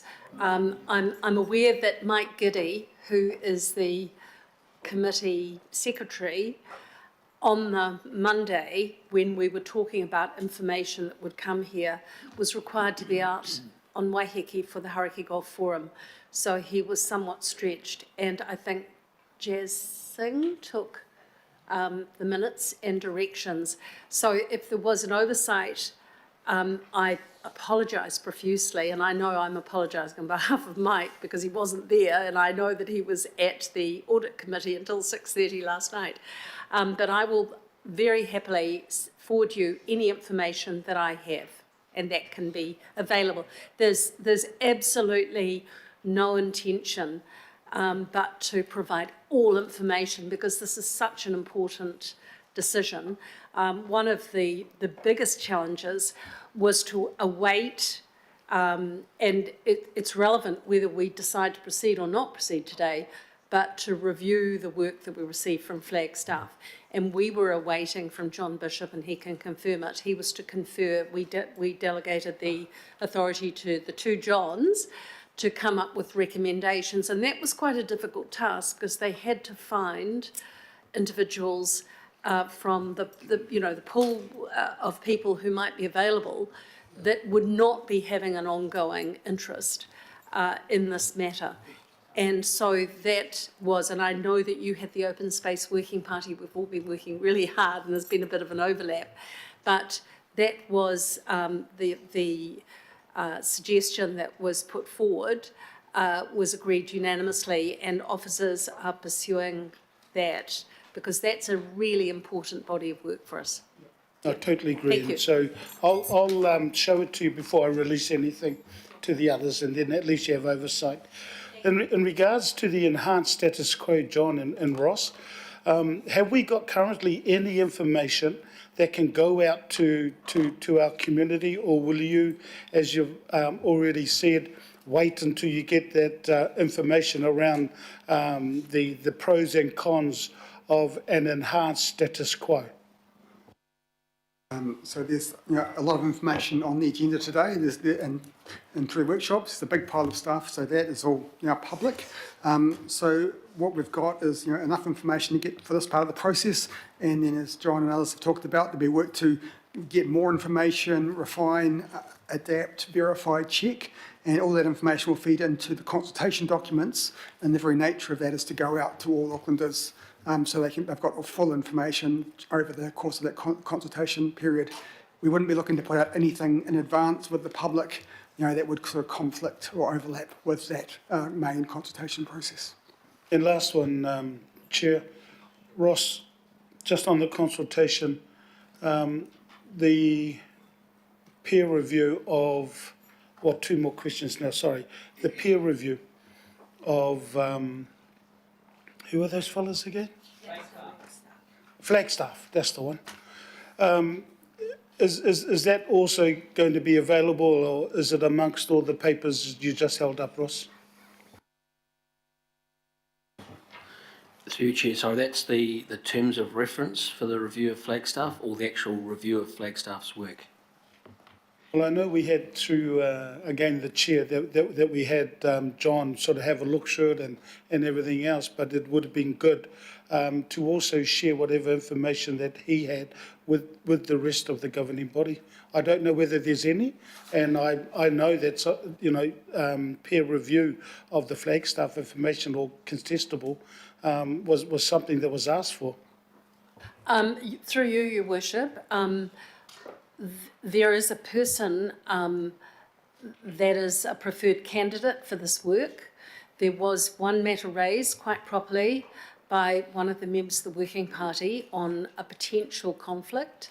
That issue is just being resolved, and once that matter is resolved, there will be some contractual situation. And I'm not sure, is this person coming through the mayoral office or whether it's coming through the GB? We need to clarify that. I don't know the answer to it here, but I think it's through the mayor's office. And then all of the briefing notes in and around that will be made available to all members of this budget committee because they need to have that information. And what is very clear is that there may be matters that we can't yet anticipate, and that was the question I posed to John Crawford.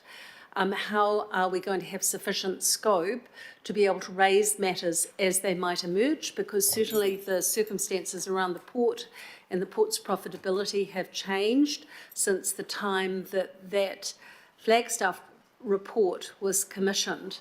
And so it's a matter for which we need to be able to have ongoing visibility, and there is a complete intention, certainly by myself, to make sure all councillors have access to that information. Thank you. Last one, through you, Mayor. Is Flagstaff advice that they've given us, is that still confidential? Because my question was going to be based on maybe not what they've put out, but I was going to ask a question. I don't want to end up getting you, John or Ross, to end up saying anything that would be confidential. And my question would be, and this is even, so you at least you know the context, my question will be on the lease of the port and who to. So I don't know whether that's restricted information. It is. I mean, not the name, Max, before you, not the name. No, I don't want to talk about name. My question, and please let me know, is going to be, would there be any restrictions on who would lease the land over the 35-year period? To answer the last question, so it's the lease of the operations. Of course, you can put restrictions around who you could lease it to. That obviously diminishes the pool of available parties and is likely to have a significant impact on value. Good, thank you. Thank you, Councillor. Councillor Foley, please. Kia ora, thank you, Chair. Most of my questions have been asked and answered by other councillors before me, so I've just got a couple of small questions. One is around the $2 billion upfront payment for the lease and how certain that is. Is that your best guess based on all the circumstances and information before us, or has there been an offer made?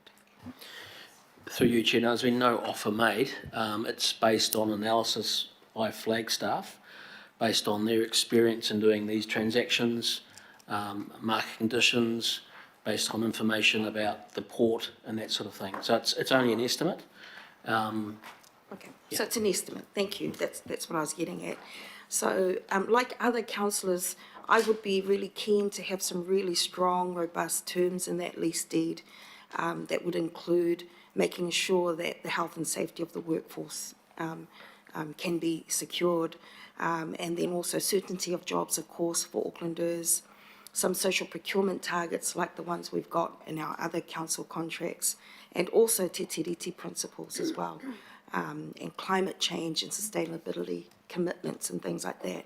So thinking about those kinds of terms, which may be quite different to what other countries in the past have required in their leases, can you give us a best guess of the effect that would have on the $2 billion? Can you guess as to how much that would be, that figure might come down? Through you, Chair, look, I can't give you a figure. The only thing I can say is a pretty general comment, which is fairly obvious, is that the more restrictions we put on there, that the more the value is likely to come down.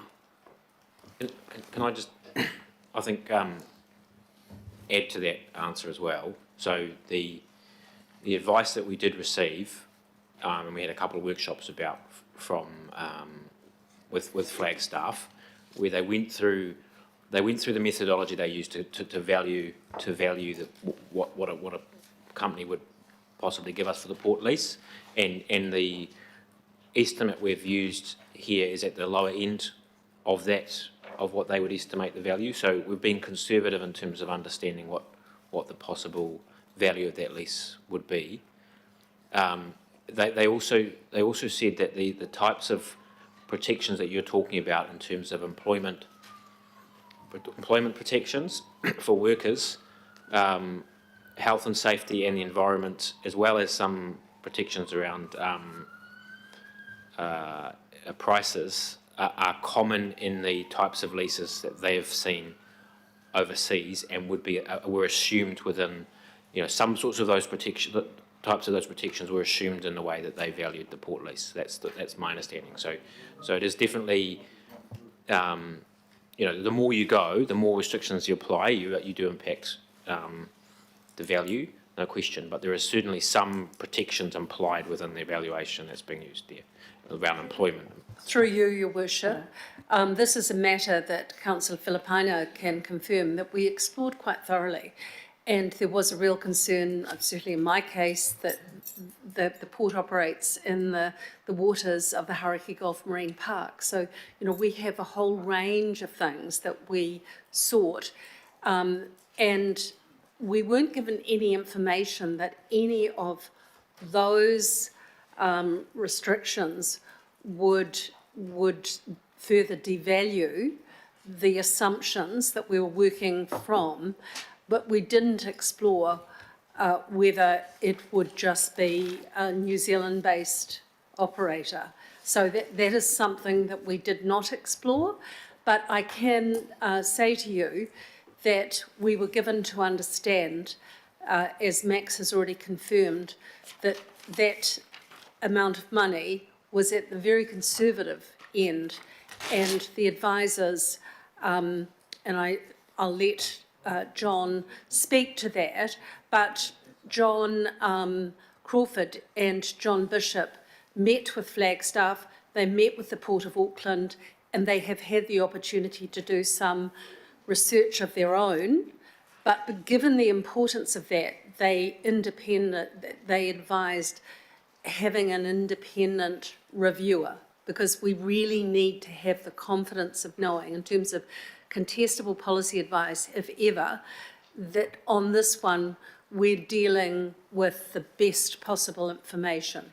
So the only thing that was not explored, and Councillor Filipaina can confirm this, is the fact that we didn't talk about putting within the lease a restriction that it be solely a New Zealand-based party. We didn't consider that. Kia ora, thank you. That's all my questions, Your Worship. Okay, I'm going to go to the next lot. Thanks very much for all those questions and the long answers. You've given a fair old thrashing, eh? Oh, sorry.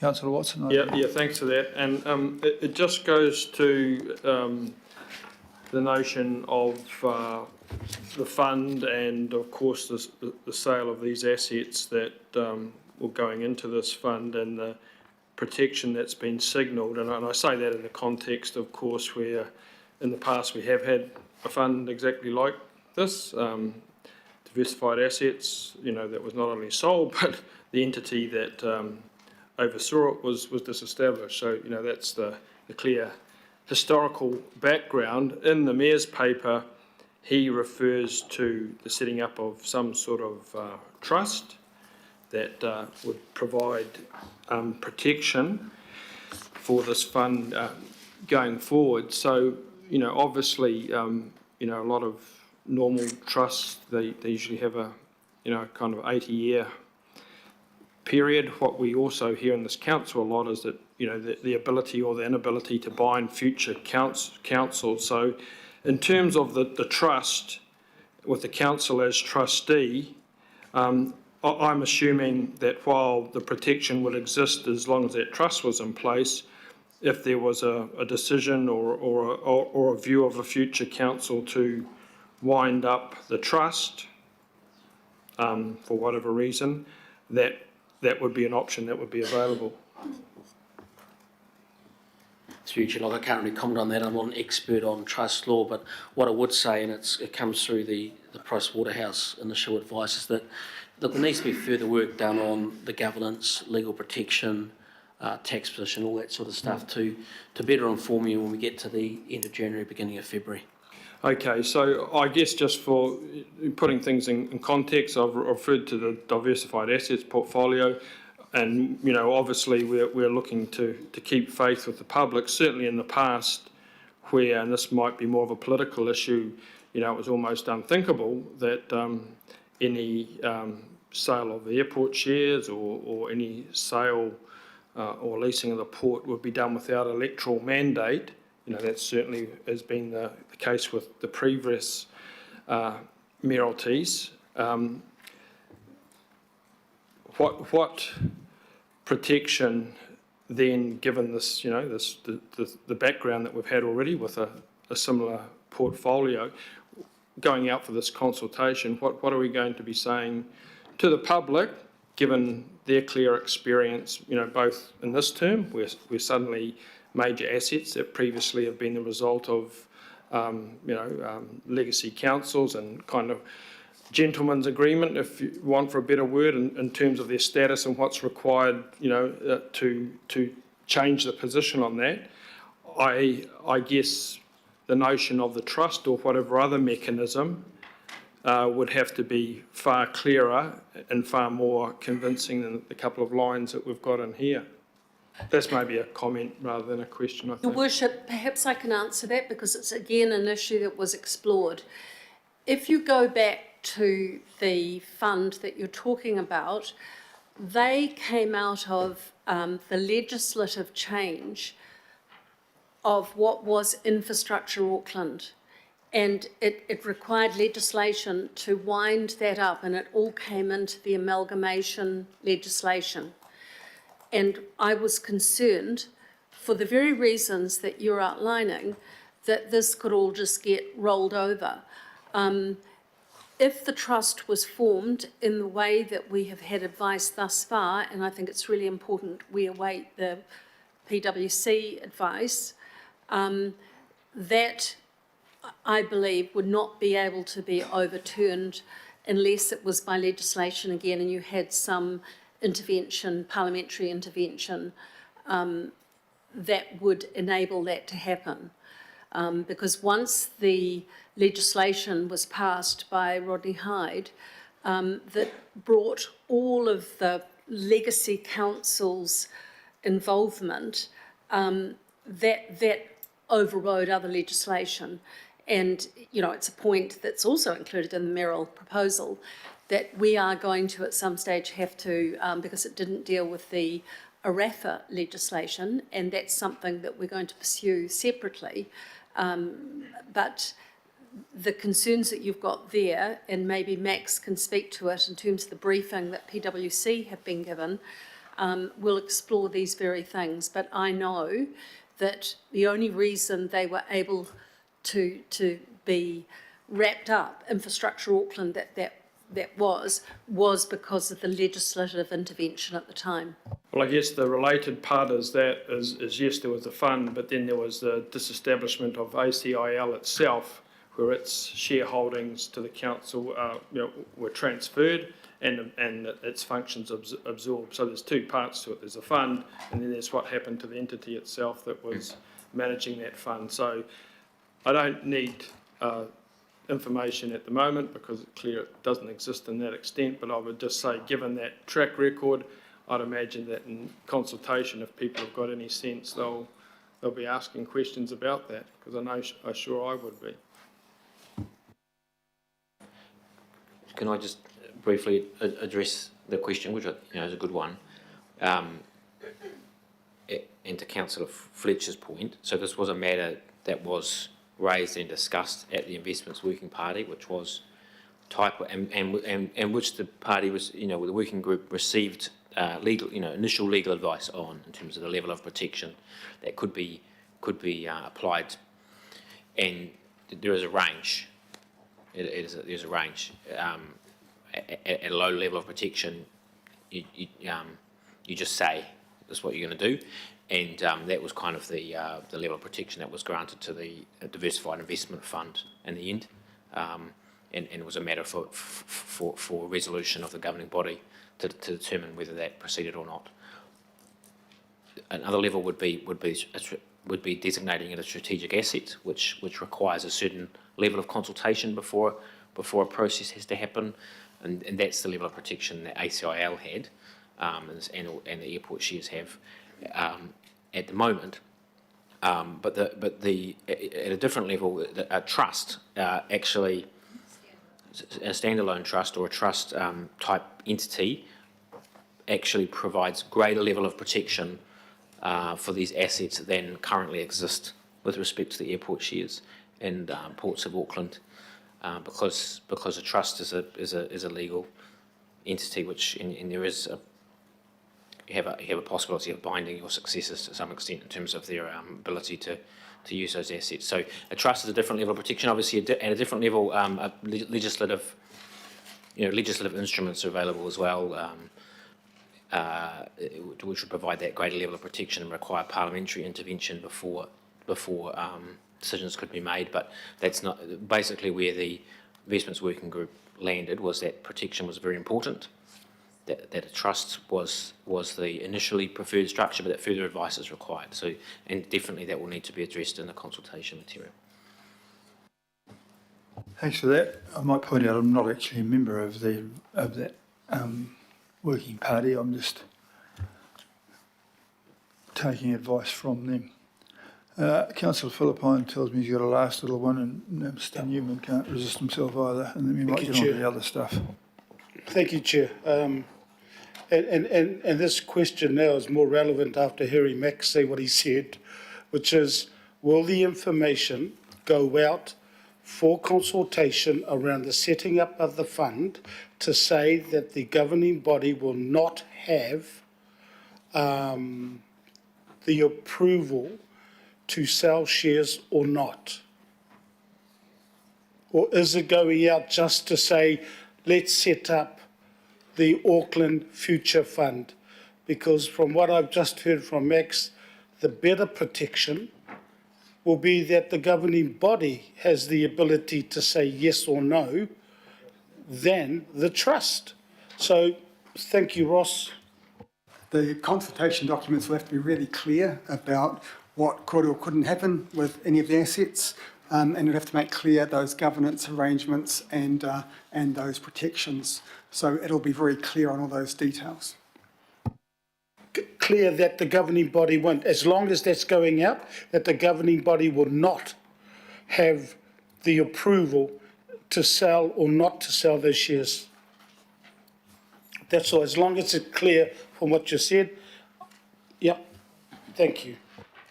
Sorry, if I could ask for some clarification on that. I couldn't follow the question, sorry. Can we just have another go for Yep, Mr. so Whitty? Peter, what I've just heard, and sorry, Councillor Fletcher, I know you want, but what I've just heard is that the best place for protection for the airport shares is in this mechanism about having a trust. My thoughts are, and this is why I've asked, my thoughts are is that because it's an asset, and that the ability to say whether we sell or not should be made by elected members in Tāmaki Makaurau, the Kaunihera. So that's the point.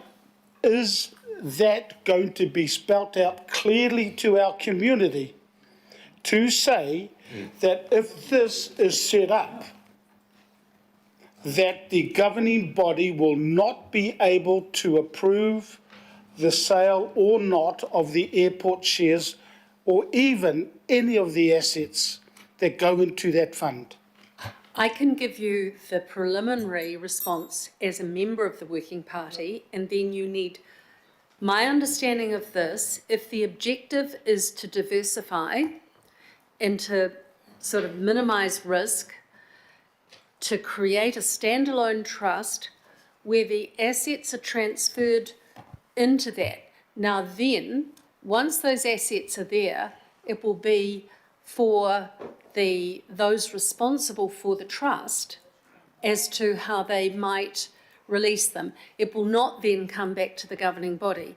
And therefore that information is really important, as you say, to be made clear within any disclosures around the consultation document.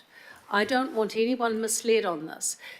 As I understand it, if a trust is created and we put should we go down the path of a lease for the port or whatever we might do, and whatever assets in the future we may choose to put in it, might be golf courses, whatever we do, once they're transferred, then it is over to those responsible for that trust as to how they are used.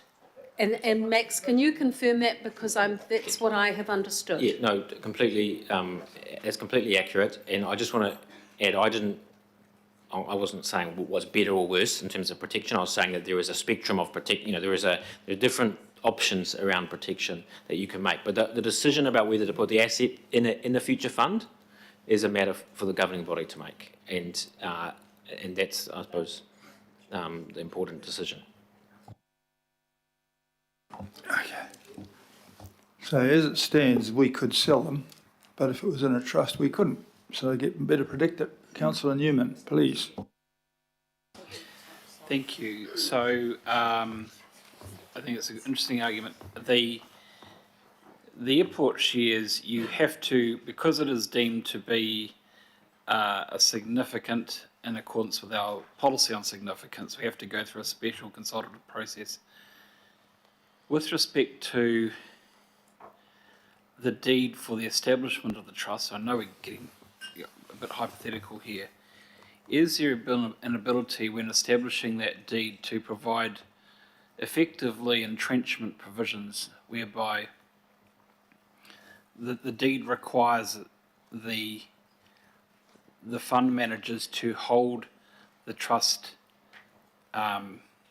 the value of the trust investments at a certain value, so as, for example, if it started out with the initial portfolio of assets worth 4 billion, then it can't divest to a point where it drops below that amount. Is there an ability to effectively entrench the value of the trust, noting that yes, it has to obviously take risks, but as a long run asset, can this be preserved? Can this be entrenched? Is there an ability to protect it from the ebb and flow of what future councils may wish to do with respect to the trust deed, or is there no protection that could apply in relation to that deed? Could I just give an example of a trust that exists at the moment with a huge sum of money, and various councils, including this council, have tried to crack into it and made no progress whatsoever, and that's the Auckland Electricity Consumers Trust. Okay? And so, I mean, we are the beneficial owners of that in another 40-odd years.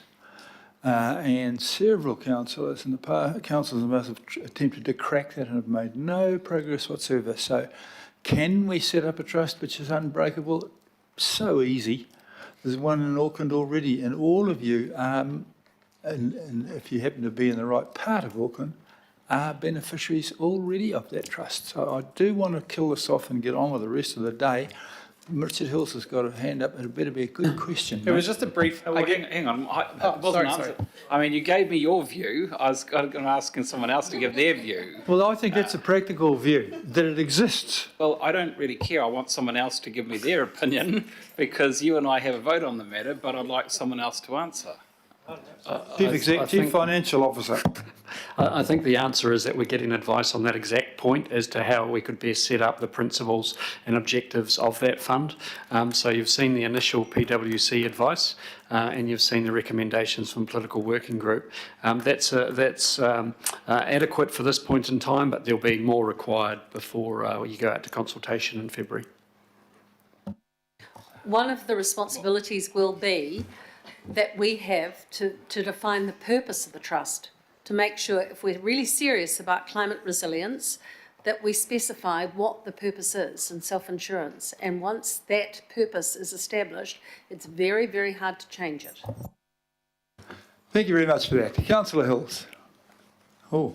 Yeah, I think it may be helpful, maybe not, but it feels like there's an assumption that the point of this is hiding the fact that the trust could sell the airport shares. My understanding is the whole point is, say if it was $1 billion worth of airport shares would go into the trust, that trust would then decide whether that $1 billion was better invested in the airport or a bunch of other things that would make far higher dividends than what they believe the airport is. I wasn't talking about your question, I was just talking about the general theme of, so my if I could have it confirmed, is my understanding that we would say, as maybe Councillor Newman said, that we do not want this fund to reduce from 1 billion or 4 billion or 3 billion or something, but in the meantime, you can invest in those airport shares, you can invest in whatever ways to increase the revenues as you see fit. So you, Chair, look, simple answer is yes. The whole point is to diversify your financial investments away from, this case, the airport, into a range of hundreds of thousands of different stocks, and that reduces your financial risk. Yeah. But I guess my point is that that's what we're voting on, isn't it? Like, it's not, I just want to understand definitely that the vote would be the shares go into a trust and the trustees decide, look, the airport's okay, but actually these 5, 10, 100 different companies are actually far better for the council income. That's the manager, the fund manager will make those. No, none of us around here have the skills or the interest to do But that. instead of paying off debt or doing something else, we would say, we do not want this to drop below X, but we do want you to invest in stuff that makes us more money or less money. Yes, you can do that. Right, I'd like to make a little bit of progress because we're getting tangled up in what is a relatively small part of the whole day, actually, just because it's something that is surprisingly new. I'll put the next few together because we've had a fair old thrashing of these things. There's nothing excitingly new about the local boards, community asset services and open space or regional facilities and development issues. Scroll down, please.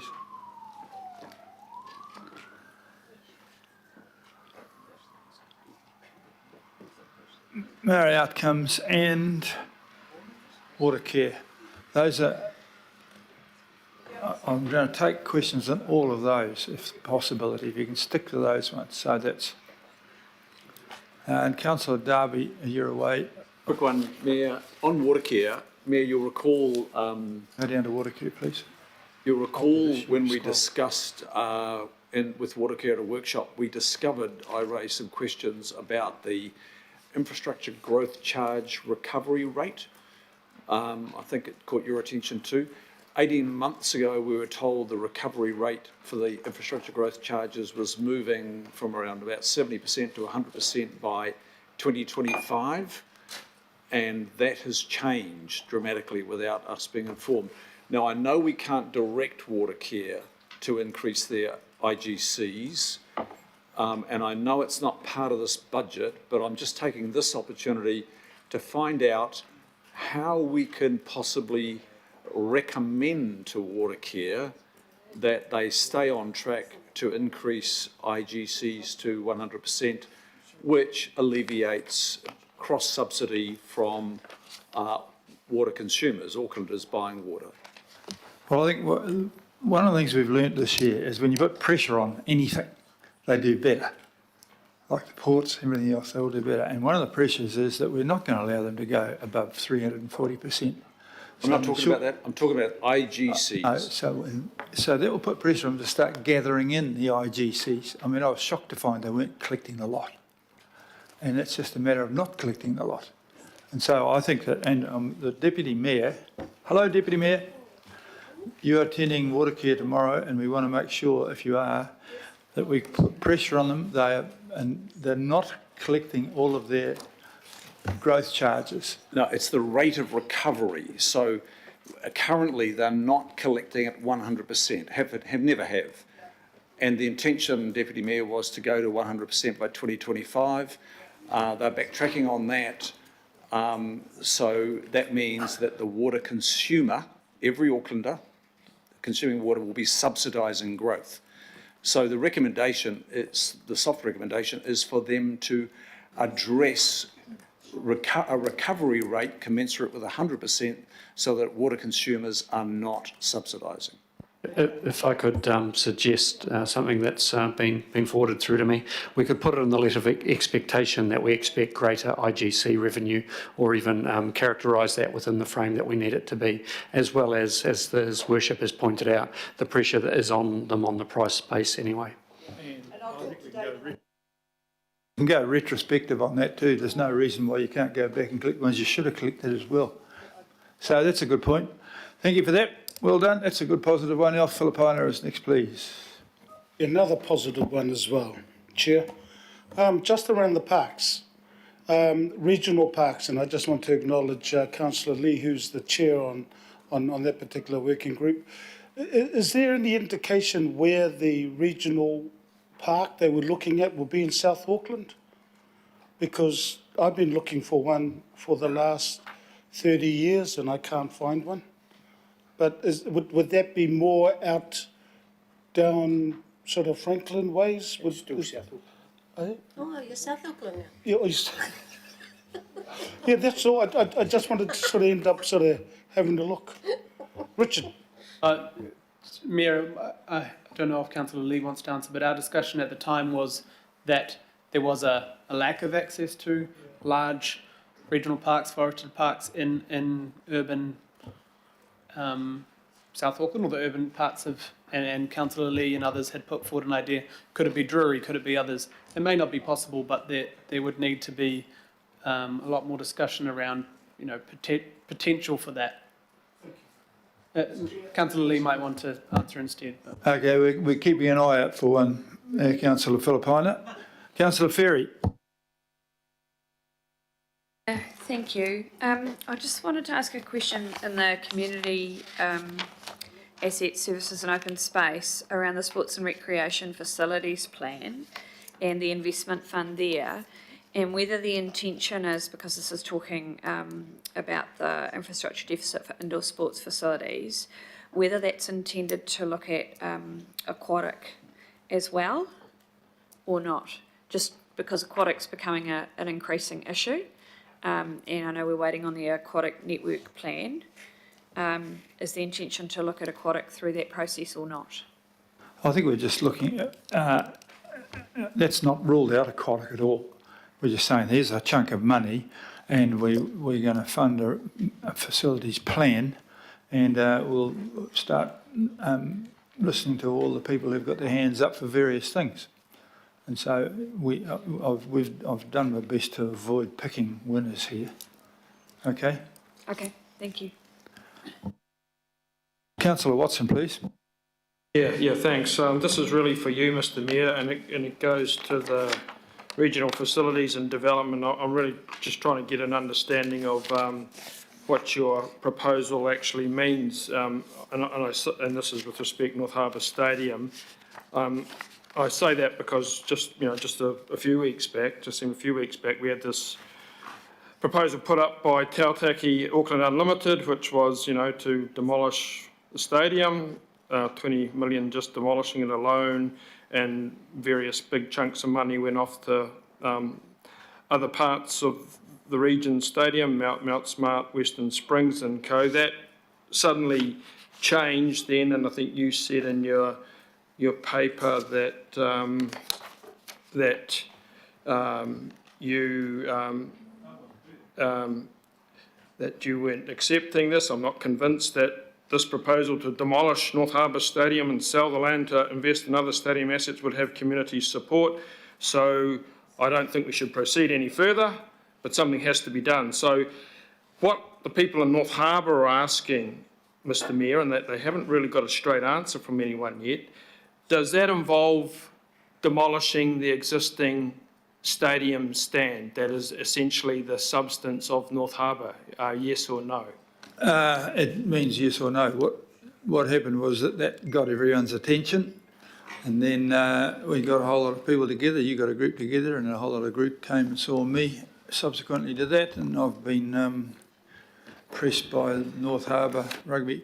Basically, the general consensus was that it's not doing a very good job at the moment as it is, and what are we going to do? We can either spend a hell of a lot of money and hope that we get more people, which isn't going to happen, or we can look at some other things. And so a whole group, including Anna Atkinson, the local community board, local board leader, met with us and others, and we've just decided that we're going to consult on options, which are to do something really big with that, or change it around to get something more of a size that might get filled occasionally, and spend some money on indoor sports. Okay, so something of a size, you mentioned, I think in your paper, 3,000 to 8,000. Yeah. So you're going to keep the big stadium and keep that? The big one goes, My understanding is that that group are going to work out what they think the best to do is with that. So there's... So we're going to have two stadiums there? No, they might readjust that to become a smaller stadium. Okay, all right, so that brings me on to my next question then. The thing is that it just doesn't fill. Okay, so that doesn't fill scenario, and talking to the chairman of the North Harbour Rugby Union then, was your decision on that, or your recommendation, was that made in awareness of the independent governance review that's just completed into New Zealand Rugby and stadiums and crowds? Were you aware of that? I'm generally aware of that because, I was a contributor to that through when I was on Northern Rugby Union, and the thing is that whole sector of our economy is characterised by wishful thinking of crowds that are not coming. And so a bit of realism's come through. I've had inputs from the chairperson of North Harbour, and I'm just recommending that we consult so that people over there come up with some self-funding solutions, utilising the assets that they've got, the underutilised ones and the spare ones, and coming up with a solution back to us. So it's a consultation document to tackle a problem. I've heard plenty loud and clear that they don't want to fund other areas, and so it's the investigate options to make more out of North Harbour Stadium precinct is pretty well exactly what we're asking to do. We haven't predetermined anything. Okay, so I'm talking about your boutique option, that this is the one that you're advancing here. So that review found that the average cost of staging NPC game is 400,000, so it's not sustainable. The average crowd is 2,000. At North Harbour, it's 1,500. So I'm trying to really do the maths on that, where you'd demolish the big existing stadium, you build another one of up to 8,000, and the crowd that's coming along is 1,500. To me, there seems to be a far more fundamental problem here that's not picked up in your any of your recommendations here as to the viability of this competition. New Zealand Rugby realise it. Why are you putting out a proposal that goes to build a new facility for a code that's only getting 1,500 people and is part of this $400,000 a game cost that's not sustainable? What sense is there in that? There's none at all, but I'm putting it out to up to, they wanted up to 8,000. I've been saying to them, do it 3,000, do it less. That whole sector is characterised by wishful thinking. You're far better off building it smaller and then having to correct it by building a bit more than building a huge one now and pulling it down, which is what they've got now. They've got a white elephant. It's a total white elephant. It'll never be filled in my life. If it's 3,000, then you're doubling your capacity and you could use any suburban ground. The other thing you say, Mr Mayor, and it goes to the stadiums too, is I'm interested too in the recent idea that a smaller 20,000 seat stadium could be built somewhere in our waterfront. So we're getting told that we need to get rid of a stadium. We've demolished the newest stadium that they describe as the community, New Zealand's finest community-sized stadium. You get rid of that, you build a smaller one for a code that gets 1,500 people, and then you build another stadium down on the waterfront that will affect Mount Smart, Eden Park and everywhere else. So demolish one, build two. The numbers don't add up in that. I mean, we're not talking about any of our money building it. I'm just there is a new soccer team coming here. They were offered make use of North Harbour, not interested. What we're saying is that no way is the ratepayer going to be funding any new stadiums anywhere. Another stadium does affect your ratepayers because content will go to the new stadium. Well, do you realise that? Going to that stadium there now over the shore. So you were at a meeting yesterday with Tataki. Can you just talk to them? They're the ones organising this. Well, with all due respect, and I better not say I'll be getting assailed by various people. Tautac, since they took over, the fortunes of that stadium has dropped markedly, and what you've been told by people in the community is they want a change of governance. They want to go back to a trust that they had that had All Black tests, that had rugby league tests, that had concerts, that had NRL games before they came under Tautaki and its predecessor. Wouldn't that be the logical place to start, Mr Mayor? Start with that proposal? We are offering to go to investigate options to make more out of North Stadium. One of those options, if the crowd come back and say they want to do exactly that and spend money and make it work, that'll be an option we'll consider. Okay, so at the moment, I want to go out and consult to find out. We've got a lemon. It may be fixed up by new magical management. It's going to produce wonderful audiences when hardly anybody watches footy games anymore over the North Shore. So there is a problem, and we're going to go out and consult and hear what their solutions are. Well, that's great, and I guess, without prolonging things here, that's the essence of my questions here, is what you're going out with is confused, is contradictory, and it starts with a demolition. So it doesn't actually make sense as a piece of consultation. It's changing on the hoof, and you're going from a position of looking to contract to actually building more. That doesn't make any sense to the sports, doesn't make any sense to me, and it certainly doesn't make any sense to the near 500,000 people in the fastest growing sporting node in Auckland. And that's the reality of it, folks. The other stadiums are in settled areas and they're great stadiums, because I've fought over the last 10 years to protect all of them. Now the bottle's swung round at probably the last one they should be getting at, and we're going out with information that is all over the place. That's my point, Mr Mayor. Well, the 229 to 235 actually just points out that a whole lot of things have to be sorted out, and we're going to go and consult with people, especially on the North Shore, on several options. Why it's confusing is the situation's confusing. Everybody over there's got an opinion. and we want to consult. I don't know what is your question? My question is, why are you going out with information that doesn't take account of this very significant review that points to basically an unsustainable situation that you are using as your main justification for the 3,000 to the 8,000 seater? It's not going to be around because 1,500 people doesn't require a stadium. You know, that's self-evident to anyone. You get more to a good first 15 game. Well, so why are you doing that? I think that I'm arguing in favour of an 8,000 seat stadium. I think it's daft as well. If we want to consult, what I'm saying is I'm not convinced the idea of demolishing and sell the land to it would have community sport, but something has to be done. The current stadium has become a white elephant. You've just agreed with that. Looking at the use and history makes sobering reading. And so it sets that, and it says, I do not propose to make new regional funding available, but there is a lot of assets over there, and the people over there can consult what they think the best is. What makes sobering reading is what's happened to the stadium since RFA and Tautaki have taken over. That's what makes sobering reading. Why isn't the first proposal on that? That would be the logical one that would have financial benefit, would be supported by the community, but you haven't put in that. Yeah, that's the first place starting point. 233. The first option is the status quo, which would involve retaining the current stadium and investing in essential renewals. Within this option, I'm open to considering how we improve the operational model for the stadium, including considering its management, which is just what you've asked for. You don't improve the operation by demolishing the stadium.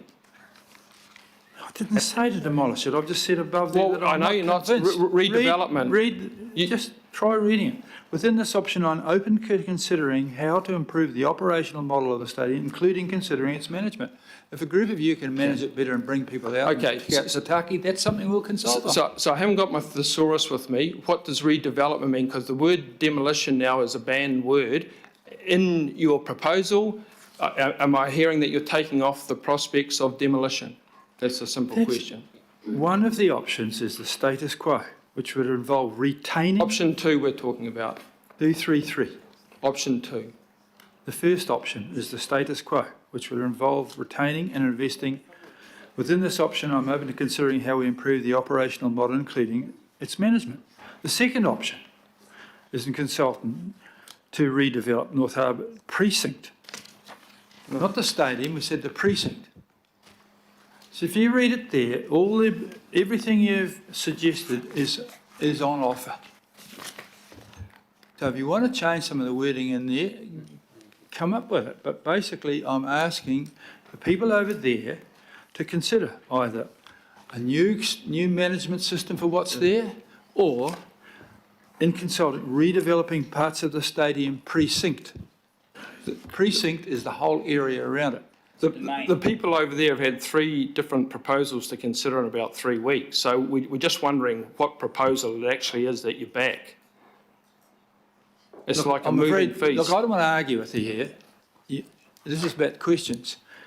I believe we have answered, the options in my proposal allow for everything that you've asked for. It's your preferred option that has been worked up since the Tautaki option that I'm directing my attention to. I'm fine with the option 1, but it's what's in your second option. That's the issue. And I've tried to point out the contradictions. I've tried to seek clarification in the simple question of demolition, because that's what concerns our community, but I'm not getting a straight answer. No, yeah, I can probably answer the question for the councillor, because I think I've grasped it. And the first point, councillor, is that there isn't a preferred option being presented here. What the Mayor is suggesting is that we consult on 2 options. One involves the status quo with a suggested change in its with it being open to consider a change in the way it's managed. That's what I understand you've asked for, and that's the option 1. The second option which was something which was requested by members of the community. So I suppose just one step back in terms of an earlier comment you made, and I'd be remiss not to point this out, but Tātaki didn't propose, as a preferred option, I think, to demolish the stadium. They presented options to the governing body to consider, and that was one of the options they considered. They put forward.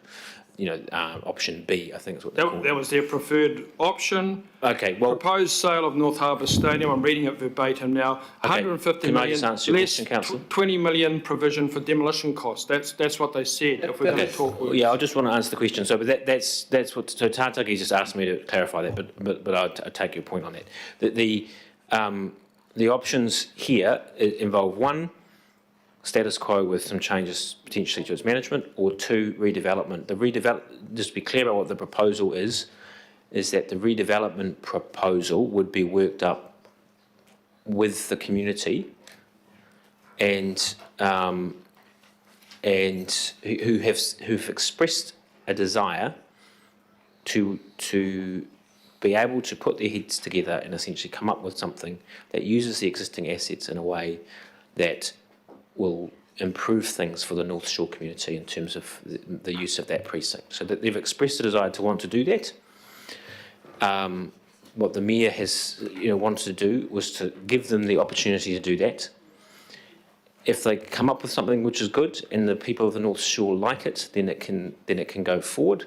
If they come up with something which is worse than the status quo, then it doesn't have to happen. But to be clear, there are two options, and it will really be a matter for the people of Auckland to decide. Yeah. A point of clarification, what we haven't heard, Your Worship, is whether we're looking at this in a general way today, the principles that we're trying to get, that officers can work up this material. Will there be the opportunity for individual councillors, such as Councillor Watson, to work with officers to make sure that there is clarity around the options? If you want to have, if we go ahead, which I imagine we will over this, all we're saying is we want to talk about better use of North Harbour, that if you want to make sure that the consultation material that goes out covers whatever it is you think is an option amongst it, because we've only selected A, B, C, D or E, and it says up to 8,000. I would be amazed if anyone was mad enough to spend more than 2,000 or 3,000, but if you want to have a word with an input to make sure that the consultation covers what you want to have in there, we just wanted a consultation with the people over there to get the best result from an open consultation with the people over there. Okay? I'll reserve my right to speak on this. All right. Councillor Newman, please.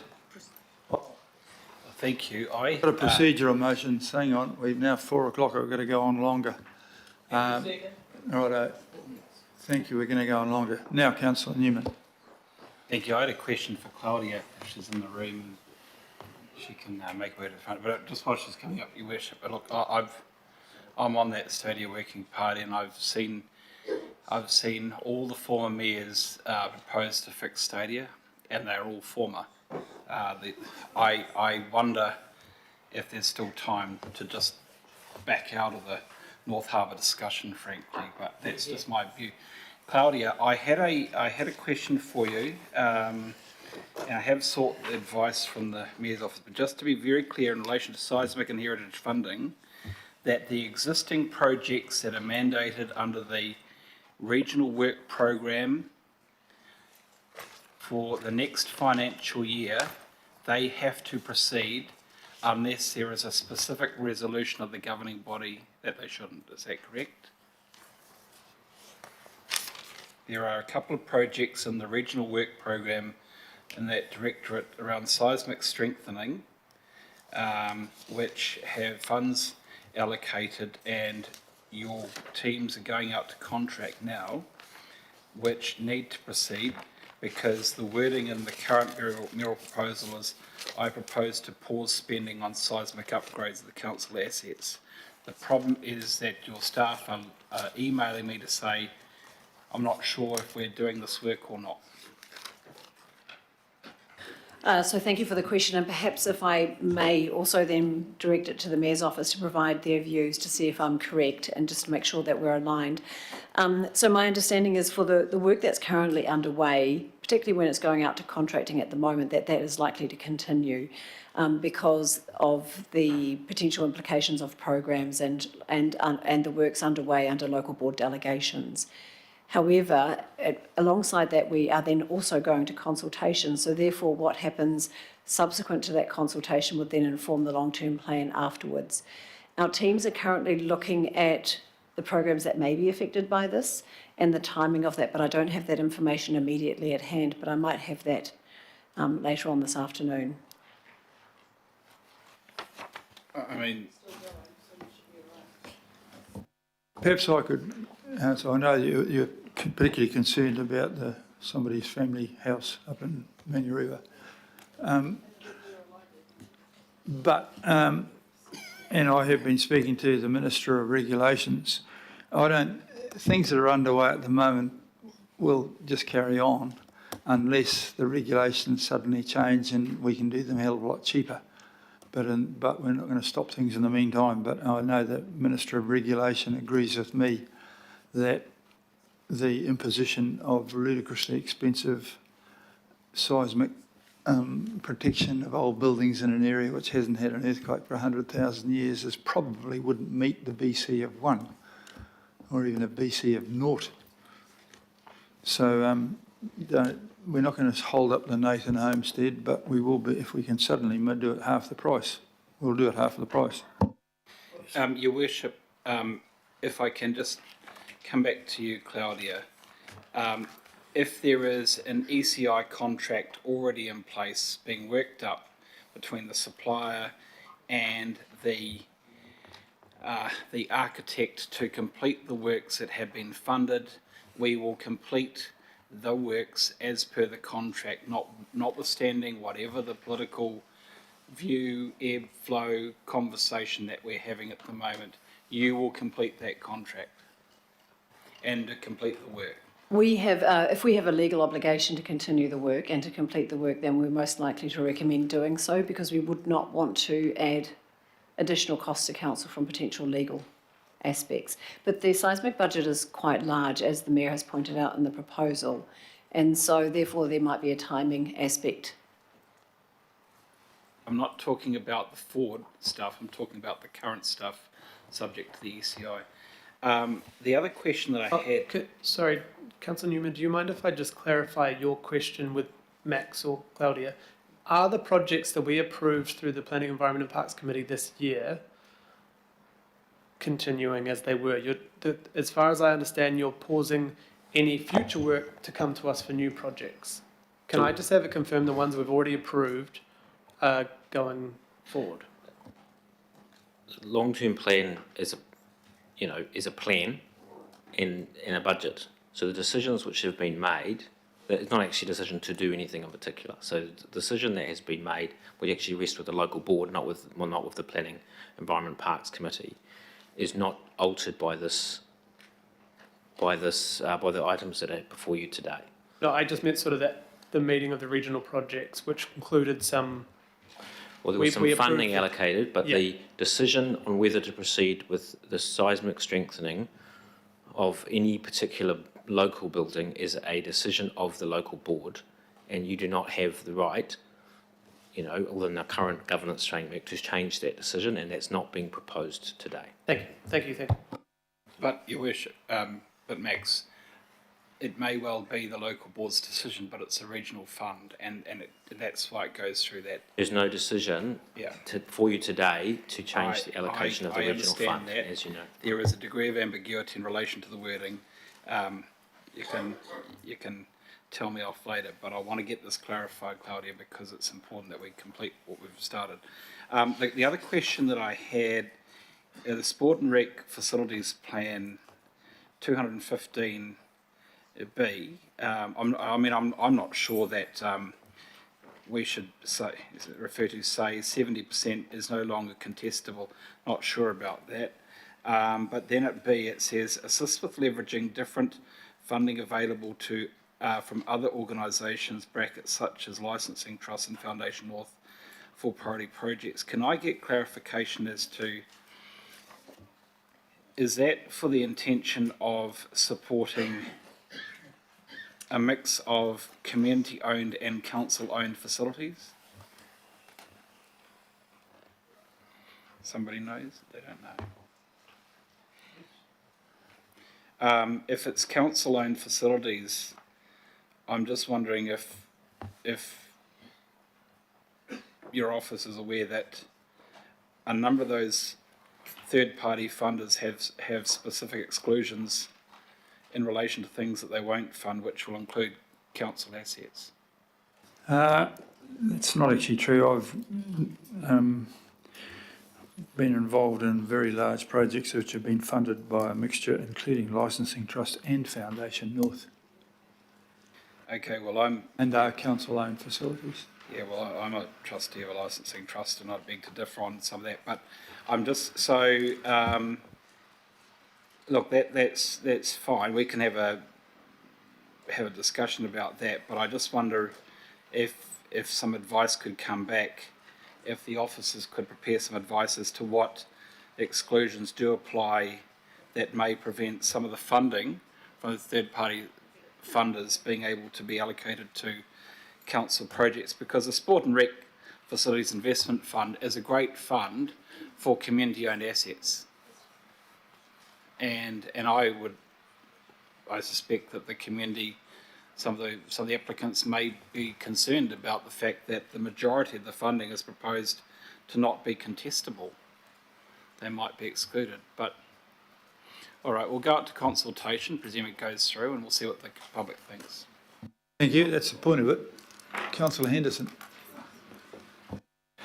G'day. So now for something completely different. Just one quick question. Did we consider partnering with local boards on playground upgrades and renewals as part of the proposal?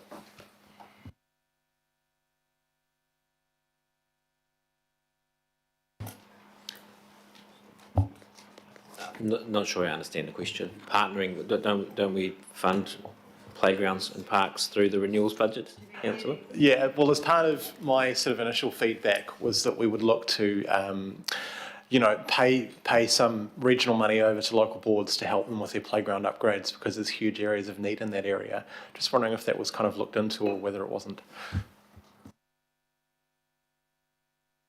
Suggesting something that they put in some of their funds and we put in some of ours. Exactly. Yeah, well, that's pretty sensible. I don't think is that prevented at the moment? I think that was one of the examples we're trying to use of getting that local boards to actually think how they use their funds. Yeah. No, it's like plus. That's right. Yeah, absolutely. Yeah. No, that's cool. That answers my question. Thank you so much. That doesn't need to be quoted on. I think we've just talked to the local boards. I tried to explain that was what we were trying to do. Thank you for that. Councillor Ferry.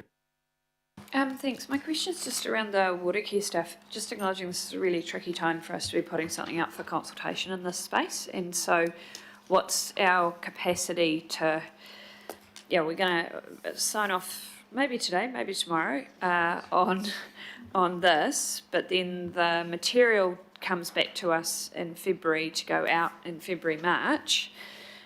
We've got a real moving feast in this space. So what's our capacity to sort of legally change there in response to what some of the central government decisions might be? Or do we just sort of have to go, right, we just got to stick with something and, I think it all comes back from June the 30th, end of the financial year. Tells us what we've got to do things, and so we've got to have a system in place by then. Yeah, I guess my question is more about how do we consult on this effectively? Yeah, great question. As you know, water care currently is by legislation outside of our long-term plan, so on that route we're not meant to be including it, but pragmatically that could change very quickly, so we need to be ready to include it when we need to. So, being part of audit and risk discussions yesterday, there was a large discussion at Audit and Risk yesterday on this very point around the pragmatic approach we're taking, which is, even though it's out by legislation at the moment, we're pragmatically including it because we expect that to change before we go out for consultation. Yeah. I've had to And we're formally working ask with for a letter from the auditors to allow us to break the law by talking about something or other. and we're working with DIA to make sure that they understand our processes as well. Good question. Councillor Walker. I've got some questions around the North Harbour Stadium, as you're proposing. Those questions go to issues like reputational damage and the like. So what I would convey is you had a whole lot of entities, foundations, people that raised money on weekends selling seats, $14 million. This council already has a crisis of confidence. When you take assets that people in the community have sweated over and built up, and they've seen those assets well used, very well used, and then they've seen that asset destroyed by a white elephant, and that white elephant is Auckland Unlimited, not the stadium. That is the white elephant. Then there is a high risk to this particular council that is talking about partnerships and other things everywhere, that people may not want to have a bar of us because we can't be trusted, we can't be relied on, we flip-flop, we put up information, we put up half-baked ideas, and that is essentially what we're looking at here. So, yes, my question is around the consideration of reputational risk, putting these sorts of things up, buying organisations off with lollies like multi-sports and facilities, when there Let's go into consultation. No one's buying anything off. Alternative proposals to that. So I have a real concern. Mayor, point of order, there's no question I have a real here. concern, and this is my question, is if you are contemplating going out with something, then you need to tell the whole story, not a very biased and limited. No question. So You're that is telling my me what to do. question. Are we going to have the opportunity to tell the full story in what we go out with, including the white elephant, that is the present operation and management of that stadium, still no question. and the reconsideration of that? So how much are we going to be able to convey as it goes to your comment around, I think it's the alternative management or the like? I'm just looking for it here. Okay, well, when you find a question, in the meantime, I'll go to Councillor Turner. Well, that is the question. Whether we're going to have a genuine option around that, because it isn't particularly explicit. That is, how we can improve the operational model for the stadium. If you're going out with an option, that should be an option of taking it out of Auckland Unlimited and putting it into some other entity. It's in the options, and I'm sure we'll get that back. I'm absolutely convinced that you are going to come up with a... I have one other question. Well, hang on, I'll go to Councillor Turner. No question, Mr. Mayor. So the other question I've got, and I'm assuming this is part of the meeting to bring it up, is an item that goes to funding, amongst other things, for the Hibiscus Coast Youth Centre. And we have a circumstance, once again, where funding for youth centres across the region is not being dealt with equitably.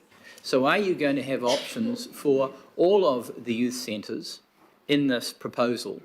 Because the background is that this particular youth centre is owned and run by the community as compared to other youth centres that are owned and run by the council at considerably higher cost and other mixed models. So are we going to have a fair do for this particular option and convey that information so that if we're going to treat one unfairly, we should treat the others unfairly as well? The question is, do I want to treat people unfairly? And the answer is no, I don't. But I'm sure in the consultation those things will be raised. I mean, I'm trying to get a budget of several $1 billion for 10 years going here, and we've now descended into a fairly small my concern, thing. Mr. Mayor, and it goes to my question, it goes to information that you're putting out. If you're going to put out information and consult, you need to inform. And to date, the information that we convey around consultation that goes to these issues is woefully inadequate because people are not aware of how youth centres are treated in general, and they should be.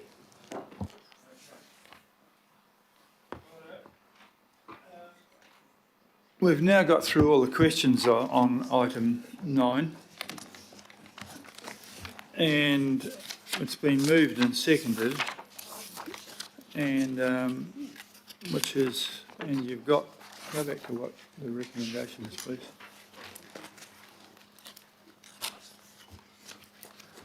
Okay, we have a recommendation. You want me to read the whole thing out, or you want to read it yourselves? Everyone's got a hard copy of the recommendation. It's been moved and seconded. Mr Mayor, I just have one small amendment, and that was at F Roman 4, where it reads currently average rates increase limit of 1.5% above inflation. I'm wondering if it's agreeable for you to incorporate 1.5% above the council rate of inflation, which takes into account the construction indices, which drives us more than the CPI. And that's in keeping with the narrative in your proposal. Well, I mean, it could be the inflation of rubber boats for all I care at this stage of the evening. So it would read the council above the council rate of inflation. I mean, I think if you really feel that that's important, but I mean, the rate of inflation that the people out there are worried about is the rate of inflation of what they're dealing with, not you. So I think we should leave it at rate of inflation, and then we can have a squabble over that at some time in the future. I mean, the thing is that when the press who are present write about the rate of inflation, they're not identifying which particular one, and it might be 0.2% different from one to the other, but we talk about the rate of inflation as what affects people's ability to pay the bills rather than what the council's rate of inflation is. So I think it, yeah. I was going to support that position just on the basis that it's really difficult to come up, as we've already discovered, with the council rate of inflation. It's across, we've shown 8 or 10 different indices that might be valid, and also with respect to any investment fund, it's probably the CPI that might be more relevant within that space. So if we leave it as a broad parameter, I think that enables us to consider it more deeply over time. Okay, you've got the rest of your stuff in there, so we'll leave it at rate of inflation. Do you want me to read the whole thing? No, you can all read the whole thing through. How do you want to go about this? You ready to just do the whole thing, or? No, we've got a speaker. Oh, Alf Filipino. Oh, I should have known. Thank you, Chair. I have sent an amendment through. And what I'm going to suggest, and it's up to you as Chair, is that we adjourn for a few minutes, and then I would then, it may actually be something that you and the mover may not incorporate, but may end up doing. If that's if it is, fine. If it's not, I will then put the amendment through. So if you want to do that, if not, we'll just go straight into the amendment. Well, I haven't actually seen the amendment yet, so if no, there's that's one why floating around, I'm we'll adjourn for suggesting 5 minutes while you give it to me, yeah, and then I that's can all. see. I was going to then talk to yourself. Adjourn for 5 minutes, thank you. Fletcher. Kia ora.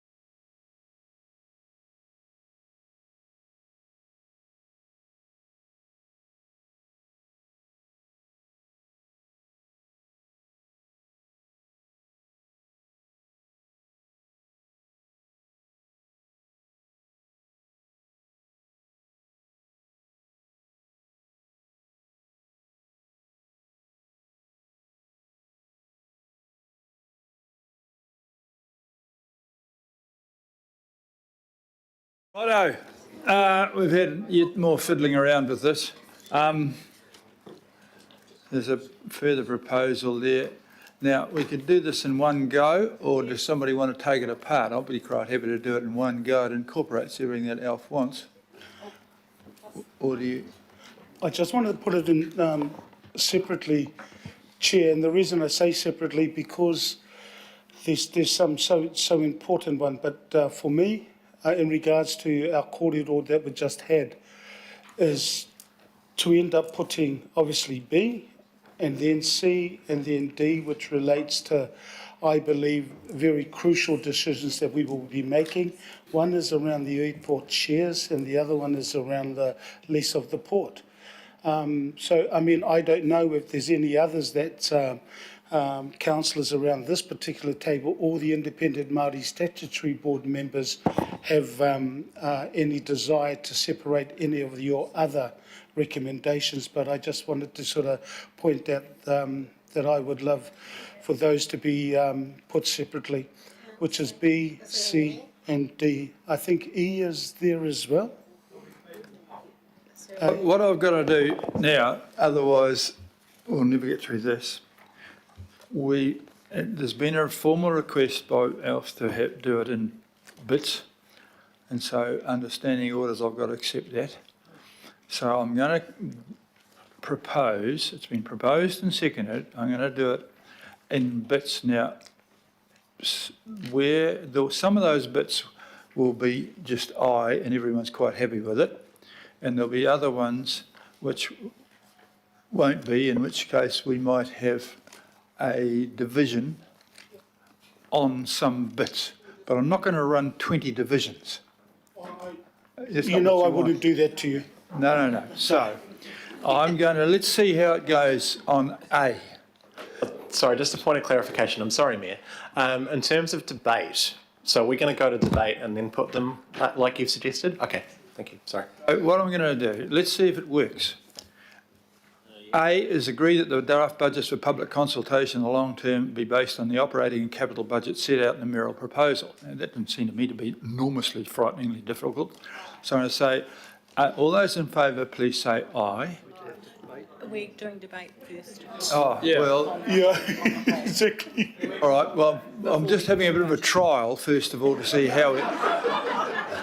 If we have come with a bordering on sane way to go about it, but it would seem as though we're going to be able to do some things with the eye, and then a couple might do that.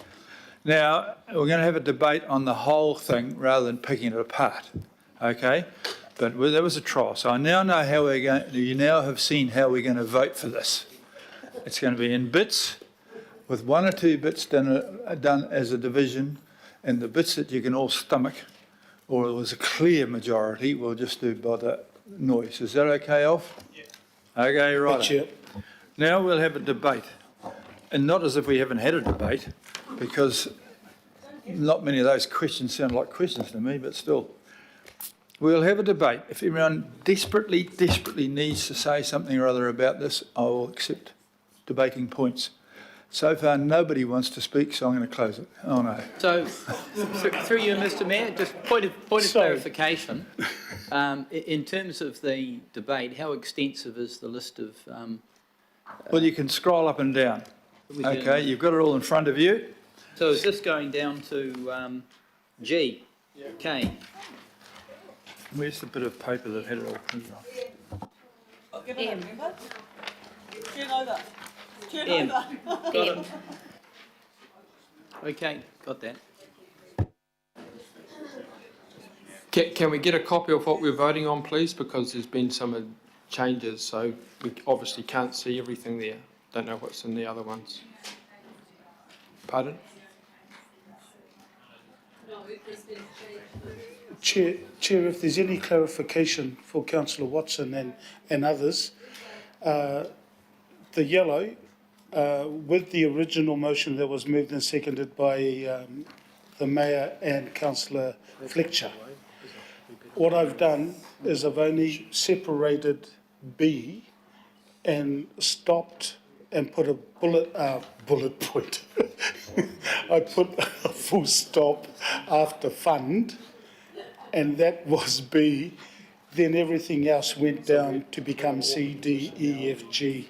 And there's really no changes apart from that. Yeah. Charging the operational manager, oh, I didn't put that in, but no, I didn't. No, that's why. So, but that's another one that's been added, I think, from yourself, Councillor Fletcher, because I didn't put the 3 in there. My understanding is that the mover and the seconder have adopted the suggestions from Councillor Watson and yourself. We're not debating amendments, we're just going to be voting after our debate. So Councillor Fletcher and the Mayor have decided to put, what do you call those 3 things? Letters, yeah. Letters? I3, sorry, to include I3.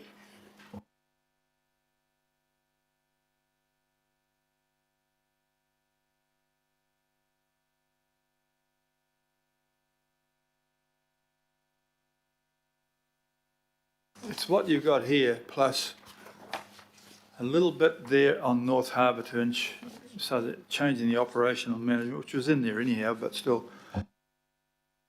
Going back to the top of the thing, scroll up please. The only other change is else one we have one where we agree to consult on the future fund, then we agree on AIAL and or ports. Okay. So we're debating that pile of stuff. Okay. And amongst some of those, there's no great squabbles, but there's 1 or 2 that people will want to have differing views on.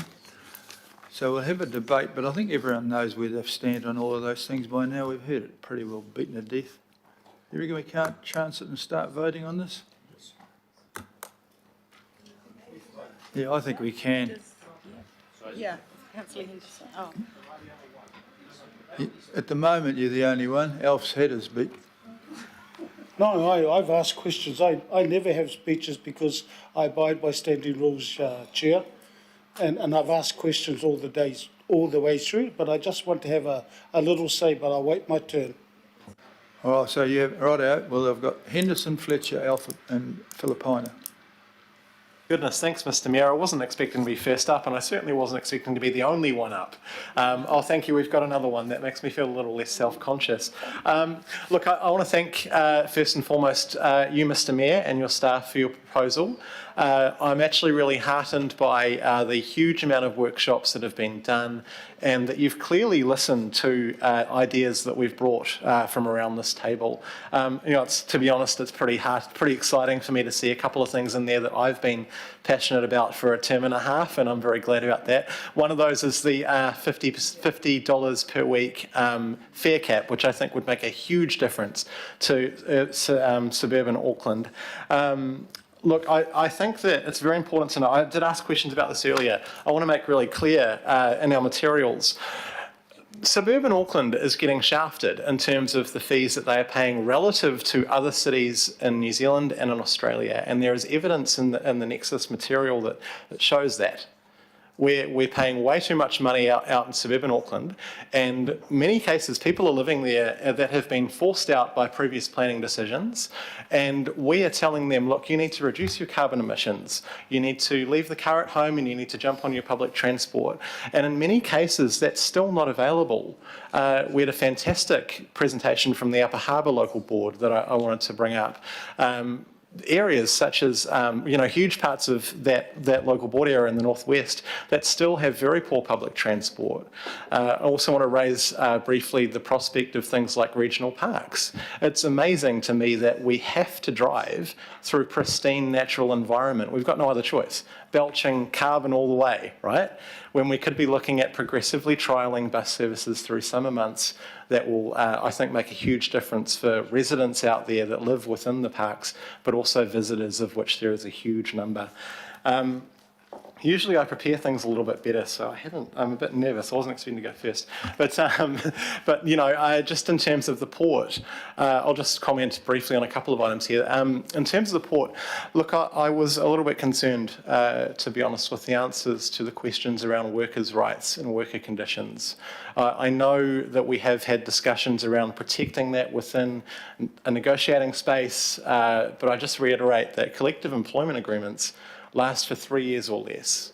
I can't hand on heart go to those workers and say, we're going to support your conditions, we're going to do what's best for you. I just can't.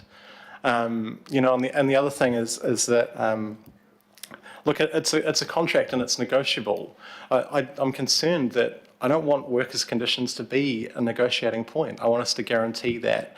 Especially considering previous terms where there has been some real issues down there. We're righting the ship now. Things are getting better and better, both in terms of the profitability, but also in terms of the workers' rights, workers' conditions, all those relationships that are so important. So I just want to back those guys down there. And so for that reason, unfortunately, I can't support this. And it is a huge deal, I know that. So I didn't come to that decision lightly. In terms of the airport shares, I think that's a different thing for me. There's so many different factors there. If you're comparing the port and the airport, right? In terms of the airport shares in the future fund, to be honest with you, I don't have anywhere near the level of detail that would help me make up my mind on how I figure that one out. So I am going to vote it through today because I want to talk to the public. I want to go out to the residents of Auckland and they will instruct me on what to do on that one. And so I think we do have enough detail to do that. We're going to be asking for more through summer that will help everyone inform that decision a lot better. So I am going to support that one today with the proviso that I'm going to be looking at it closer in future discussions.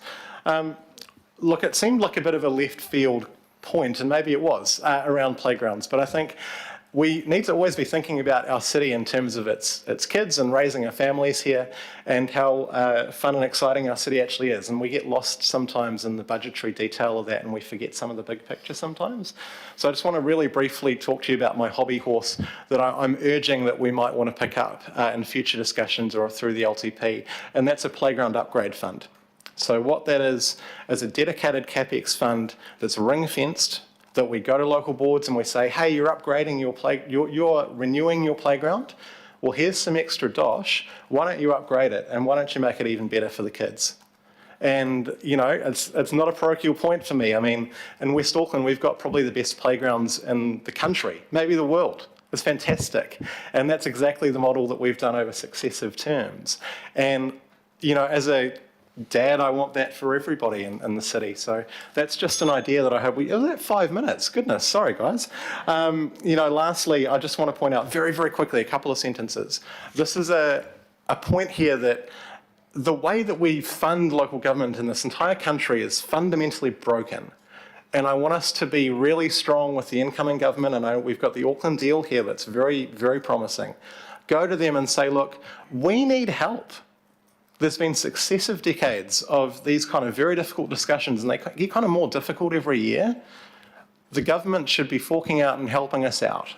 And I think we should be very strong on that point. And I know you have been so far, Mr. Mayor, so thank you for that. Those are kind of my 2 cents. I hope that was useful. Thank you. Okay, thanks for that. We've got that bit. Workers' rights are obviously greater than ratepayers' rights. I didn't realise that, but still. Chris Fletcher, please. Thank you. Your Worship, I think you've heard today that we may not agree on everything here, but perhaps there is one thing we can all agree on, and that is the current situation that we have for Auckland Council is not sustainable.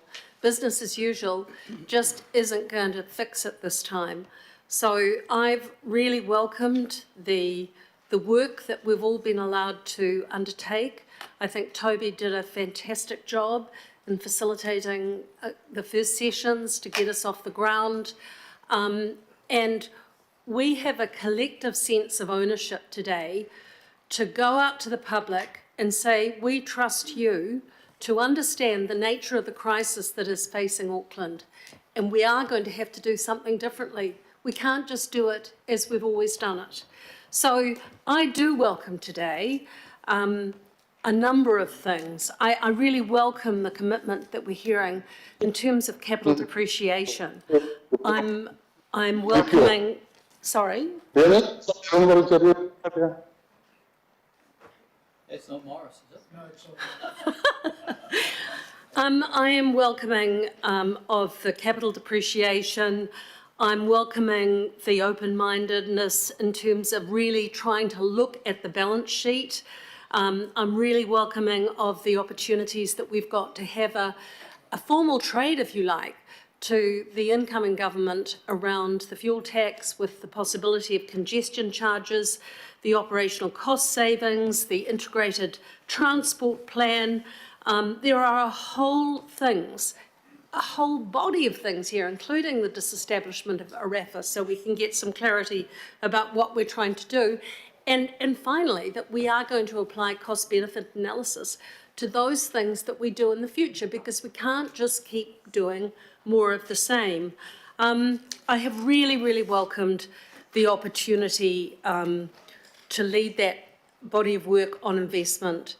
I had the experience going back in my political history when we were posed with a similar sort of situation with the establishment of Infrastructure Auckland. And I remind you that the things you take for granted today were because people took themselves out of their comfort zone at that stage and were willing to see those funds going into a trust, and without which you would not have had Britomart. You would not have had the North Shore Busway. The North Shore Busway was solely possible because of Infrastructure Auckland. You would not have had Project Twin Streams as you have known it.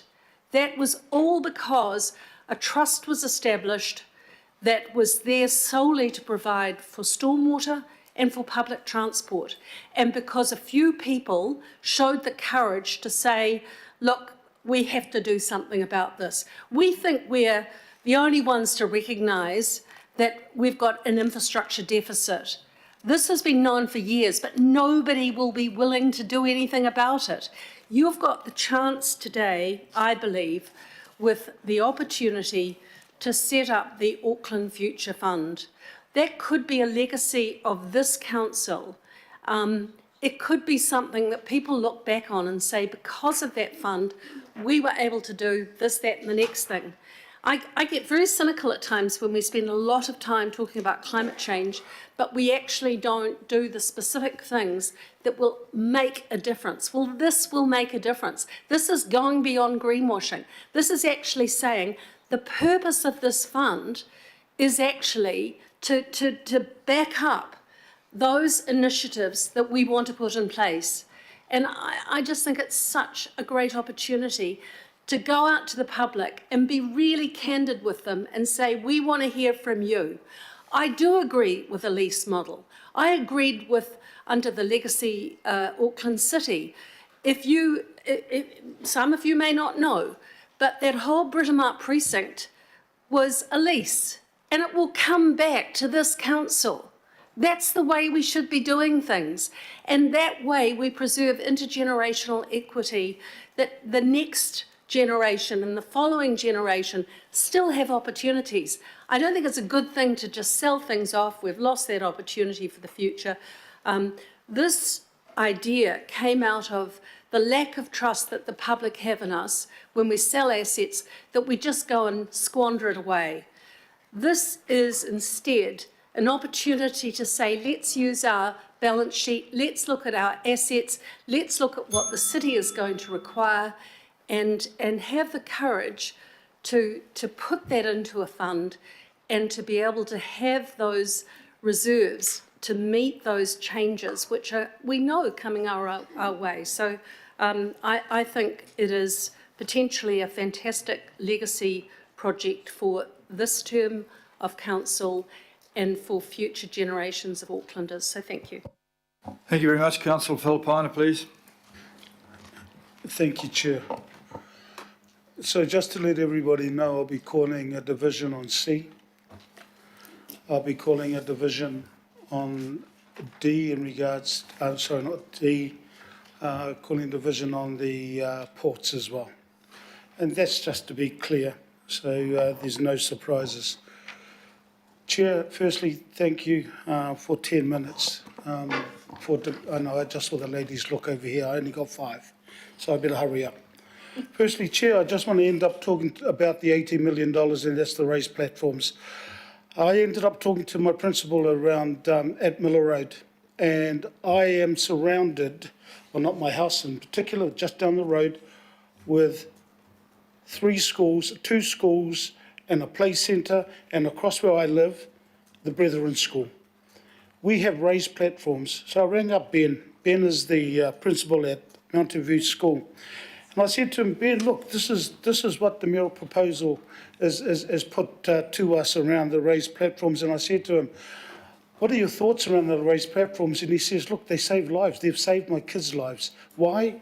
Because he said it slows down the traffic by 15 kilometres.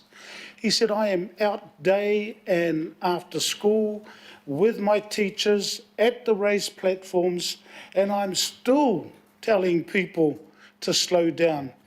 But he said, you imagine if we didn't have those and one of my students got hit, it would be unthinkable. And when I said to him that there was a comment in the mayoral proposal around, I think, stupidly expensive, he said, so are funerals. And I am glad that when I asked the question of Auckland Transport, that was not going to happen in regards to, schools and raised pedestrian crossings, that they weren't going to say, no, it's not going to happen. So to Ben, I acknowledge you and say thank you. When we look at the airport shares, I have been consistent in regards, but always listen to information around the airport shares. We started off, I think, and maybe Councillor Lee might be able to sort of remind us, we started off at about 22.5, I think, shares. It then went down to 18, and now it's gone down to about 11.8. We know what happened with the $833 million, and we're not to pay debt. We're back up, I think, around the same now. So, from my perspective, I do not want that to go out, especially after I heard that we as the governing body members, elected members across Tamaki and Makaurau, will not have a say in regards to whether these the shares are going to be sold or not. That may end up changing if it goes out for consultation. So look, that's one issue. If I look at the port, all I'm going to say in regards to the port is I just want to acknowledge Councillors Watson, Walker, Lee, and also Councillor Henderson in regards to the corridor that I had with them around the ports, and Councillor Hills and others that I've had this conversation. And I'm just going to leave it at that. Councillor Henderson ended up saying what I wanted to say about it. So I'm going to leave that. North Harbour Stadium. I remember that place. I remember because of the history with League, and John, you're so right in regards to what was and what we have now. I think things will change if the new Auckland team in soccer end up finally trying to look for a place. I think things may change, and they identify North Harbour as, well, okay, yeah, in light of everything that's happening, that is a place for us to go to. I'm just going to go very briefly around the Māori outcomes, Chair. Mayor, the Māori outcomes, 2018 to 2028, we who were around that council table pushed it up to 150 million. That was the starting, was 150 million for Māori outcomes. Yes, I'm glad it's an extra 21, but when I then divide it into the 10 years, 2 million, I don't know how much that will go, but it's there. So in regards to the Māori outcomes, I definitely want to support that going through. Last comment, around what you've had in the, or what you've got in there, Mr. Mayor, around the community and around Justine, your team, and Claudia, 10 seconds, and I know that Andy will keep me to it. I just want to acknowledge the work, and hopefully that will end up happening and getting pushed out. in the team at Community with Claudia Weiss, Dr. Claudia Weiss. Kia ora, thank you. Thank you. Deputy Mayor Simpson, please. Thanks, Your Worship. I want to thank you for your new ideas and your leadership around this. If we're true to Auckland, we need to truly listen to what they say, and we need to openly and honestly consult with them on our next LTP and clearly explain the new ideas and the new options. Now, we all know the detail of that consultation won't happen until next year. Today, we are just listing these options. So thank you. Thank you to all of you around the table for the long debates we've had in workshops and today, and the questions, and for staff, to all of you, for collating all the material into the document that we've got today. We all love Auckland, and I'm not going to say today, I prefer this or I prefer that. I'm going to keep an open mind, and I hope you all do too. And so in doing that, Your Worship, I am going to support all recommendations and wait and hear what the people of Auckland say, because what we do is to listen to them. That's why we're here. Thank you. Thank you very much. Very good. Now for something completely different, Councillor Lee. Yes, thank you. Mr Mayor, you were elected to fix Auckland, and this is your second budget proposal. If I recall, last year, I think everyone, or most people here, fulsomely supported your proposal, with the exception, of course, with your post-election idea of selling airport shares. Setting that aside, I gave you my support. I cannot support much of the proposals here today because they will not fix Auckland Council. In fact, they will compound the problem. They avoid fixing Auckland Council by undertaking a path towards asset sales, asset stripping. Auckland Council, from its inception, has never had a revenue problem. It's had a spending problem. Spending too much on itself, spending too much on IT, and its procurement of major infrastructural contracts has been suboptimal, and probably the worst case, world record rail tunnel. The most expensive rail tunnel in the world is not far away, and the council and ourselves here today have something to answer for that collectively. The Future Fund is interesting, and one of our advisors today suggested he wasn't aware of the history of the waterfront. There was a song by Sam Cooke, don't know much about history, but that's no excuse for us, the elected members and the advisors of Auckland Council, when it comes to the history of Auckland's assets. In regard to the Future Fund, that's a laudable idea. Auckland Council did have such a fund, if you can call it that, Future Fund. It was an investment fund. It was Auckland Council Investments Limited. Where did Auckland Council Investment... Well, let's see what happened to Auckland Council Investments Limited. It was asset stripped. It was looted, in fact, by Auckland Council, and the money was spent. The Auckland Council Investment Limited as a CCO was disbanded on the advice of council officers. I won't say anything further about that. No, we're getting the opposite advice.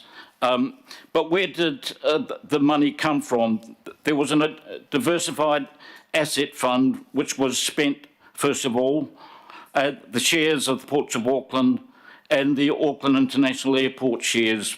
The airport shares came from Manukau City and Auckland City. The Ports of Auckland came from the Auckland Regional Council, as did the Diversified Asset Fund. That in turn was held by the Auckland Regional Council through its own CCO, Auckland Regional Holdings. That money came from what Councillor Fletcher has referred to quite frequently as Infrastructure Auckland, which lasted for 6 years and was disbanded in 2004. Where did Infrastructure Auckland get its money from? Well, that's an interesting story in itself, because back in 1992, the government of the day, and I believe Councillor Fletcher was a member of it, ordered Auckland Regional Council to sell the ports of Auckland. There was a public revolt, and in the end, the Auckland Regional Council decided not to sell the ports of Auckland, to listen to the people of Auckland rather than the government.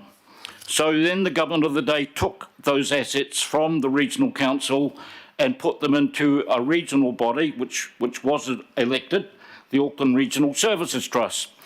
A group of people, the Alliance, who were opposed to asset sales, were elected region-wide to take over the Auckland Regional Services Trust. The government was taken aback, but Treasury told them they'll have to sell the assets anyway to pay off the debt.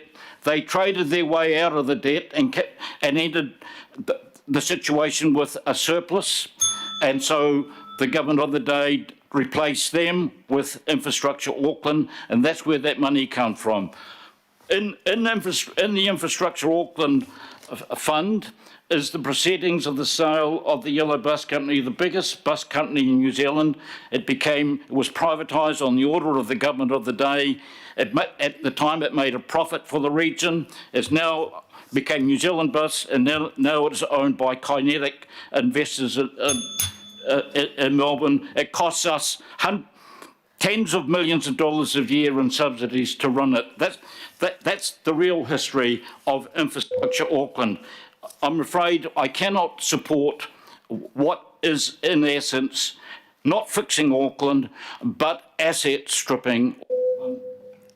This will not solve our problems. I'm just going to knock it on the edge. You've had 6 minutes. Mandate to asset strip Auckland. Not one of us here told the people of Auckland.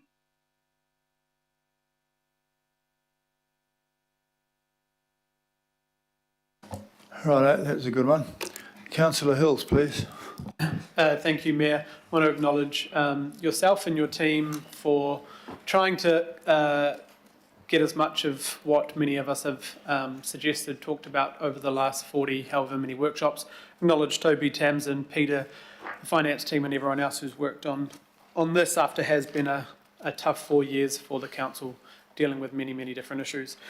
Just want to go through quickly. Obviously, I have concerns around some of the transport, both OPEX and CAPEX, but I feel like we can discuss the ins and outs of that over the next 6 months and hear from the community about, we've got all the information there.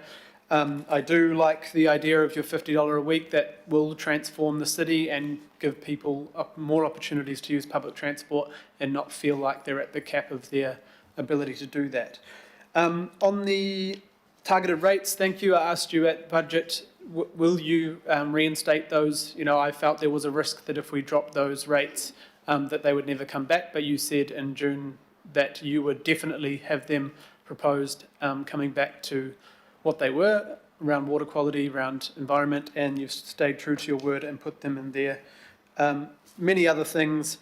Just quickly on North Harbour, look like myself and Chris Darby and a couple of local board members came to you with our concerns around the original proposal, which was selling, the whole precinct, and you were very clear that you would look into some different options. And I think what's up there, and in my discussion with the local boards, they're happy with the direction. It may be back to status quo. It may be that we're just renewing what's there and there may be no opportunities. But I think it is important to have the conversation of what that future precinct looks like, what could be there, because, that Upper Harbour and Hibiscus and Bays and Rodney areas are some of the highest growing areas, as well as Devonport, Takapuna and Kaipatiki as well. So I believe especially the land and the ability for sports to happen there is crucial. The On the future fund, I think that's a very good idea. I think you've, Councillor Fletcher and yourself and others putting forward that idea. I think it is a smart way to look forward to how we fund things, but also to ensure that we are diversifying our asset pools. When we saw the airport flood on the storm and we saw the issues there, and then also the big amount of spending they're going to do on capital plus the drop in their dividends, I think it is important for Aucklanders to understand what that looks like. I was never, ever supportive of selling airport shares. Obviously, I felt we needed to compromise on that last budget to save quite a lot of things through that budget. And this time I'll be supporting at least putting this out to consultation to understand, can we be as a city making a lot more from those airport shares? Probably in my heart, it's not something that I thought I would support, but I definitely think that it's there. On the releasing the port, the Cook and Marsden, that is what you campaigned on. That is what you loudly said to Aucklanders, is you wanted to open up the port to the public, to Aucklanders, and forebears or people before in early 2000s did that with the Wynyard Quarter. So if this is a bit of, I know that you're not talking about it as a legacy, but if there was a legacy for you, but also the city, that would be a big move. I think that we don't have money to obviously redevelop those in the next 2 to 5 years, but that was the same as Wynyard Quarter at the time. That work is being done now, but if people didn't make those decisions in the early 2000s, we wouldn't have the Wynyard Quarter and Te Ara Tukutuku and things coming through. So I think that is a good idea. One thing, and I did warn you this morning, and I did let you know, and I don't want to, disappoint you and the work that's been done on this, but I am extremely nervous about the port lease, and I don't feel I can support the port lease going forward. I just feel my values on privatising that lease till I'm over 70 just doesn't sit comfortably with me. And if it goes up to consultation, I will work and understand how we can get as best things in there around, is it New Zealand owned, is it all those things. But the advice I've had, the things that I would want on there would weaken the price so much that potentially it wouldn't be worth it. So so open to those first two options, but not on the lease. I'm sorry, Mayor, but the rest in there, you have tried to make some big, bold moves that we have left behind in past councils, so thank you. Thank you for that, Councillor Hills. Councillor Watson, please. Thanks, Mr Mayor, and I certainly agree with, I think, one of your comments in the mayoral proposal about chickens coming home to roost. I think that was a very apt summation. The other person I kind of agree with a bit is Sigmund Freud, who had a condition he referred to as repetition compulsion, where people or organisations are driven to repeat mistakes in the hope the situation will work out differently, but unfortunately it really does. And one of the ways of getting out of repetition compulsion is to actually identify the pattern. And I thank Councillor Lee for making a start on identifying that pattern. And it's a pattern I want to return to with just two. Can't talk about all of these, a number of which I'm fine with. There's a couple that I'm not. The first one I've already alluded to is almost farcical situation with North Harbour Stadium and the whole stadium strategy. Again, I won't repeat what I said in the questions, but I would just say that really North Harbour follows years of confusion and grandiose, totally impractical strategies for dealing with the so-called stadium crisis. Mount Smart, which is the picture poster card of the stadiums now. It was only a couple of years ago they wanted to demolish Mount Smart. It was going to cost $400 million to fix it up, and suddenly it's fine now. We've got rugby tests, we've got the Warriors playing to packed out houses, we've got Moana Pacific, etc., etc. If it had been up to them a little while ago, it would have been gone. It would have been, they were going to take out the Eastern Stand and turn it into for Speedway. Similar situation with Eden Park. The laugh had been left the last mayor, he would have demolished it. He wanted to put a bulldozer through it. In between that, we're hosting Women's World Cup, the second biggest sporting event on the planet. So North Harbour is part of a long train of just confused, muddled, almost just idiotic type thinking, and I use that word in full measure. So I won't labour that point other than that there is a clear solution, and the clear solution is to return it to the people who can attract more content, can get more use for the community, and can get a better return for Auckland Council. So something has to be done. It's certainly not demolishing it, and it's certainly not building 2 more stadiums to replace one, which is pretty much the substance of what's in the Mayor's proposal. The one I want to turn to now quickly is the other big one, is the view of the ports. And I guess the thing that really concerns me here, and it's been the case now with successive councils, is the damaging effect of all this uncertainty with the port. It happened with the last Mayor, where there was, and one of the common themes with both the last CEO and this CEO is a bad effect that has both on the business and also on the workers who work there. As it turns out, Ports of Auckland has been reasonably profitable in the past and also highly efficient, and it's making a recovery now. Everyone concedes that. So why you would start throwing spanners into the work, creating more uncertainty at the moment, I don't know.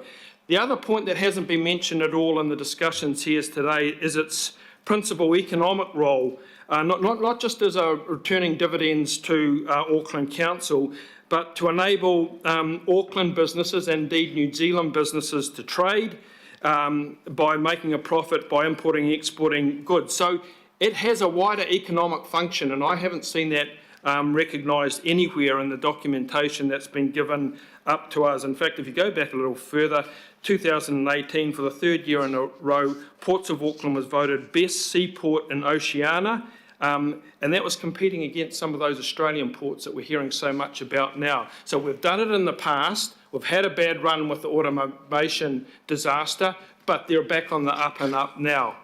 What hasn't been apparent is the degree of contestable advice that we've received in this matter, I believe. And if you look to the Australian ports at the moment, you'll see a massive increase in container costs. That's the first thing, and that ends up being paid by the end user. And in November of all times, industrial action. So they're striking the workers there because of their pay and their conditions. That's Australia. That's the privatisation of the ports there. For Auckland, privatisation would inevitably mean more profits to the new multinational operator in all likelihood, because they would be, the first thing they'd do is impose greater costs on Auckland businesses to use the port. They'd look to cut labour costs after the first couple of years, and with a 35-year lease, they're not going to put as much investment into infrastructure compared to places that have got 99 years old. So what the solution is, my 5 minutes went really quick there, is with the port, because I don't want to be accused of being negative or a naysayer, the solution, the positive way there, is to return the port to concentrating on what it used to do so well and is doing again now, and provide the reliable, efficient cargo service for the wider Auckland economy that is one of its primary functions. That's the positive solution. That's what I back. Thank you, Mr. Mayor. Thank you very much. Councillor Bartlett. Thank you. I wanted to speak to what you've got in there in regards to transport, and just my concern that the areas with heavy intensification, it wasn't really heavily weighted with what Auckland Transport put up. Even though we've moved people into an area and we've just got to make sure that they're able to have transport options to get around. Grateful to see the local board work in your proposal, because that is what local boards ask for. They need the advice and the support to be able to do what they need to do to govern in their local areas in regards to divestment of their assets as well. The sports fund is good to see, although my concerns still exist around the ad hoc approach that we had, and so investment was going to facilities or areas that had the capacity, to partner, and that meant areas that have a lacking of these facilities didn't even get a show in there. Thank you for what's in there regarding the dog animal management shelters, because all of our areas are affected by roaming dogs. And in regards to safety, and I note the report that we've become the least safe city in Australasia. And my real concern, which is why I'm not going to be supporting, is it D or C and D, is because I feel that the assets that are going into this future fund assets that have shown us the money. Ports of Auckland just returned dividends to the council of 40 million. Airport Shares was returning us a dividend more recently, the 10 million just before we sold the 7% stake. So my question is, why don't we use assets that don't make us money? I note the objective of the Future Fund is to protect the value of council's intergenerational strategic assets so they continue to benefit future generations. I would argue we already have this, the diversified income stream, the non-rate income stream with the dividends provided by these assets that were protected by past decision makers that sat around this table who protected it for future generations. So should these assets go into this fund, we don't know the future financial benefits that will be realised, even though we've had 49 workshops, 7 kgs of papers, and the Mayor's met with someone in Australia. Cool. And yet we still have information and advice that is required on this as per the advice we received on the 5th of December. This meeting is about what goes out for consultation. We should not consult on the airport shares and leasing the port because in the document, the staff advice to support the mayoral proposal, it says we should not put out for consultation items where we can't credibly follow through and realise the financial benefits. Too many risks, too many assumptions, too many estimates, not keen to look at taking that risk with these assets owned by the public, assets owned by Aucklanders. But with this fund, these assets will be decided by the fund managers. So an unelected few will decide if we end up selling these assets. I understand the advice. We were told that financially prudent approach would be to go with the lease option for 35 years over the dividends that we have continued to receive from the ports and the airport. We also received advice of future projections of profit and returns on dividends from the Port of Auckland. I look at the jobs and the port's contribution to the economy of the city for the last 175 years. To me, this is like the story of the golden goose, and don't Google golden goose, by the way. But we are giving away what lays us golden eggs to get one big egg. So in my opinion, we should not go out for consultation because it should not be an option. Thank you. Okay, now Councillor Foley, please. Kia ora, Your Worship. Always a hard act to follow. My sister from Maungakeke, Tamaki. Your Worship, I am supportive of most of what's here to go out for public consultation. I really back you on the Auckland deals. I've said that before in other meetings. I hope that in the consultation documents that go out that is really explained well for Aucklanders, because I do think it's kind of a new concept for Aucklanders, and I hope that the current government really considers that, and I do hope that we are able to get a good deal out of that, because I think that may solve some of our ongoing issues, and as Councillor Fletcher said, what we have currently is just not sustainable. So an Auckland deal may go a long way to help us with that, so I really support that.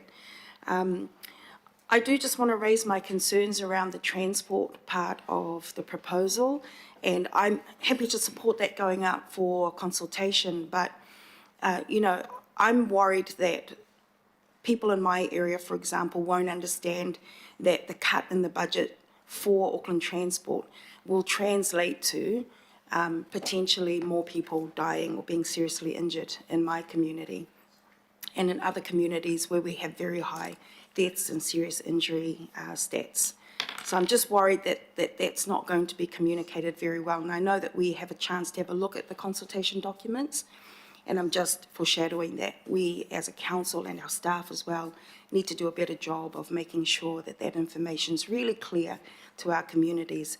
And I'm concerned because Auckland Transport already has, how can I put it, not the best reputation out there for Aucklanders, and they may look at that and say, yay, let's cut their funding because there's so many orange cones out there, but not realising that a lot of that money will go towards fixing the roads that have been damaged by weather events, will go to things like really important safety measures around places like our ward, the Manukau ward. So I'll support that going up for consultation, but I just wanted to raise that concern.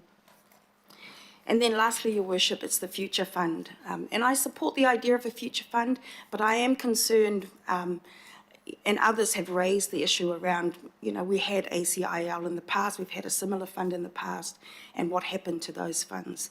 So I'm of two minds about that. And then also the uncertainty raised in our questions. And the more questions we asked of our staff, probably the more uncertain I felt from their answers. And I'm, like other councillors, really concerned for the workforce. And I'm not convinced that us putting terms in the trust deed would guarantee that our workforce would be protected and that their health and safety would be protected. I'm really mindful that the most recent death was of somebody from my local board area, from my ward. And I certainly wouldn't want to see those conditions deteriorate if we did go out for a lease. So, like others, I'm not convinced that that's something that we should, at this time, put out for consultation, because there is a lot of uncertainty around, even today, the information we've been given. And so for that, and the airport shares is very similar. Like Councillor Bartley just explained, the golden goose example is a very good one. We've got, another way of putting that is, you've got a bird in the hand versus two out in the bush somewhere. And these are all, I'm Samoan, so these are not proverbs from my culture. These are things that I've grown up with and learned from this Western culture I've been surrounded in. But those are the things that I've been sitting here and thinking about. I've still got an open mind, and I'm still willing to listen to what others have to say today, but I'm just foreshadowing for you that that's where I'm thinking at the moment. Kia ora. Thank you, Your Worship. Councillor Turner, please. Thank you, Mr Mayor. I, in principle, support the direction of this. I thank you very much for giving us a different document that allows people to have their say. There are parts of this I want to just signal that I have concerns about and will be made, I don't want to be seen as I'm supporting the whole thing just by voting yes today, but I certainly support taking everything to the people so they can tell me what they think and what I should vote for on their behalf. So I'll be supporting it. Thank you, Mr Mayor. Thank you very much for that. Councillor Baker.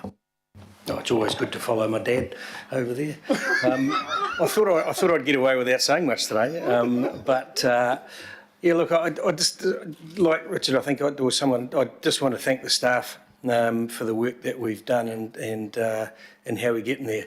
And I think back to those early days where we said we're going to do things differently and how we're going to, nothing is going to be left off the table, and how quickly we just revert to type where things have been pulled off the table now, where we're not doing anything differently. We're doing things the way people are proposing we do things exactly how we've done things over the years, where we now have been critical of it. And so we all sit here now and we look at our little pet projects or the things that are dear to our hearts and our wards, and we're pulling, no, we don't want them, we don't want those things consulted on. The thing about what you've proposed here, Your Worship, is that we're actually sending out some options for people, and we're actually interested in what people are telling us. Yet some are sitting here now saying, no, we're not interested in what people will tell us. We're interested in what we're going to tell them. And so I'll be supporting what you've got up there. I've got some thoughts on them, but I actually do, as I've heard from others, I actually want to hear what people have to say. This is a really, really critical time, as Councillor Fletcher said before, this is a critical time for this council, and to continue to do the things in the same way we have done them, and by saying, no, we don't want to consult on that because it's not what we believe, well, tough. I actually think we should have been more courageous. I think we should have pushed the boat out even further on what we consult on, and we've pulled some of that back. But I'll be supporting that. We need to get this out there. We need to listen to what people are going to say. It's pretty clear. If it means you're going to hear some things you don't like, well, that's a little bit tough, because that's what we're here to do. We're here to make decisions for the region, what is regionally appropriate, not how it affects our wards first. And that's something we need to do more often, in my view. So I'll be supporting this, Your Worship. Good man. Councillor Walker. Sure. there's a lot of good stuff in this long-term plan, and I'm certainly not furious to the extent that some people are in the community. It's disappointing to be portrayed that way. But I can assure you that if you look at the who's who of people on the North Shore, some very prominent people that stumped up for that stadium, one of whom had his house as collateral to support it, many of whom bought seats. Those thousands of seats in that stadium were all bought by individuals with the blood, sweat and tears of people in the community that gave their weekends to make it possible. And the big funders, where our reputational damage is at stake. That's what we're talking about here. That stadium has been run down at odds with the trustees who were given assurances at the time by regional facilities that there would be more content. And they put up a presentation that their success, that is RFA, in these other centres would be extended to the North Shore by the extensive use of the wide range of hospitality and so on. None of that has happened. It's been run down. And that is why it's important that we offer up the opportunity of an alternative operational model. Because Auckland Unlimited may well be gone once the stadium circumstance pans out. I don't think that they're sustainable, frankly, as an additional cost. And what will we do then? What operational models will we have? So we should be consulting on alternative operational models, especially when there are good operators available that know the local market that could turn that stadium around. And I'm mindful that in the North Harbour area, you've got a population that's twice that of Wellington. It's 3 times that of Hamilton or Dunedin, and it's growing significantly. And those other areas have stadiums. So for goodness sake, there's absolute logic, given the need for venues in Auckland, that you would retain our most recent stadium. So there are people on the North Shore that will be furious that we even contemplate going out with this proposal that effectively amounts to demolishing that stadium. That's been the implicit understanding of what Tautaki Auckland Unlimited have put out so far. But they change their tune on an ongoing basis and always have done. The other matter is around ports of Auckland. Yes, I certainly support the Auckland Future Fund, and it's disappointing that we didn't have that or have some consultation around that in place prior to the sale of the airport shares, because that would have been logical. And as my fellow councillors have pointed out, if we had have retained ACIL, that fund could have well been worth more than $1 billion, well in excess of that. And our debt situation and our operational situation would be much better than what it is now. But it was asset stripped, as Councillor Lee has pointed out, and we should have learnt from that experience. But, as my fellow councillor Mr Watson has pointed out, we appear often not to learn, and that is to our detriment and Auckland's detriment. So I am opposed to these other measures, particularly around this notion of the operating lease of the port. At this stage, as it's been pointed out, we've got a port that's on the up and up, $1 million a week, probably, $1 million a week, likely $2 million a week. That's a phenomenal return. Why would you go out when you've got an asset that's on the constant improve and it's an effective monopoly? It just doesn't make any sense. And as others have pointed out, that port is the lifeblood of businesses, especially businesses that import, manufacturing and the like. The turnaround, all of those things are important. The pricing structures are important. And if we want Auckland to thrive and grow, we need that port. And I would suggest that port is in the best place to serve Auckland's interests into the future. It is disappointing then that we're conflating issues when they should be put separately, and that's all of them, including this matter of ring fencing items for the future fund from self-assurance. That also is a separate but related item. So that's all from me. Thank you. Thank you. Councillor Ferry. Thank you. I've done what I normally do and made a bit of a pros and cons list. Some of the pros, I really like the focus on the cost benefit and bringing that to our conversations, and the openness to including the community impact and the climate impact in terms of part of the calculations there. I like that we're looking at what I consider a more sustainable approach to rates increases as well. And I really like the inclusion of the golf strategy, so thank you for picking that up. Making space for water, the Do Differently Fund, which is a recognition of the fact that as we transition, actually things often cost more as we transition to different models. So really glad to see that there, and a number of practical suggestions of how that might be used in the proposal as well. Local board funding equity, obviously still a bit of conversation to go on that, but good to see that being seriously progressed. And also the partnership with Māori. I would note that we should probably consider how Māori feel about partnership, given we haven't given them a voice at the governing body table. But I'm glad we're doing this in Budget Committee, which does allow some IMSB representation. I, in principle, support the Future Fund, but I'm not that stoked about where we're getting the money from in the first place to set it up.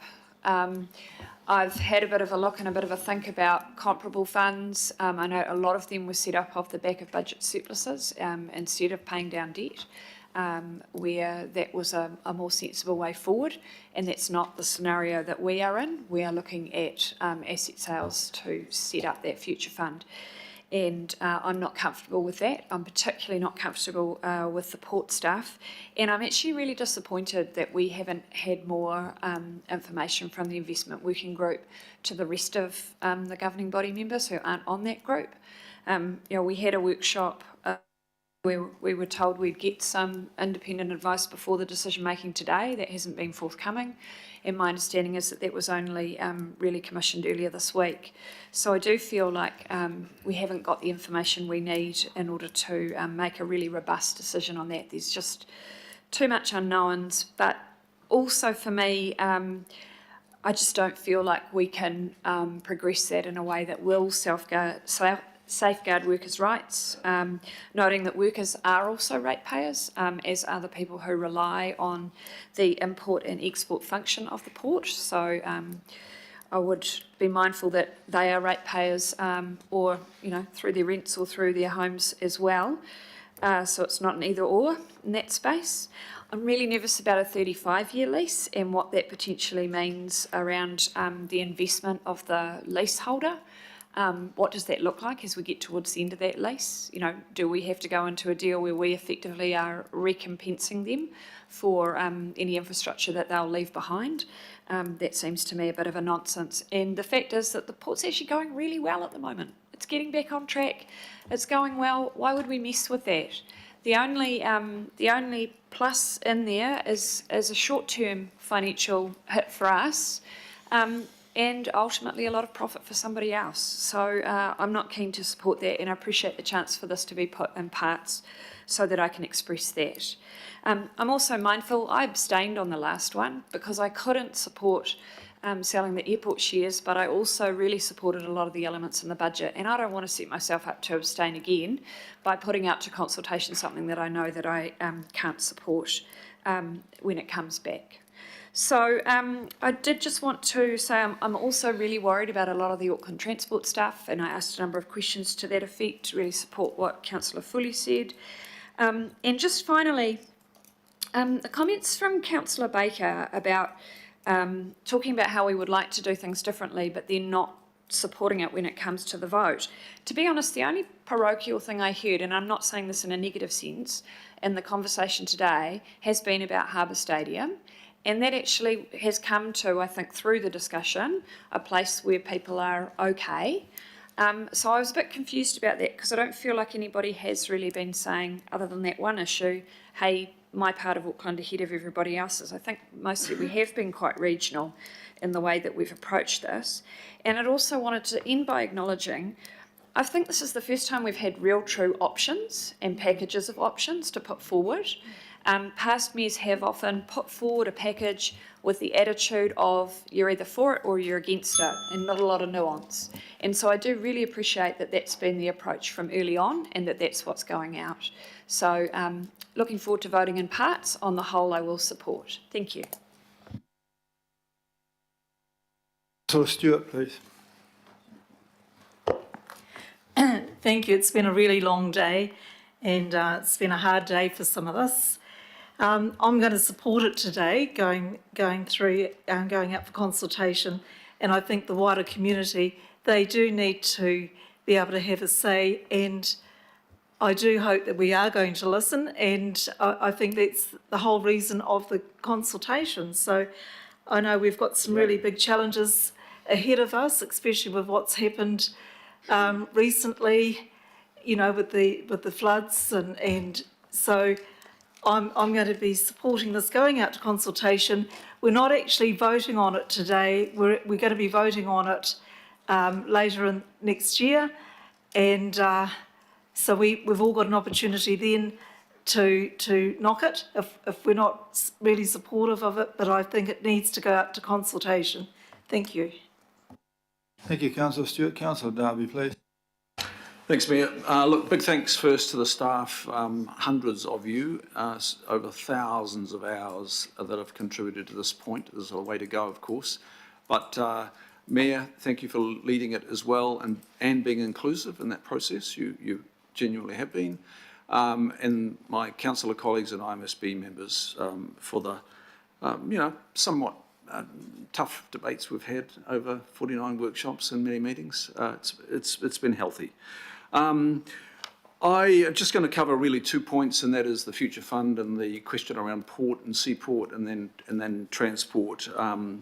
Not that I'm dismissing the value in the many other areas of this. One of the fundamental things I think you're trying to convey to us, Mayor, there needs to be like structural change, substantial structural change. You just can't keep tweaking things. You've got to come along with not just a bigger wrench. You've actually got to come along with a new design. And I think there are elements of this budget that do have new design. I appreciate you just incorporating those amendments in red from me, because what I was trying to do there was really balance up the conversation that we'll have with the community about the two options, whether you have an operations company separated or not enhanced status quo. That's language that is meaningless to people about retaining public ownership of the port. And I think that's really important that we approach that in without favour, in an equal and fair manner in the consultation, and we put into that the things that could be in either option. Like the 15 years Bledisloe release, that sits in both. I won't go over the other elements there. The dramatic reset that we do need in Auckland, I guess it's not going to come in one budget though, but this is, in my eyes, an improved pathway. The contestable advice that is yet to come to inform the consultation, I am, Councillor Alf, I am disappointed like you that is not before us now, but we will have the opportunity to look at that when it comes in and then form our consultation document up in a maybe a different way. The future fund, that's the structural change for me that I'm really engaged with. And now we've never had this. There is suggestion that ACIL was that. No, it wasn't. The former council of that time, and I was here, was AWOL on ACIL and that investment fund. I can tell you, I have keen memory of it. Just like we were AWOL in terms of our ownership of the Auckland Airport shares. We were absolutely disinterested in in leveraging off those shares. So don't give me any sermons on that one, not that you are, Mr Mayor. So the future fund is a good thing for the future, but the design detail will be critical, and to get our heads around that.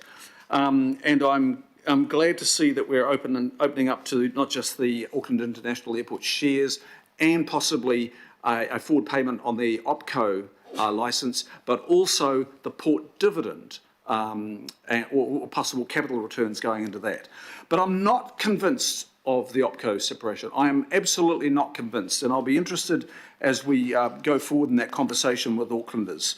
The port company is definitely on the rebound, and I think an OPCO separation will disrupt that rebound, and there will be a hiatus period. There's a high risk there.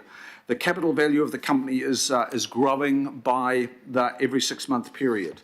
But I'll support it for consultation, and I'll be supporting all the motions. My caveat is in the transport area, Mayor, and as I raised in my questions earlier in the day, I think this budget around the transport area, in part, there are some good things for transport, but in part, it is a deadly budget for Aucklanders, absolutely deadly. And here we've potentially got real damage happening, and it derides the importance of safety in the transport system. AT's purpose, and if you look at the legislation, is to work towards providing an effective, efficient and safe transport system. It is going to be constrained in addressing delivering the safe transport system, but when you absolutely trash the residential speed management budget to 0 from, what was it, 49, the road safety budget is lashed, the speeds management program is minus 30%, and the cycling budgets are absolutely dealt to. Now, I'm hopeful that Aucklanders are going to pick up on this and tell us they do want to get home safely. They want their kids to get to school safely. They want to cross the road safely.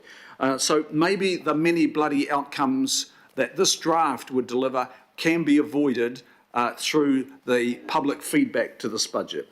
But with all those caveats, I'm going to support all the recommendations. Thank you, Mayor.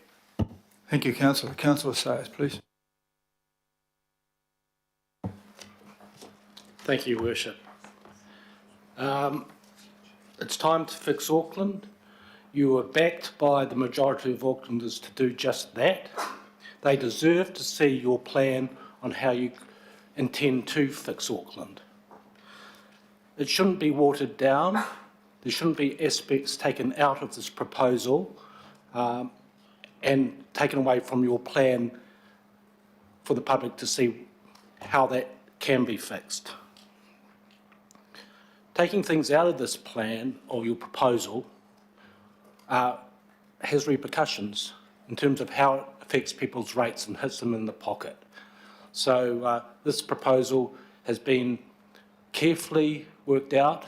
You've purposely involved all the councillors from a ground-up position different from any other mayor's administration.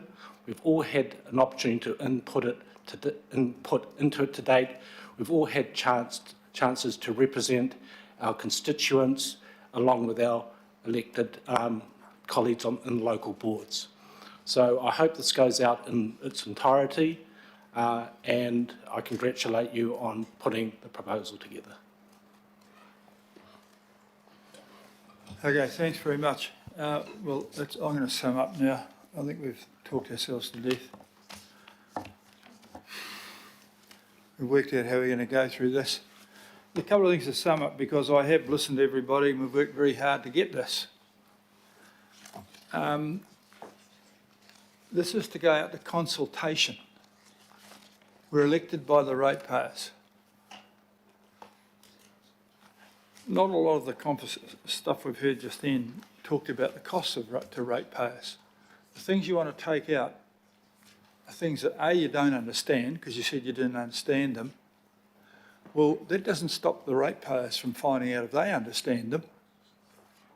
We shouldn't be limiting the opportunities of the ratepayers to say what they want, because if you take things out, the rates are going to go up. And you've got to think about that. We're in a time of high inflation, high interest rates and pressure on a lot of people, and a lot of you want to stop them even being able to talk about things which could improve their lives a lot. That's anti-democratic. So we've got a situation here of people who openly don't understand something or other telling the public that they know better. That's not acceptable.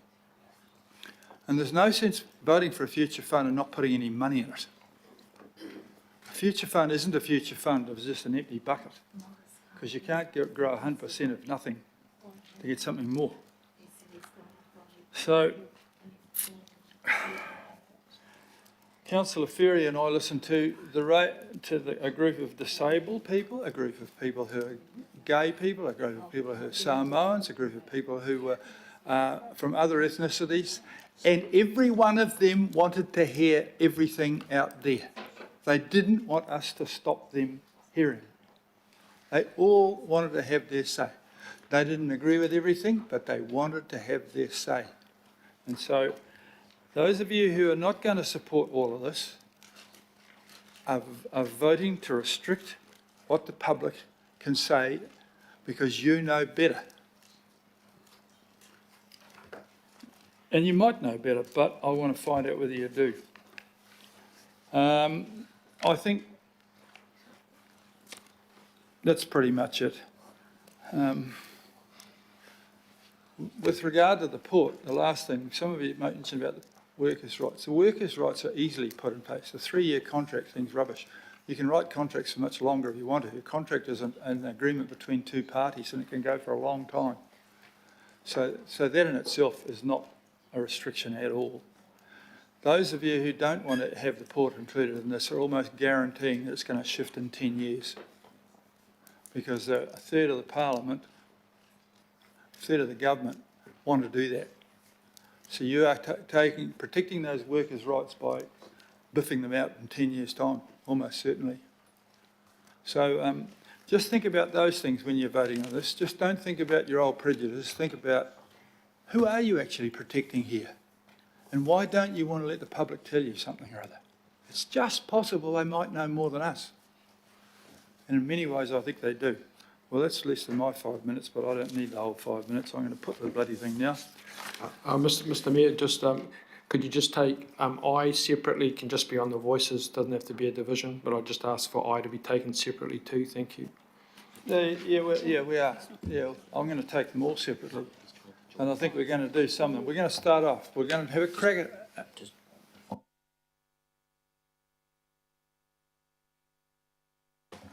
Sorry, we've lost somebody out, one or two of the people out there in the thing. Morris has just fallen off, so I'll wait till Morris comes back on. Through you, Mr Mayor. Mr Kake and Mr Taipari, are you still there? Yes. Yep. Oh, good boys. Through you, Mr Mayor. Mr Williamson, are you there yet? Mrs Deputy Mayor Simpson, are you there? Yes, I'm here, absolutely, totally, loud and clear. I'll just wait for Mr Williamson because he has been texting in during the day and he's just been away because of some issues that he's had with his family, so we're just going to get him back if that's right. Mr Walker? Sure. Would it be possible to vote separately on C, Roman numeral 1? So just that item.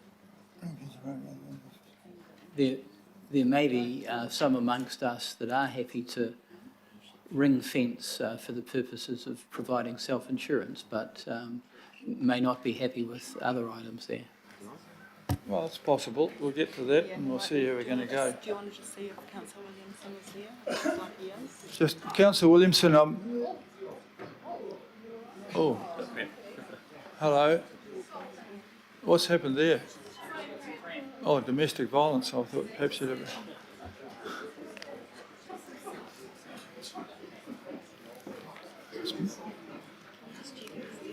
I want Mr Williamson back.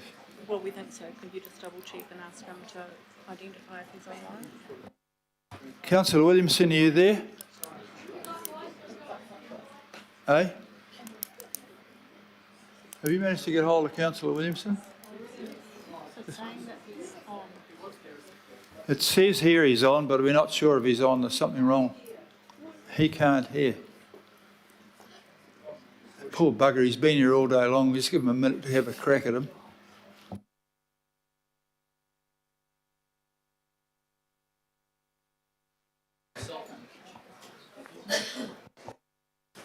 Your Worship, this is not the only item. I wonder whether we could take a 1-minute bathroom break.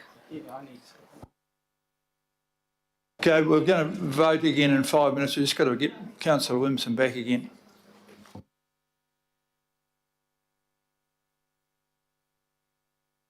A word, Tim, we've got 5 minutes to get back on. Otherwise, you're just going to have to put them on broadcast on your phone.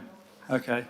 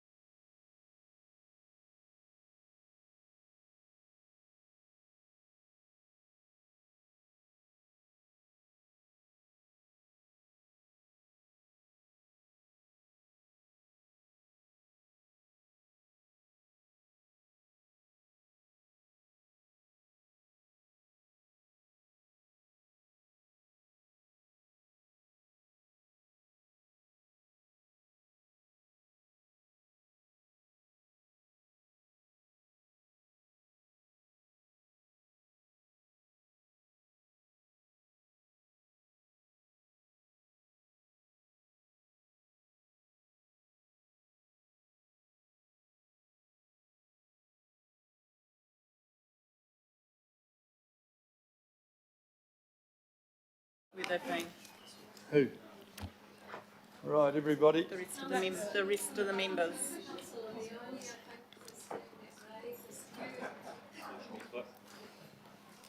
Right, who's missing? Chinese whispers going on. Come on. Anybody else out there, Councillor Stewart? Oh, Councillor Leone's back. Good.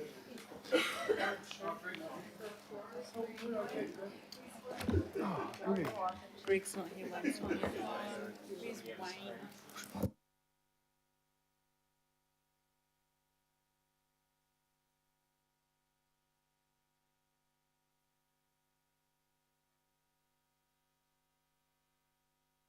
Just to fill in a gap in proceedings, if I could bring everyone's attention to an email that Max has sent to everybody and that we're passing a hard copy of around now. That's because there are a number of permutations through the recommendations which will have implications for the recommendations that then flow further through, particularly around the need to have a balanced consultation document around the rates figure.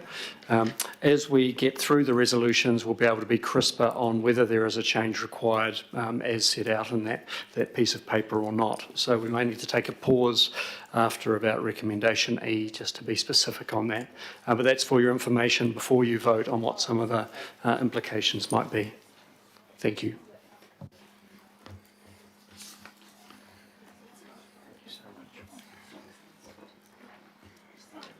Yeah, okay. So look, Peter, just in response to this, I find it so, how can I put it without being nasty? Having this in front of us, Peter, based on what Max has sent out, I think has gone against due process.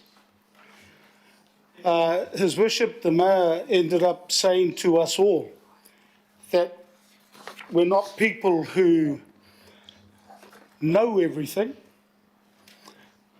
and the community is in the same position. Then we end up getting this presented to us just on the eve of a vote, and I find that disgusting. If I could respond. Let me finish, please. Let me finish. I haven't interrupted you. So I know what I can do with this. No, I'll put it over there somewhere because I find it disgusting. And the reason I find it disgusting is that we're on the eve of a vote. Then we end up getting an email to say that we need to have a look at what the implications are. We know what the implications are, Peter. And I find that even with the fact that you presented it in its Max email, I find that somewhat unnerving because you've just basically inserted yourself, you and Max. You have inserted yourself and Max into this debate. No, it's not. And if you want to say it to my face, Your Worship, do it. But put the microphone on if you wish to. Point of order. Councillor Filifano, I think they got the point. I feel like if we could have an answer back. Yes, thank you for the question. The reason for producing this and the timeframe for that is simply the amendments and the way in which the amendments came through and the timeframe in which they came through. It was unable to be produced before that because we had the previous resolutions in there which were clearly explained in terms of what the implications were. With the changing resolutions and the opportunity for various variations in there, I think it behoved us at the last minute with those resolutions as they turned up to provide the information as quickly as we could, and that is what we have done.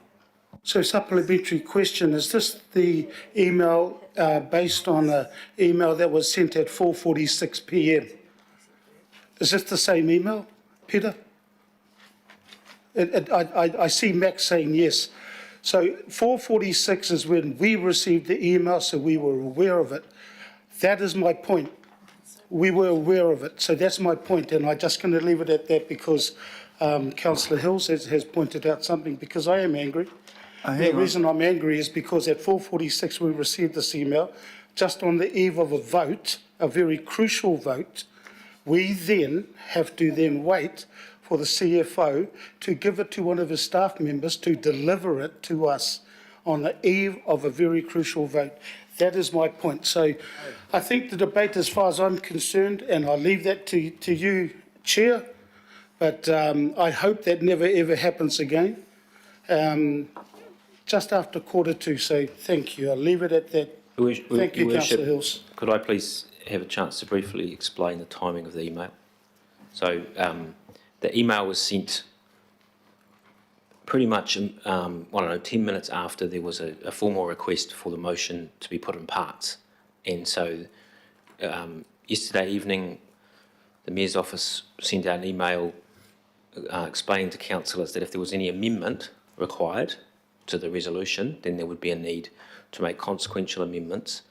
Now, we don't have the ability to, stare into a crystal ball and understand what amendments you might put forward, but we suggested that, which was yesterday afternoon, suggested that if people wanted to put forward amendments, councillors wished to put forward amendments, or members wished to put forward amendments, they could do, of course they can do so, but we suggested that they talk to staff, finance team, to understand what consequential amendments would be required to make the amendments balance. Now, we were not informed until 4:45 p.m, around about that time, that actually the intention was not to put amendments, but it was to ask for the motion to be put in parts. And the councillor informed us of the specific parts they wished to put in parts. And that's when I realised, that we needed to get some advice on what the consequential amendments would be, so that you had that transparently, and it wasn't a surprise, surprised dumped on us during the voting process. So the information's there. Yes, it was conveyed by me, but it was prepared by the finance team, and I've just sent it out so that everyone has it. There's no certainly no ill intention required. That's the timing. We have to provide balanced budgets all the way through. That's part of what the audit committee we want. Auditor General requests from us. Everything has to balance. Chair, I understand. The proposal from your amendment and how we're going to do it has a financial implication. Your And so Worship, what we've I got move here- the motion be put. Do I have a second? Well, this just points out what the financial implication of the changes proposed are. That means that you'll be voting on a balanced one. If you choose to vote one way, it balances, because that's what happens. We can't have So, Chair, people not voting without understanding how it gets balanced. Point of order, Your Worship. There's been a procedural motion. Just in response to that, what Max has just said makes no sense at all. And so I'm just going to leave it at that. And Councillor Fletcher, if you want to put your motion, I'll second it, if you want to interrupt. So I'm fine with that as well. Apologies, I thought you had. So look, I will second Councillor Fletcher that the motion be put. I've already indicated that I want C and I want E put as division. And so again, at least I've noted my concerns around the CFO and your Chief of Staff. Thank you. Okay, righto. Well, let's give it a go. We all thought we'd have a go at number A, which is agree that the draft budgets for public consultation and the long-term plan be based on operating and capital budgets set out. To put the procedural motion, that the motion be put, because that was moved and seconded. Okay, can we put the motion? All those in favour say aye. Aye. Aye. Aye. I think that was carried. Okay. A. You've got to call for any votes against, actually. Any votes against? Sorry. No. Okay. I don't vote for procedural motions like that. Okay, so, well, I think it was carried, so we are going to put the motion, and we're going to put it in the manner that Councillor Filipaina requested. And I'll just make sure that we've got members online are present. You're all listed as being present? Yeah, okay. Present. A, we agree that the draft budgets for public consultation, the long-term plan, be based on the operating and capital budget set out in the Merrill proposal. All those in favour, please say aye. Aye. Aye. To the contrary? Aye. What? Anyone to the contrary? Oh, carried. B, we agree to consult on establishing the Auckland Future Fund. All those in favour, please say aye. Aye. Aye. To the contrary? Aye. Carried. Now, this is the one that has been asked to be done as a division, if I understand. Okay, I'm going to read it out. We agree to consult on the transfer of all of Council's remaining shares in Auckland International Airport into the fund, including amending the shareholding policy to enable the subsequent sale of any or all shares by the fund manager to achieve the specified objectives of the fund, including the following options. 1, ring fence an appropriate amount of the fund's assets for the purposes of providing self-insurance. And 2, including the proceeds of either any operating lease of the Port of Auckland's operations if council proceeds with that motion, or B, dividends and or capital returns from Port of Auckland where council retains ownership. Now that's quite clear, so I'm going to put that as a division.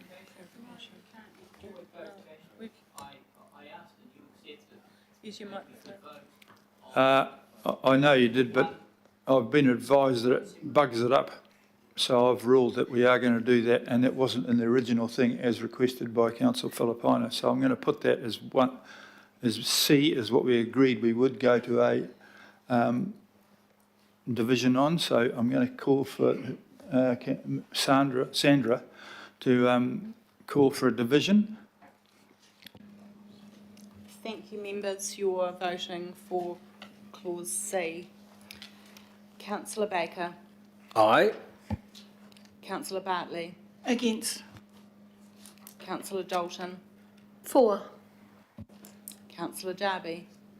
For. Councillor Ferry. Against. Councillor Filipina. Against. Councillor Fletcher. Yes. Councillor Foley. Against. Councillor Henderson. For. Councillor Hills. In favour. MSB member Kake. For. Councillor Lee. Against. Councillor Leone. Against. Councillor Newman. Yes. Councillor Sayers. For. Deputy Mayor Simpson. For. Councillor Stewart. Yes. MSB Chair Taipari. For. Councillor Turner. For. Councillor Walker. Councillor Watson. Councillor Williamson. For. Mayor Brown. For. 15-8. 15-8 carried. Thank you for that.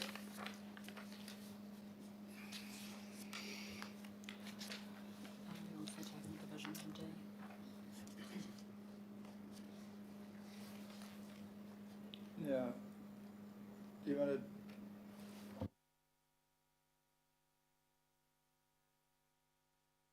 Has agreed to consult on the options for release of Port Auckland land and transfer of Auckland Wharves back to council. This is not about selling any leases. This is just the land. No change or the release and council and debating on the release of Captain Cook and Marsden Wharves from port operations and transfer to council within 2 to 5 years. Now I think we can possibly risk saying all those in favour, please say aye. Aye. Aye. To the contrary? Aye.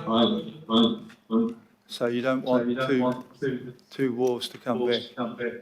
Sorry. Pardon? Okay, right, I will call for a division on that because I was unable to tell.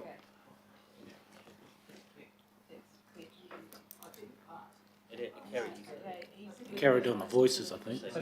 Yeah, we can do a division. What?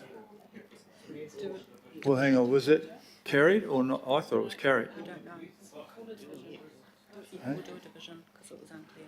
It was unclear, so I've been asked for a division. It sounded like it was carried, but this is actually about just getting the wharves back. This is not selling anything. Okay? Thank you, members. You're voting on clause D of the motion. Thank you. Councillor Baker. For. Councillor Bartley. For. Councillor Dalton. For. Councillor Darby. For. Councillor Ferry. For. Councillor Filipina. Against. Councillor Fletcher. For. Councillor Foley. Against. Councillor Henderson. For. Councillor Hills. Aye. MSB Member Kake. For. Councillor Lee. No. Councillor Leone. For. Councillor Newman. Yes. Councillor Sayers. For.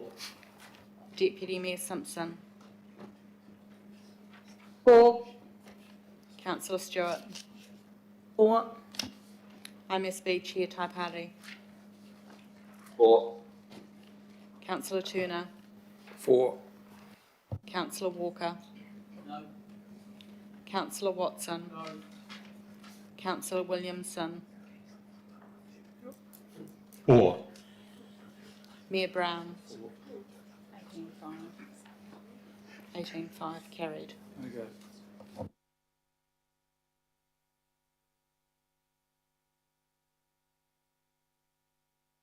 Right.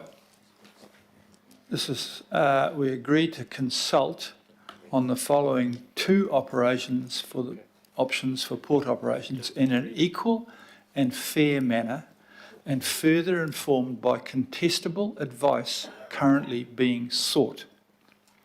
First is, subsection 1 is continued public ownership of port operations. Port of Auckland Limited continues to own and operate the port land and operations, implementing their turnaround plan to deliver improved profitability and more dividends to council, including an option of returning Bledisloe Terminal to the council within 15 years. Or, so we're consulting the two options, lease operations council leases the Port of Auckland land and assets to an operating partner for a period of approximately 35 years for an upfront capital payment subject to the conditions specified in the Merrill proposal and including an option of returning Bledisloe Terminal to council within 15 years, with council foregoing future dividends and retaining underlying ownership of land and assets. That's pretty clear. So this is the more contentious one, but I'm asking for a division to be carried out on this, please. And it will be carried out by Sandra, coming now. Thank you, members. You're Point voting. of order.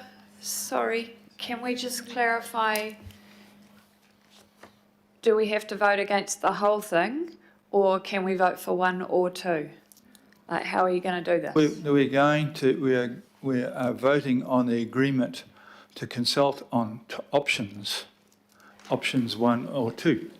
I mean, if we don't consult, we're going to be stuck with option 1 anyhow, which is, okay? Yep, thanks. Is this the only consultation? So we're not choosing A or B, you're just choosing where we're going to actually talk about it, all right? Is this the only consultation that's equal and fair? Yes. I just see it's equal and fair, but it's just for this one. Are the other ones going to be equal and fair or not? Chair, if someone wants to, by way of exception, vote against part of it, their vote has to be recorded against that part that they don't want. They could do that, but basically we are actually voting on the consultation, not whether it's A or B. Not the point. If somebody wishes to vote against one part of it, that vote by way of exception has to be recorded. Yes, you could record what part you're against it if you like, but basically you can't be part of a consultation or not a consultation. Worship, if somebody says, I support D1, but I don't support D2, then their vote against D2 needs to be recorded by way of exception. It goes in a note in the minutes, Your Worship. So, Chair, I think that is what Councillor Ferry was alluding to, and that is what we tried to explain when we had the break. Because there was an or, people had the choice to either support it going out as in continued public ownership, or they could say no, and also about no to, they had a choice with either one. Your Worship, it should read and. Yeah. It should be and that, because basically, but no, we're consulting on two options. We are giving the public the option to say we want continued ownership, or we're quite happy to flog it. That's how you're interpreting your position, but it might not be how everyone else wants to interpret it. I mean, I support this, but you've got to provide the means for people to declare their position if they don't support it in part. What Councillor Newman is conveying is that for some, they need to have confirmed to them that if they support this, we will go up for consultation on continued public ownership of the port operation or going out for lease port operation. So in that situation, it's an and. So it's not an either or for the voting purposes now. It's an either or to the public. You could vote. Consult on both options. So you've got the option there. So or is okay. We're going to consult on two options. If you don't do this, we don't have to consult because we'll be doing continued public ownership. That's what happens. So I think it's clear enough. It's clear enough for some of us to have a crack at it. Anyhow, I'm going to ask Sandra to call us now, please. So, sorry, Chair, look, the confusion is because when I ended up talking to your Chief of Staff and yourself and others, I said specifically that I did not want the consultation of the lease of the ports, because at the moment the continued public ownership of the port operations is where I wanted to be. So I said to you that it's let me finish, please. What I said was that I did not want the lease of the port operations to go out for consultation. That is what I wanted to put. So if your Chief of Staff or anybody else had made a mistake, I can't answer for them. If you don't want the lease to go out, you will vote against this. But I'm not vote against the continued public ownership because that is the status quo that we have. We won't have to consult if we have continuous ownership. That's the whole point. So what is they're going to go ahead and tell. That's the way it works in here. Hey? Let's be honest about it. It's a charade. Point of clarification. Point of clarification, because there seems to be a lot of questions. Can we vote on the voices on EI and then do a division on E2? Because I feel like that's what people are saying. Obviously, it's your prerogative not, but I feel like there is a difference in EI to the status quo. There's option of returning Bledisloe.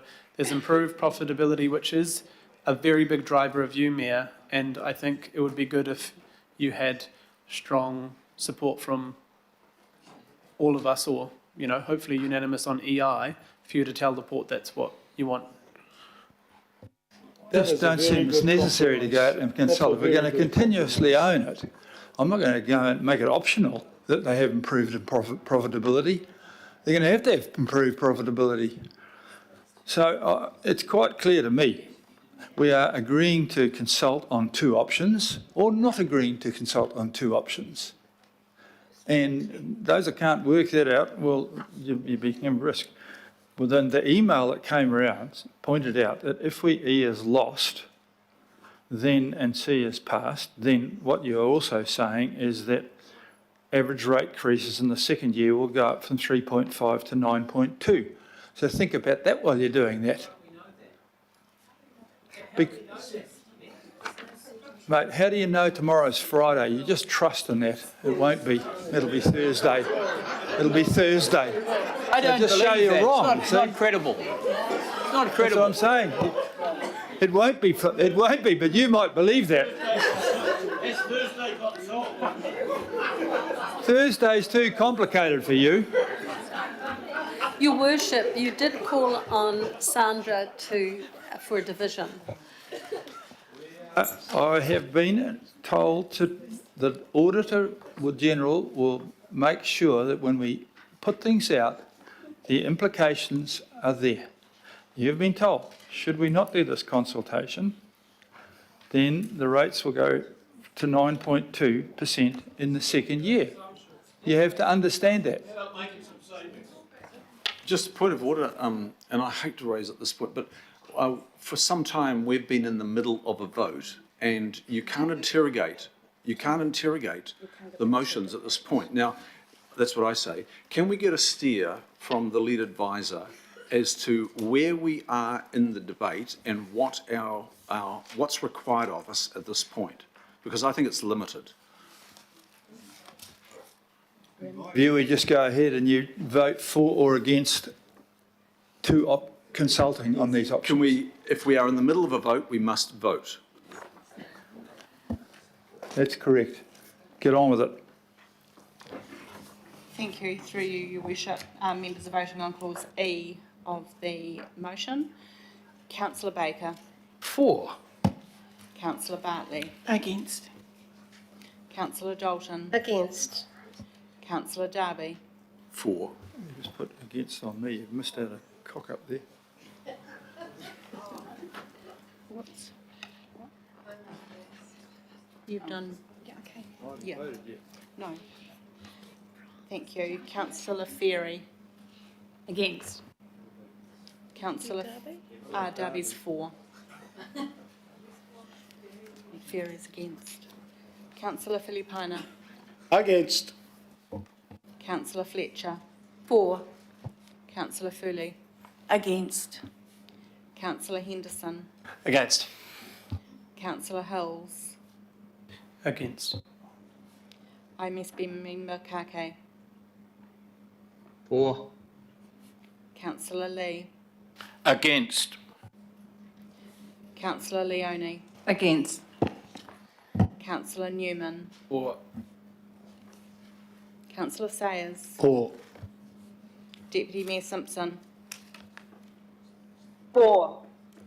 Councillor Stewart. For.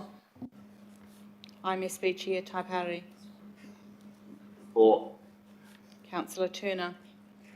For. Councillor Walker. Against? Councillor Watson. Councillor Williamson. For. Mayor Brown. For. 12-11, the motion is carried. And I'd like my vote recorded in favour EI.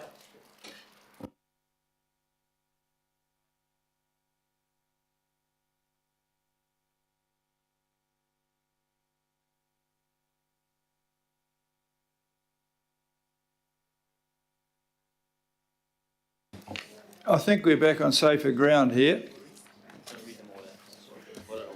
Councillor F. I'm sorry. It's a long day.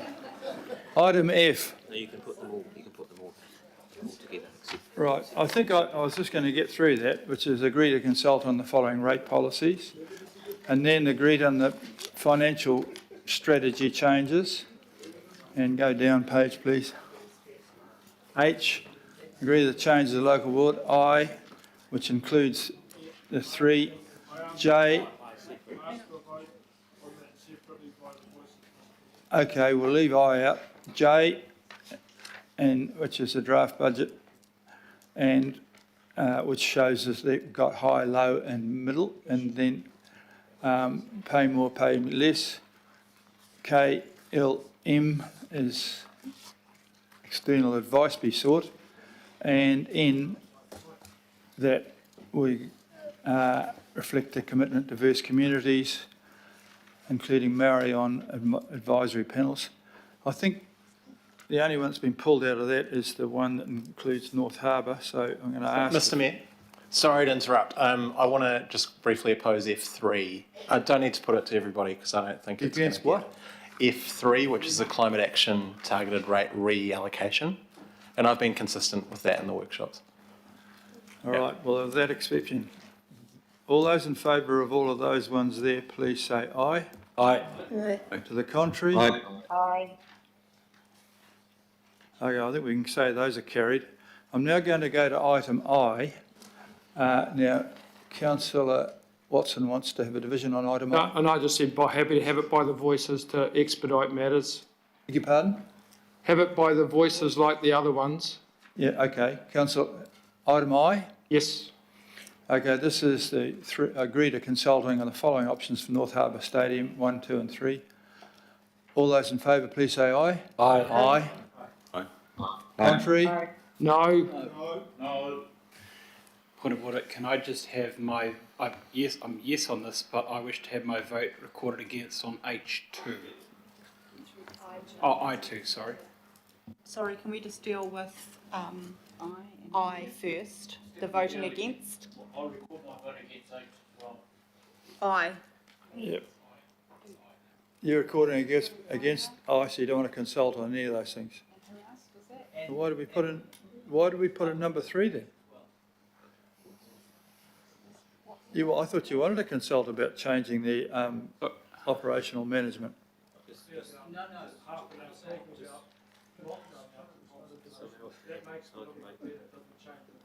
Okay, righto. Well, that's very good. Then it was carried with those against, and Walker, Watson's name there too, I think. Sorry, can we just clarify we're voting on I? Yeah. I just want to clarify who's voting against it and wanted it noted in the minutes. I want to record that I don't support I Roman numeral 2. And councillors Watson, Walker and Lee and Filipina, are you voting against the whole clause?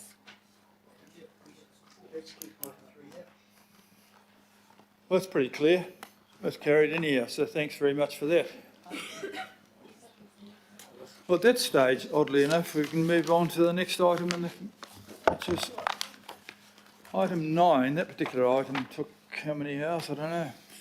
There are some, it's possible we might get through the rest of this thing. We'll give it a go.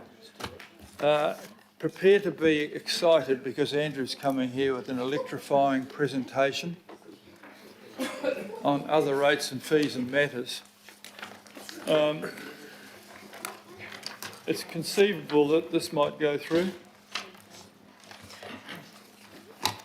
Good evening. I have Eric Wen and Aaron Matich from my team with me.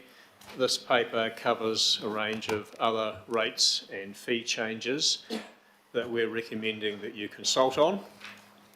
These are primarily looking to ensure we're maintaining appropriate cost recovery and fairly sharing the costs of these activities across the region. We've provided you with presentations on workshops on these in September and late November. And in the interest of time, I'll just ask if you have any questions as you've all got the report.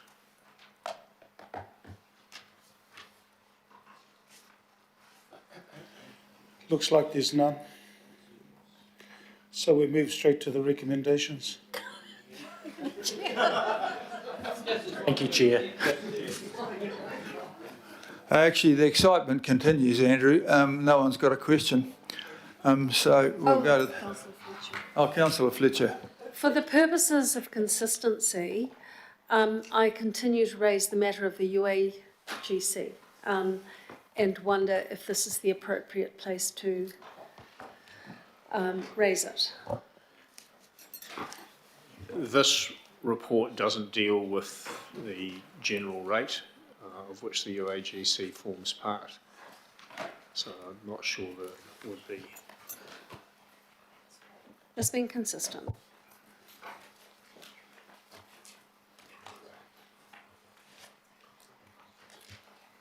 Happy with that question? Okay, it looks like everyone's had questions on this. I must admit you've been pretty clear in what you gave us in the first place there. Fuli's got a question. My humble apologies. No, I was going to second it, Your Worship. Oh, thank you. Doubly humble apologies. So it was moved by me and seconded by Fuli, and these have been pretty well explained, and so I'm going to put the motion that we recommend, including in the draft funding statement, to support consultation and agree with the long-term plan, these particular special rates are approved. So all those in favour of the recommendation for item 10, please say aye. Aye. Anyone to the contrary? Aye. No, that's carried. Thank you, Andrew. Great thing.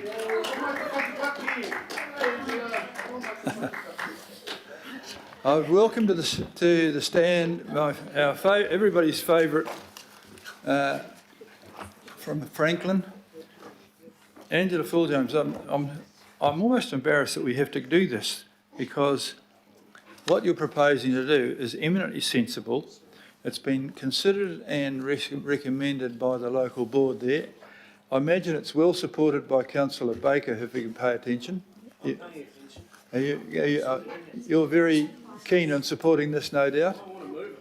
Okay, well, I was hoping you'd move it and I'll second, but would you like to just give us a wee short word on this, Angela Full-James, because... Thank you. I did have a presentation, but I don't think we'll need to look at it. I do want to say that this is not something unusual for Franklin. In the past, the District Council has done targeted rates before. And we do have support for this. We've also tested it through the Franklin Local Board process, that we asked the community, would you be okay if we were to investigate what that might mean? And the answer was 48% said yes. So we took that as a signal that we carry on. So we're asking today that you include it in for consultation so that we can carry on the process and we can ascertain from the community whether they are prepared to pay the $52 per year per household unit for us to enable our local board plan paths plans that we have right across Franklin. And I know that we have the support of, they may be listening still, perhaps they may be not, given the time, but Glenn Richards, Chair of the Clevedon Trails Subcommittee, Barry Gibbon, the Chair of the Waiuku's Trails Implementation Committee, Andrew Sinclair from Whakapoho Land Care Group, Nikki Henshaw, Project Manager of the Hanua Traverse, Judy Donovan, the Pukekohe Tramping Walking Club, and Paul Arthur, Clark's Beach Waiapa. Those people were going to be online listening because they are in support and want to see this carried through as well. So maybe we'll just go to questions because of time, perhaps might be. Well, before you do that, I'll move it, and it's been seconded by Councillor Baker. No, you wanted to move it, sorry. He moves it, and I'll second it. I got that round the wrong way, end of the day. Has anyone got any questions? Oh, Lottie Philly, you've got a question of this? You haven't got... Oh, sorry. Everyone's falling apart over here. Councillor Hills. Thank you, and this is great. Obviously, could you just give us a 5-second of how you got here and how other boards can do this?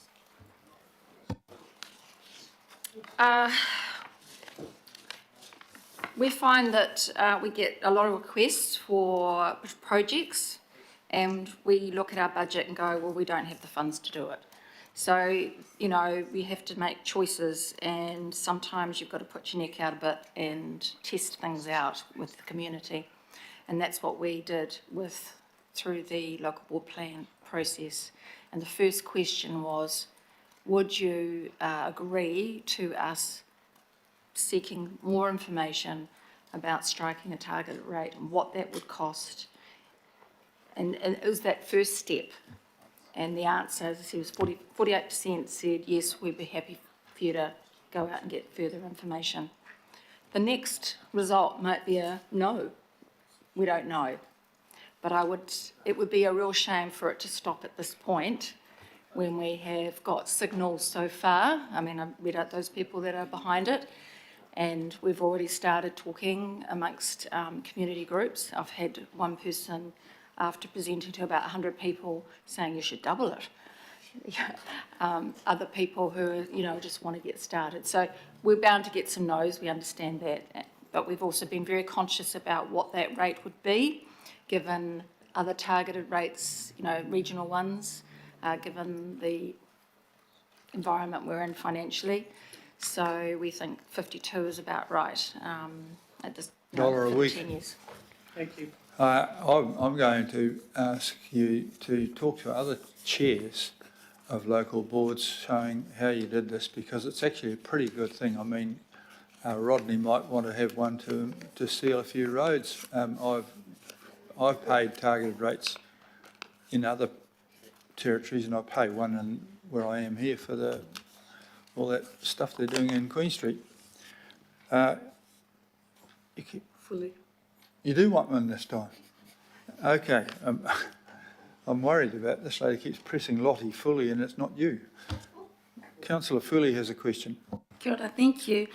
Just a small question, because our local board areas in the Manukau ward have had targeted rates since the beginning of 2010, since the beginning of the super city.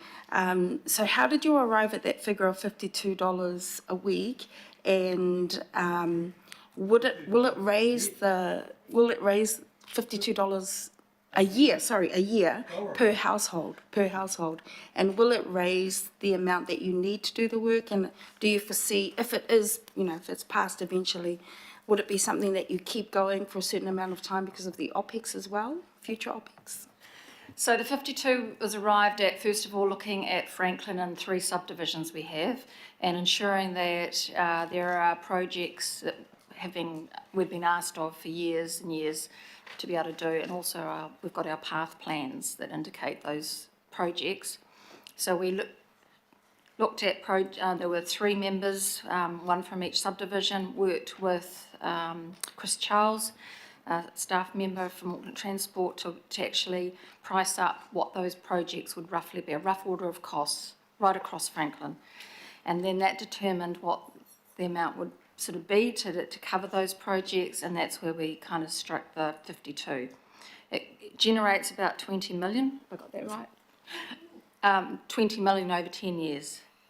And so what we're aiming to do is make that 20 million go even further by hopefully attracting some external funding. We know that it will attract community partnerships, because already it's proven with the Waiuku trails that we did, that a lot of that was actually built by the community, and local businesses gifted their time or resources. So we think that 20 million will actually go further. Kia ora, thank you. Good question and good answer. It just shows $1 a week is $20 million. Think about that in that particular one there. So I think get together. Wonderful. May I just say that there are many boards that have done targeted rates, and Rodney, has done. What we find is sometimes that it's a great way to signal to other organisations or groups that how serious a board is about doing something. So sometimes with other boards, the target rate may not have happened because a CCO might have picked up the project. Righto. Well, you got a question, Councillor Walker? Super quick, and it's probably a question that more to officers. Is there any time left in this long-term plan process for a local board or local boards to put up a targeted rate? No, it's too late in the process. However, we're more than willing to work with boards to bring proposals forward for the next annual plan. Okay, thanks very much. I think I'll bravely put this vote. All those in favour, please say aye. To the contrary? Aye. I think that was a late aye. Well done, Angela Full-James. I'm sorry you had to sit through hours and hours of stuff to get there, but no doubt you've survived. Item 12 is the long-term plan performance measures. In other words, how we're going to measure all this. I'll move accordingly. I'll move. Seconded by Moo. Darby, seconded Dalton. Ross, are you going to convince us of the wisdom of this? Or no? Yeah, Sorry. It's Karina. I've got Carol with me here today, so I'll keep it really short and snappy. Thank you, Karina. No worries. This report formally documents the performance measures process, and what's already been workshopped over September and October. The report's got an attachment which has got a proposed set of draft performance measures, which we plan to include as part of the supporting information of the consultation document. So really the report seeks to get endorsement on the draft set of performance measures as set out in the attachment, noting that we're currently progressing work such as baselines where appropriate and targets, and there's still significant work happening in the financial and climate performance measures. But yeah, that's it. Happy to take any questions. Okay, any questions? It's a fairly well presented paper, and this is the quite formulaic about what you're covering, and it's a lot. And thank you for your work, Karina and team. On that basis, I'm going to put this motion. All those in favour of accepting the recommendation that the budget endorse these? Aye. To the contrary? Aye. Carried. Lately, a late aye. The housing and growth infrastructure. Who's anyone addressing us on this one here? The recommendation is we agree on the consultation process for the long-term plan will include provision of long-term growth infrastructure over a 30-year horizon for Drury and North West, and to include growth infrastructure in the draft budget for the Auckland housing program areas, which I think you are interested in, Josephine Bartley. And we all note that that this is downstream of the excellent decision to put the development contributions over 30 years, and this has got a 30-year horizon as well, so it fits nicely with that piece of work, which was somewhat controversial. Okay. A mover and a seconder. I've got a question from Shane Henderson. Who seconded?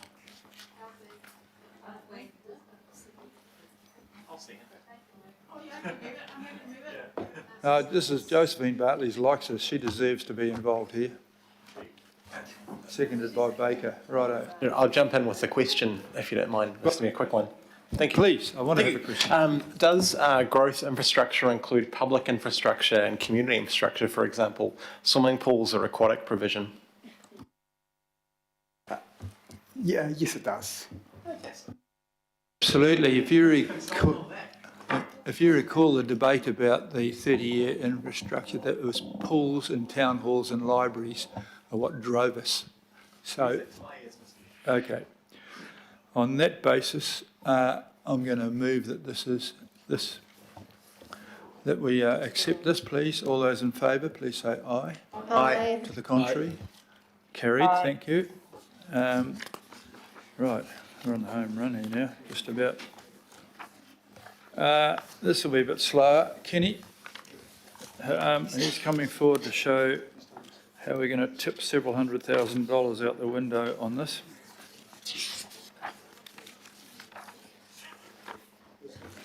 $684,500 actually. Kia ora koutou. Thank you, Mayor Brown.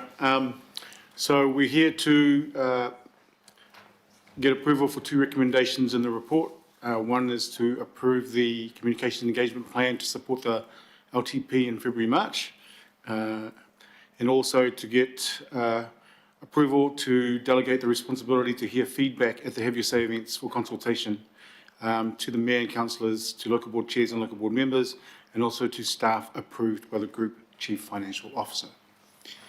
Happy to provide a little bit of context, so before we take questions, if that's okay. So in essence, this is a huge opportunity to engage Aucklanders on some key decisions that will be made by yourselves.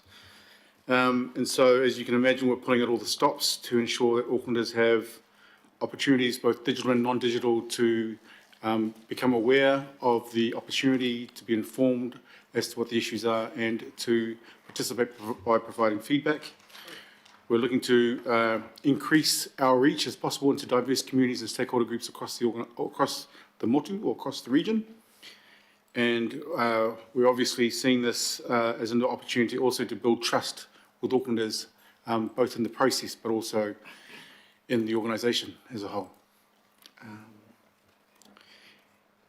So as you can imagine, we have a range of different types of engagement or public participation processes that we're looking to put in place, with different styles of engagement being incorporated to ensure that people can provide their feedback and participate in different ways.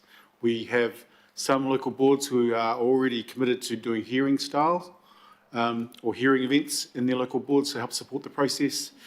And we have other local boards who are doing more informal have your say events as well. So there's a whole range. We're also looking to target different communities and different groups. I'll pass it over to Tim to see if he has a few words he'd like to say as well. From a communications point of view and supporting the engagement that's taking place across the communities, we think about it in terms of two phases. So the pre-engagement, which runs from now up until when the consultation starts. So for us, that is about the use of kind of our own channels and how we can leverage them to reach Aucklanders, and earned media that will be created through the talkability and the relevance kind of the things that you have discussed today. To help elected members with that, we'll be providing a portal where you can go to, and there'll be sort of image libraries to help with your communications, animated videos and infographics, a handbook around key messages, and detailed FAQs and local board specific kind of information. And we'll also in this period use the ratepayers update, which goes out to Aucklanders in February, use our reach across the local board comms channels. We'll produce social media, and we'll look at how we use our kind of internal channels. In phase two, we continue doing that and pitching stories to kind of media and also promoting them across our Auckland. It's also when we use our paid advertising kind of at this point. So much of the previous work is about raising awareness of the topics. This is specifically about helping people find a destination where they can give their feedback and review that kind of supporting kind of information. So we're still at high level with kind of channels. So another emphasis of that is the reaching the underrepresented kind of feedback from youth, Māori, Pacifica, and kind of Asian. So we look at how we target to reach them. And in the previous consultation, the annual budget, there was a big uptick in the amount of feedback. But we were still underrepresented of those groups. So the focus of that budget is reaching those groups to try and make what we receive in terms of feedback more representative of Auckland as a whole. If I could just add on one other point, we are also looking to progress some deliberative democracy approaches in this consultation process as well. This will help us engage Aucklanders in a way where they become more informed about what the issues are, and are able to provide, I would suggest, more articulated and better quality feedback, which I think will be appreciated given the complexity of the decisions that you need to make. So that's quite exciting. The other bit also that would be good to bring to your attention is, in addition to our focus to reach as many Aucklanders as possible and as many diverse communities, we've also leaned towards being as financially prudent as possible. So we have reduced our costs by 100,000 compared to the LTP spend in 2021, which is also 300,000 less than it was in 2018. So there's a downward decline in terms of spend, but as you will have also noticed, we're looking to increase the amount of feedback we're getting. So an upward trend in that space. Well done. That's very good news. Councillor Sayers has a question. Thank you, Worship. It was, it was quite a specific question to do with Rodney. I just apologise for a very good presentation. I support the plan and everything. I was just trying to find, I was looking in the attachments. I normally ask this question for Rodney in terms of the Have Your Say events. If we cover, because it's such a big area, Ken, so if we, do you know off the top of your head if we cover those townships of Warkworth and Kemu and others like maybe Helensville, and it can give me some comfort around if we've got any Have Your Say events being around there. Thank you for the question. If it's okay, I will consult with the local board services team to ensure that we've got good coverage in terms of the events that we're planning in Rodney, and I'll come back to you with a response. Thank you.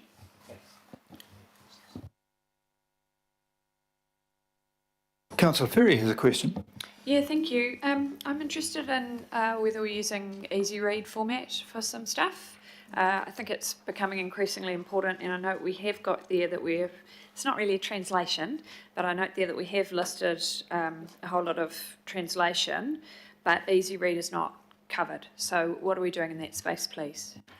I'll come back to you, but I'm fairly certain that Easy Read will be included. If it's not included in what you're reading, we'll make sure that it's confirmed for you. Thank you. So that's a commitment that there will be some Easy Read Yes. versions. Thank you very much. That's great to hear. Councillor Filipina, please.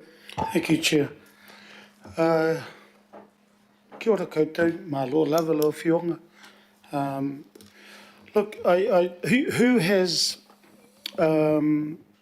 oversight of videos that get played by either the mayor, deputy mayor, staff, when we go out for consultation and have your say events?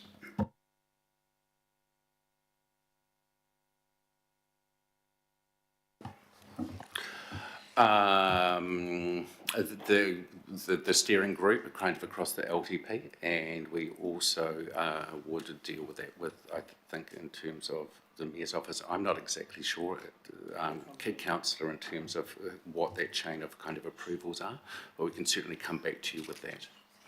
Yes, please, especially the content that gets played and have your say. Yeah. The other question I have, and I reserve my right for to comment, Chair. There are some conditions from the Auditor General around the content that has to go in to the videos. So if that can be, look, for me, if you could send me that, I don't really care if other elected members do, but I'll mention something in my debate about why I need to get that decision from the Auditor General. So can you please send that to me? That's the part that I have, please. Understood. We'll come back and clarify. Kia ora, thank you. Okay, Councillor Turner. Thank you. The deliberative democracy process, I know we had a presentation on it, but how much is that costing? What percentage is it of the total budget for this feedback consultation process this time around? And you know, how are you going to publicise for participants? Thank you for the question. So on the 26th of October, we came, as you mentioned, to governing body to discuss the deliberative democracy approaches that we would use. The budget for that was 138,000, which was approved. So that added to the amount that you see in the report here leads us to 882,000, which is still 100,000 less than what we spent to the LTP. In terms of how we will recruit, which is quite an important sortition process, we'll use an independent company who are experts in recruitment to ensure that we have a statistically representative sample of Aucklanders involved, representing a wide variety of walks of life, ethnic, demographic profiles of Aucklanders to ensure that it's robust and representative. So you couldn't call that a random selection? I would defer to the experts that we'll include in regard that we will recruit, that will do the recruitment for us. But I would suspect that a random selection would be part of the process, but it would be a random selection of people who fit a certain profile that represent the statistical profile of Aucklanders. Thank you. Just like Councillor Filipino wants people to have visibility of the process around videos, I'd like to have good visibility of the process around deliberative democracy. Absolutely, councillors. I think the entire process that we're looking to engage for the deliberative democracy methodologies needs to be best practice in order for people to trust the outcome. So we are more than happy to be as transparent as possible in regards to how we go about that in the most best practice scientific way. Thank you. Thank you for that. It's supposed to be random but representative, isn't it? That right? Yeah. You can't just sort of randomly end up with a screwball mix. Right, that's very good. I've got a few more. Councillor Fully. Kia ora, thank you, Chair, and mā lo lava to the team as well. First of all, I just wanted to thank you and your team for the work that you've done recently And I know that you're very alert to the fact that there are sectors in our community that don't engage with us well, or that we don't engage with well, rather. And I'm really thankful that over time we've seen an improvement in that space, and certainly in the last annual budget we saw that.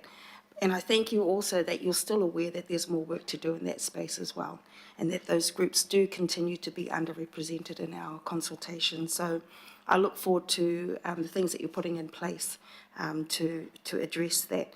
Thank you also for the prudence that you've mentioned in terms of the costs that you've cut. Can you just clarify, you said the current proposal, is it $300,000 less than what we spent in 2018?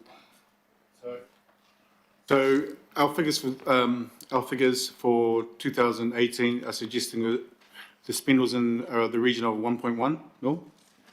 It came down to around 900k for 2021, and now we're down to 800k. To less than that, okay. So there's continued decrease.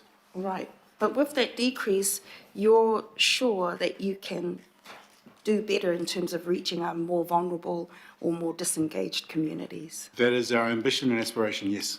Okay, kia ora. Well, I commend you on that, and support in any way that I can. And if you can ensure that we, councillors can easily access, information of where all the Have Your Say events are, and I'm sure that all of us around the table will support as well. Kia ora. Thank you. Thank you.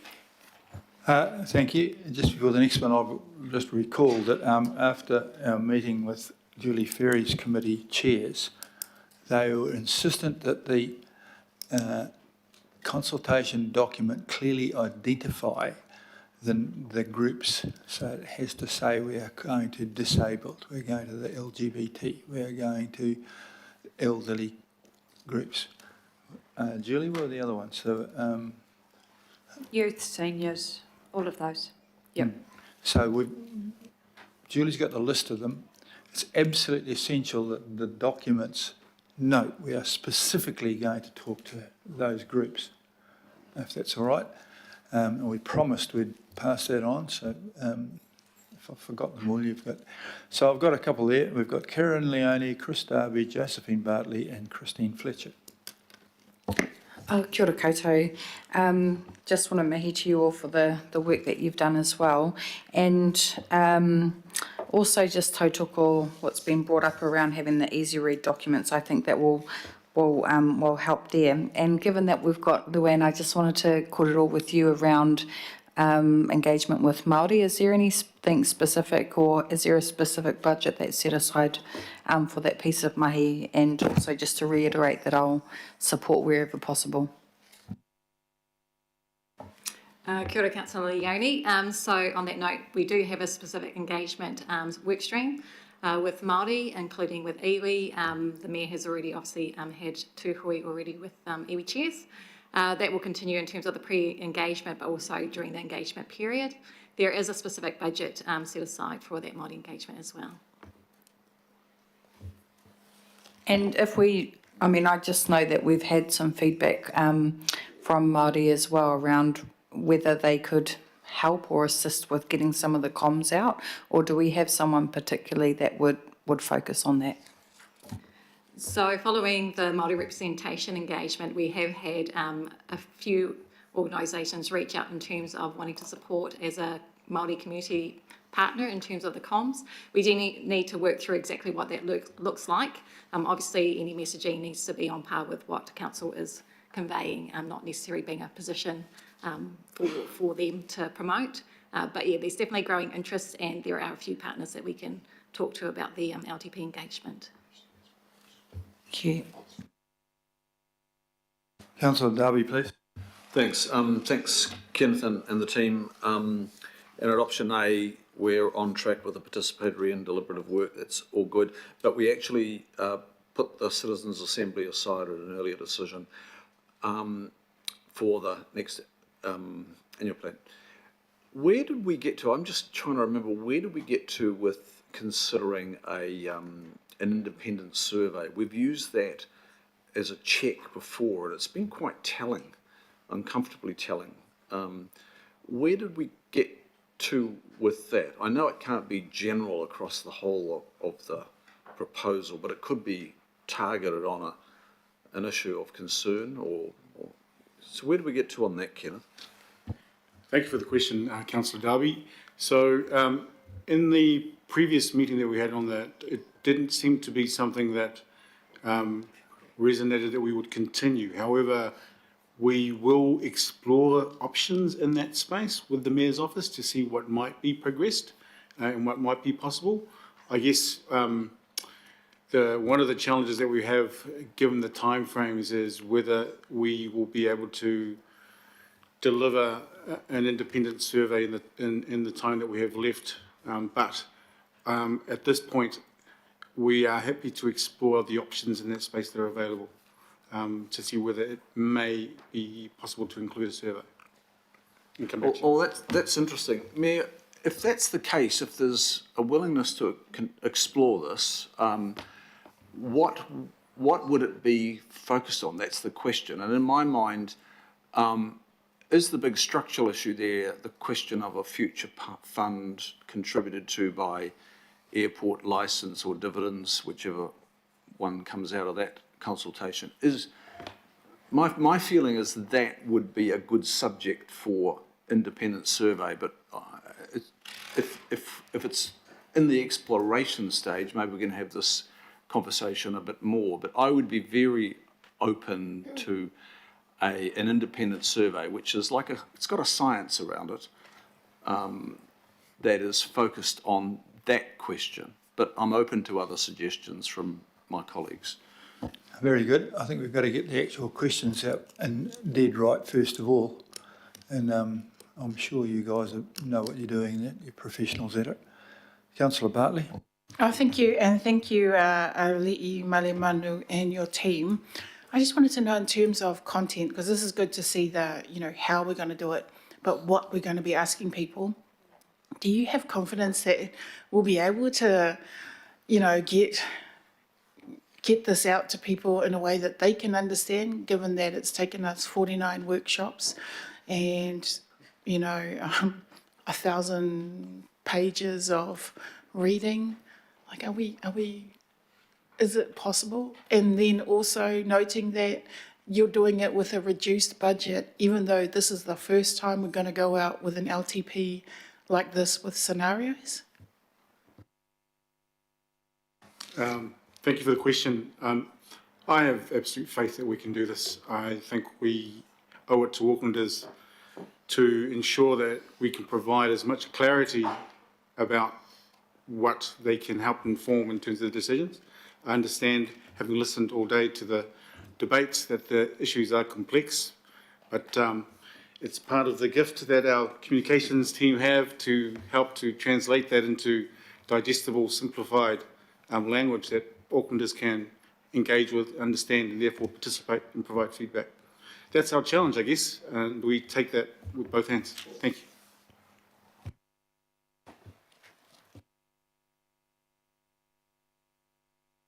Okay, Councillor Fletcher. Councillor Darby asked my question in terms of a survey, but I have another question, and that is, obviously this is a really important time for consultation, and yet the feedback that I've had from people in the past that are quite well informed is that there's just utter consultation fatigue, and they never know whether to put weighting on this being an important consultation or that being an important consultation. Have you given consideration to ensuring that council does not go out to consult on any other matters, if possible, at this time? Because there will likely be changes within central government. There'll be a lot of things happening. Is that something that you have canvassed as a group? Thank you for the question. We have generally, for the organisation, put constraints around consultation on topics during the consultation period as much as possible. Obviously, sorry? And prior to the consultation? I guess what I'm trying to request is that some considerable weighting is given to the importance of this consultation over and above all else. Absolutely. That is something that we'll have the conversation with across the council group, with functions that are responsible for engagement as well, to ensure that they are aware of the importance of this particular consultation to Aucklanders and for the purposes of the decisions that need to be made in May. Thank you. Thank you. All right, that was a very good discussion. Thanks very much. Do you want to retreat from the table? I'll move this if nobody else wants to. Myself and Fletcher. And I think Councillor Filipaina reserved the right to have a Thank you, Chair. bit more of a chat. Thank you, Chair. Look,